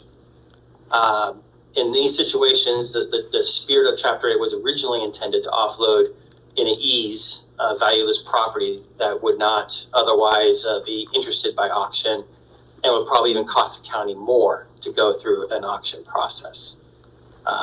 In the debates and the research and all the effort we put into SB 964, the counties really do see Chapter 8 as a very essential tool for offloading properties that are either problematic or valueless. Though, they also admit that there are a lot of instances where a Chapter 8 sale can also go towards property that does have value and has usefulness. In trying to push 964 and trying to figure out a way that California can retain its essential tool of Chapter 8 process, which we do agree it is a tool to be used, and we don't want to remove a tool from a county, but we would rather Chapter 8 be at least in compliance with Tyler v. Hennepin. We want the sale of Chapter 8 to be as close to, if not market value. And in that way, we can be in full compliance with the Supreme Court, and we can be in compliance with the Constitution and not risk liability, both fiscal and legal liability to the counties. And we also don't want to risk the Chapter 8 process being challenged, at the Supreme Court level and removed from our state. So that was the main purpose behind 964, a little bit of history behind 964. As the bill is currently in print, we submitted amendments to appropriations before the suspense date to try to help address some of the analysis that was given to us by your staff team, which was amazing. I want to thank your staff team for all the hard work they put on that and the great conversations we had on this. We sought out to bring Chapter 8 into compliance by bringing the Board of Equalization yourselves into this discussion. We felt that the Board of Equalization is a great taxpayer advocate elected body that has a lot of expertise when it comes to assessing properties and dealing with property taxes and property values. This is something that we believe will give a taxpayer an objective third-party opinion that they can also, come before, right, and ask questions and propose counterpoints to, as demonstrated by your hearings so far today that I've enjoyed. So that's where we are intrinsically pushed towards the idea of involving you and just having you be that third-party objective source for a market valuation to determine whether or not a property is worthless or at least lower value than the tax defaulted debt. And of course, we had a couple other aspects in the bill that try to give more flexibility to the counties. We didn't want to be stonewalling counties and overwhelming the Board of Equalization for properties that had no purpose of being evaluated. So, for example, we gave an offshoot where the county did try to do a Chapter 7 auction sale and the property failed to get any bids at the tax defaulted value. Then that would satisfy the concerns that Tyler V. Hennepin and showing that it has a market value of less than the tax defaulted debt. We also try to give another offshoot where maybe the previous property owner realizes that this property is worthless. Maybe they were tricked into buying the property, so to speak, or they just know the value of the property just from being the owners, that they can just waive it, give a written letter of waiving the right of equity in the property. We also try to give a few more flexibilities for the county tax collectors to know if a property is more likely to be claimed in their Chapter 8 sale, and to work with the Board of Equalization to identify those properties maybe sooner than later, or to even wait and prove that they shouldn't go to Chapter 8, because there are a lot of tax collectors obviously out there who understand Tyler V. Hennepin's implications and are trying to toe the correct line in identifying these type of properties. That all being said, yes, the bill died on suspense. We're very saddened by that, but the senator has already told me this discussion is not over. We are continuing our discussions with the tax collectors to go over other issues they may have had, other concerns we hadn't thought about yet in these last amendments that we took. We are going to continue these talks over the course of summer and fall, and we're looking to reintroduce next year. And that being said, I don't want to go down any other roads without maybe first taking questions and not boring you. Thank you so much for that information, and it's very heartening to know that the senator is committed to continuing and will be engaging with BOE. I think that from the other bills that have come forward from Senator's office here, it is clear that he's unafraid to take on the very difficult topics, and so I have a great appreciation and respect for that. And I wanted to give some time for Mr. Gaines, as my co-requester of this item, to talk about the bill and to ask any questions. Yeah, great, thank you. Appreciate your time, Nick, to speak to us, and I'm glad we're able to collaborate and support and help you in this effort. I'm happy to hear that the communication and negotiation continues, as it sounds like it's going to be presented again next year. Yeah. Yes, that is the intent. Good, that's wonderful. And I think there are a lot of stories out there where people had property and didn't pay the taxes, and then it was sold at that tax value level, but the appreciated value is much higher, and that's just not right. People need to be treated fairly through the court process, and I think the ideas that Senator Sayarto is suggesting are the right ones. You're headed down the right path, and so keep it up. I was wondering if you could reference the case. Was it a Supreme Court decision? Yes, Supreme Court decision, Tyler v. Hennepin. Okay. It was handed down last year. I think it was May 25th of last year. Okay, very good. And so this kind of strikes at the heart of that particular issue, it sounds like, for Californians. So, yeah, we want to make sure, we talked earlier, we had the controller here speaking about the value of the BOE, the fact that we have a taxpayer rights advocate, that we want to make sure that our constituents have access to the services that we provide here. And I think this would be just another example. If we could give that property valuation really to, in a sense, a separate party where we could have our experts take a look at it and make sure that taxpayer is being treated fairly through the process. So I encourage you to keep up the good effort, and please stay in communication as we move forward. I appreciate that. Thank you. Great, thanks. Thank you. Mr. Vasquez. Thank you for your presentation. I just had a quick question. Who determines if a property falls under Chapter 8 versus Chapter 7? So the determination is actually it's automatic. So there really isn't a lot of legal authority to say no. It's a qualification factor. So let's say a nonprofit housing group they see a property getting ready to be posted under Chapter 7. They can submit their closed bid to the county to request a Chapter 8 sale of that house. They have the authority under statute to do that. In their application, as long as they have met certain criteria under statute, their nonprofit status, there's a few other factors involved there. As long as their application and everything about their group meets statute, then some counties do have a board of supervisors step, some don't. So board of supervisors can approve it or disapprove of it. And then, but the end all be all determination if the Chapter 8 sale is allowed or not is the state controller. So after the county develops and puts a whole packet together, they send it to state controller for final approval.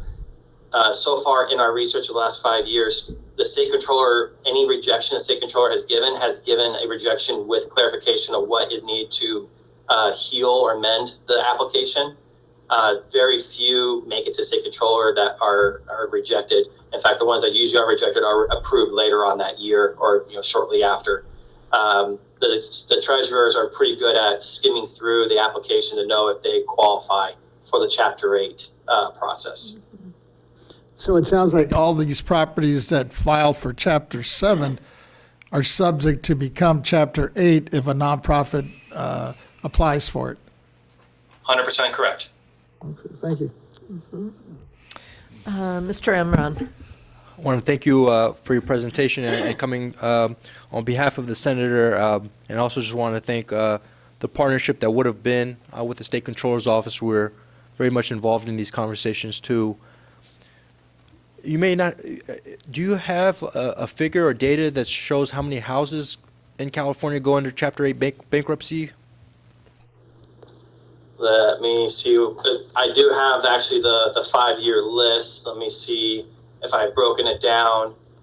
Okay, so out of the 124 Chapter 8 sales in the last 5 years, 62 of them were open space, 18 of them were housing, and then the remainder of them went to government agencies, with water and such, which I suspect are not houses. I appreciate it. Thank you. Okay, any further questions? If not, if we could go to public comment, and we don't have any written comments on this item, nor speaker cards for the auditorium, but we'd like to go out to our AT&T moderator And moderator, if you would please let us know if there's anyone on the line who would like to make a public comment regarding this item on the agenda, item 19. If you would like to provide public comment, please press 1, then 0.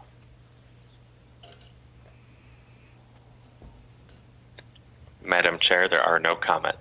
Thank you. And members, before we go to Mr. Gauthier for his closing on this, I'd just like to say that I very much appreciate the desire to work with us. We are very motivated to work with you. And I just look at the impact that this has on our constituents' lives and their ability to move forward.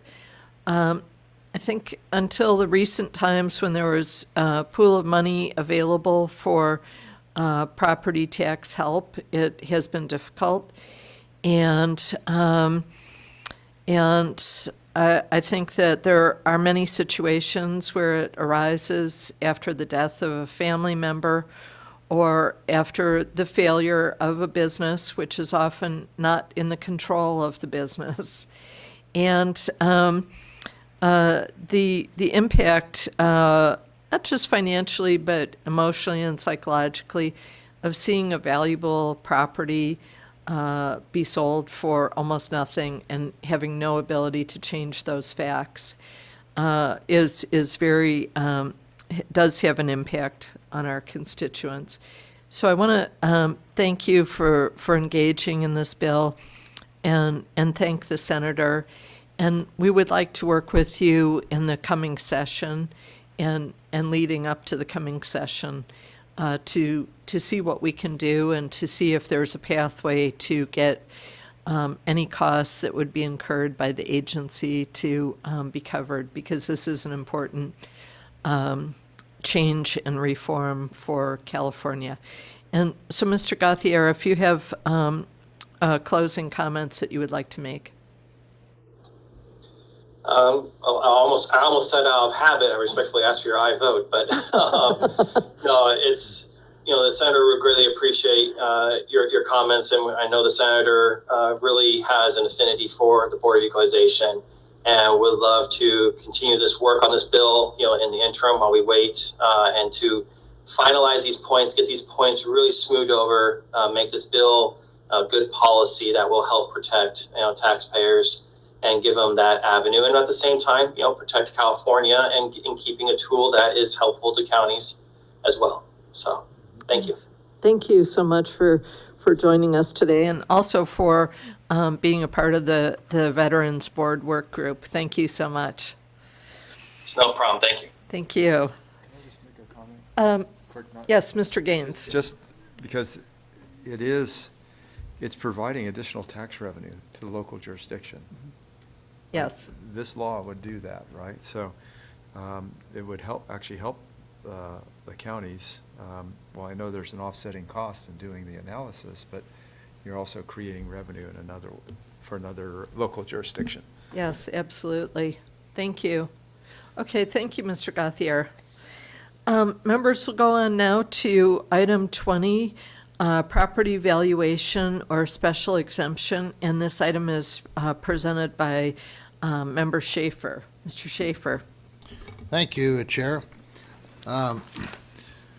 We have a situation in San Diego that seems to be coming up every year or so. We have sexually violent predators who are found to be such by the state courts, and they are sent to reside in the backcountry of San Diego and Acampa Springs and related communities, and there's an effect on the property owners there, the people that have homes, because their home is knowing as a place that you have to be aware of sexually violent predators in your population. I want to thank the board for considering my proposal on this, and this concerns all of it.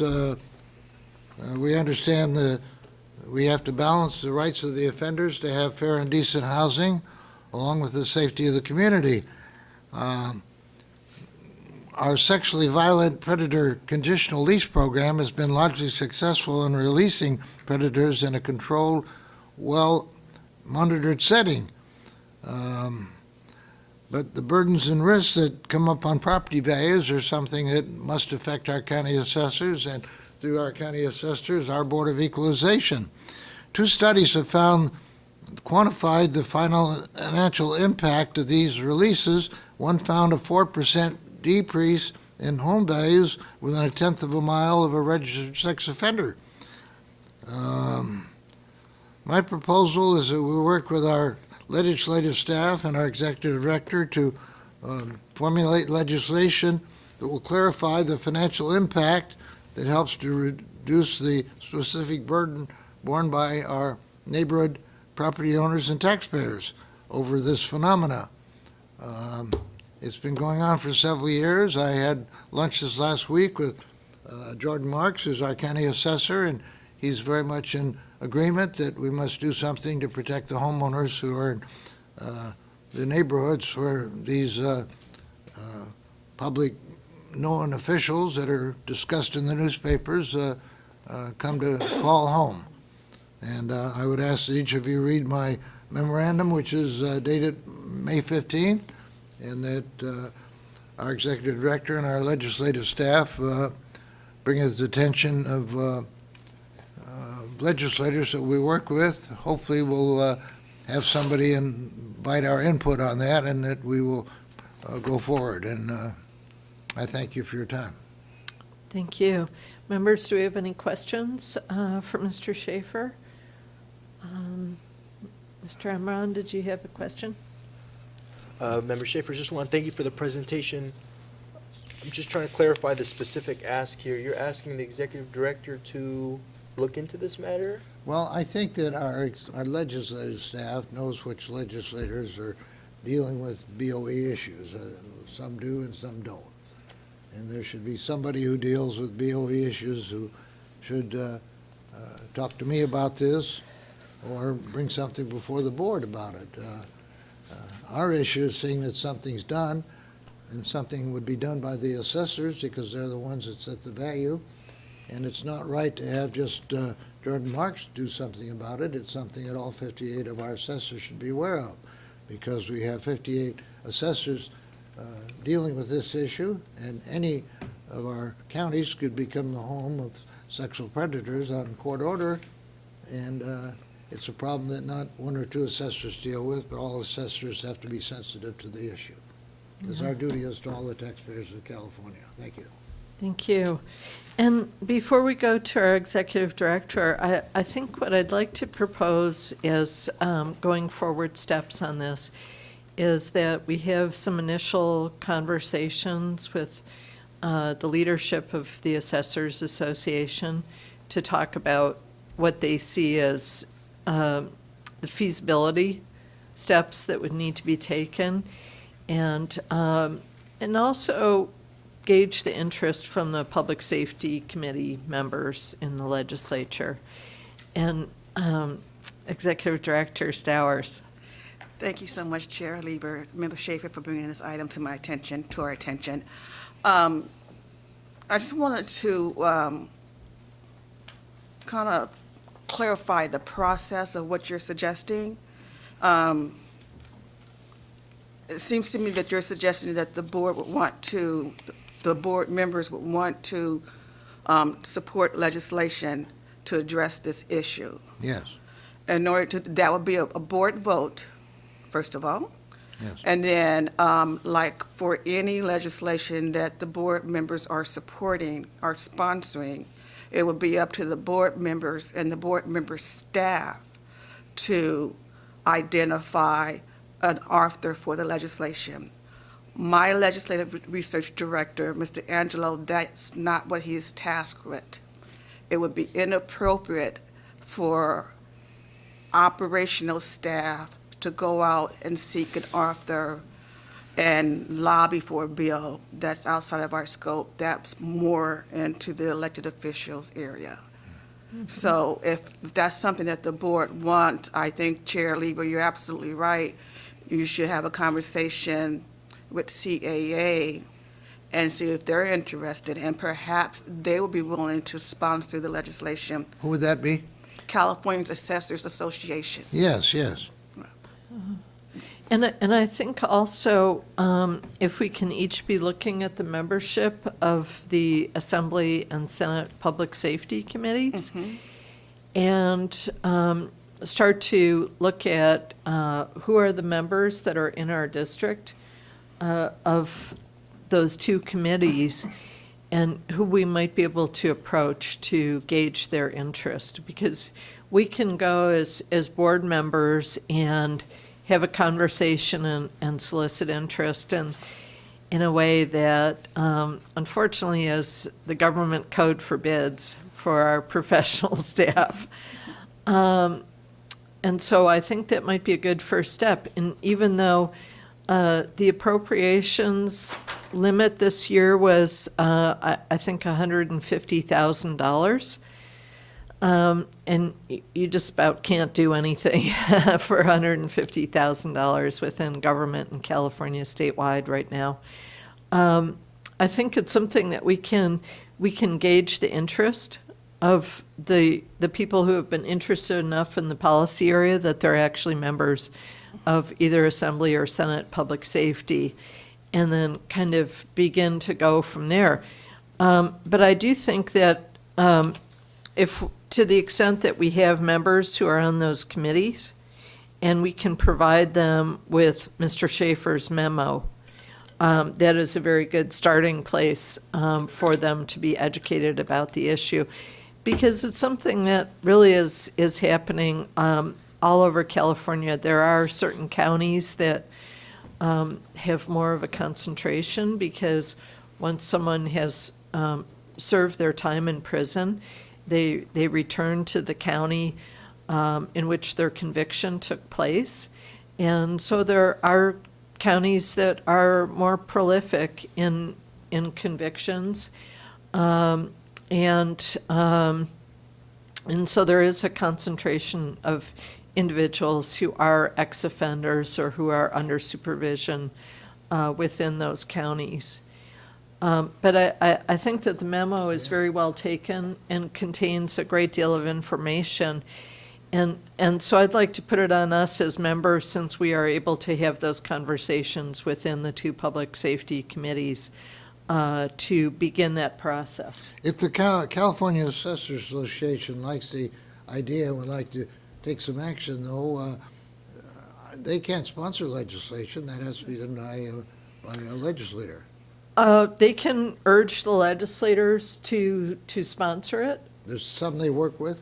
Yeah, absolutely. So, for example, Assessor Jordan Marks can approach members of the legislature and say, this is a policy idea that I feel does have traction and He has would. a lot of experience with it. You're right. He's a good one. Definitely. But I think we can each begin that process of looking at Assembly and Senate Public Safety and seeing who we think would be interested in providing them with this memo. Yes. And if Member Schaefer could also ensure that we have this digitally. I know that we do, but sometimes it's not top of our inbox. To help facilitate making those connections. Yes. That would be very, very helpful. I will resend it to you guys. Thank you so much. And so we don't need a motion at this time, but I think we have a good handle on our steps forward. So thank you, Mr. Schaefer, for bringing up this item. And I actually am going to go out to our AT&T moderator, given that we don't have written comments on this item and don't have speaker cards from the auditorium.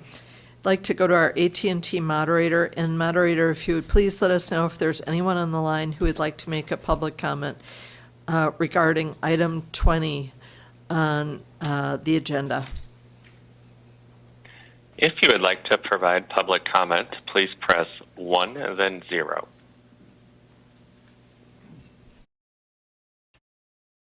Madam Chair, there are no comments. Thank you. members, I think this is a good step, and we have a pathway forward. So thank you so much, Mr. Schaefer. We appreciate it. And our last item for today is closing remarks and adjournment. Is there anyone who would like to make some closing remarks? Please, Vice Chair. Yeah, if I could, I really appreciate it. Just have some sad news, and so I'd like to adjourn in memory of my good friend Aldo Panesci, and he was a great example of a caring, active, thoughtful citizen. And he really engaged in Placer County and worked very hard to make it a beautiful place to live and raise a family. He served on the boards of the Placer County Breast Cancer Foundation, the Lincoln Chamber of Commerce, the Rockland Chamber of Commerce, the Roseville Chamber of Commerce. He was chair of the American Leadership Forum, Mountain Valley chapter, and he was the founder of the Tommy Apostolos Fund for Children. He was also very busy and always working to improve his community. If you went to any civic event in Placer County, it was a good bet that you'd bump into Aldo. He's leaving behind a wonderful legacy in the area, and he's touched so many lives. The whole region is better because of him, and he will be missed, and he's a good friend, and he was an incredible leader. He was always making sure that the right people were elected to local office. While he was a Democrat, he supported both Democrats and Republicans to serve in public office. He just wanted good governance, and I was really impressed at his ability to seek out talent and encourage individuals to, perform their civic duty if they were interested in going down the path of serving in public office. So God bless him and his wife Leslie and their 2 children, and just so grateful and thankful for all the service that he provided to his community, specifically in the city of Roseville. Thank you. Thank you so much. And if you can, please convey the board's condolences to the family. That would be very important. Mr. Emron. Thank you, Madam Chair. I just want to thank my colleagues here on the dais. I want to thank the entire executive director, the entire BOE agency team for sticking it out with us today. I know it's been a long day, so I'm going to be very, very brief here, but I just wanted to give a special in memoriam to a California legend, Bill Walton. He leaves a legacy that's larger than basketball. Growing up in La Mesa, California, where he attended high school, and his love for California extended to his time at UCLA, where he won 2 NCAA championships, and then went on and had a stellar NBA career, winning an additional 2 NBA championships, and NBA MVP, and then followed a legendary broadcasting career. He died of cancer at the age of 71. Just a few days ago, it was announced, but I just remember him in my own words, that just an incredible person, kind heart, compassion, and just the love that he had for California and the West Coast in general. So a giant in himself. I send my condolences to him and his family. And then just very, very lastly, about a week and a half, 2 weeks ago, alongside the governor, lieutenant governor, and the attorney general, I got to attend the 46th Annual California Peace Officers Memorial Ceremony. It was here in Sacramento. There was a private ceremony, and then there was also a public ceremony honoring the lives of 7 officers who died in the line of duty in these past few years. And it was really throughout the state. And it was a very touching and moving ceremony. And then the public ceremony moved on in front of the Capitol, and there was officers from all the way from Redding all the way down to San Diego, and it was just quite an incredible showing of unity, of bravery, of courage and strength. So to their sacrifice in the line of duty, I just want to give a real commemoration to the incredible peace officers who are out in our community every single day, serving us and making sure that we're safe and we make it home on time, even if they necessarily take that risk and don't make it home. So to their families, I also just want to thank you for your service, and may these peace officers have their final burial. Thank you so much. Chair, I Thank want to you. mention that Bill Walton was Schaefer. Mr. San Diego of all time. He lived his whole life in San Diego. His mom and dad are there still.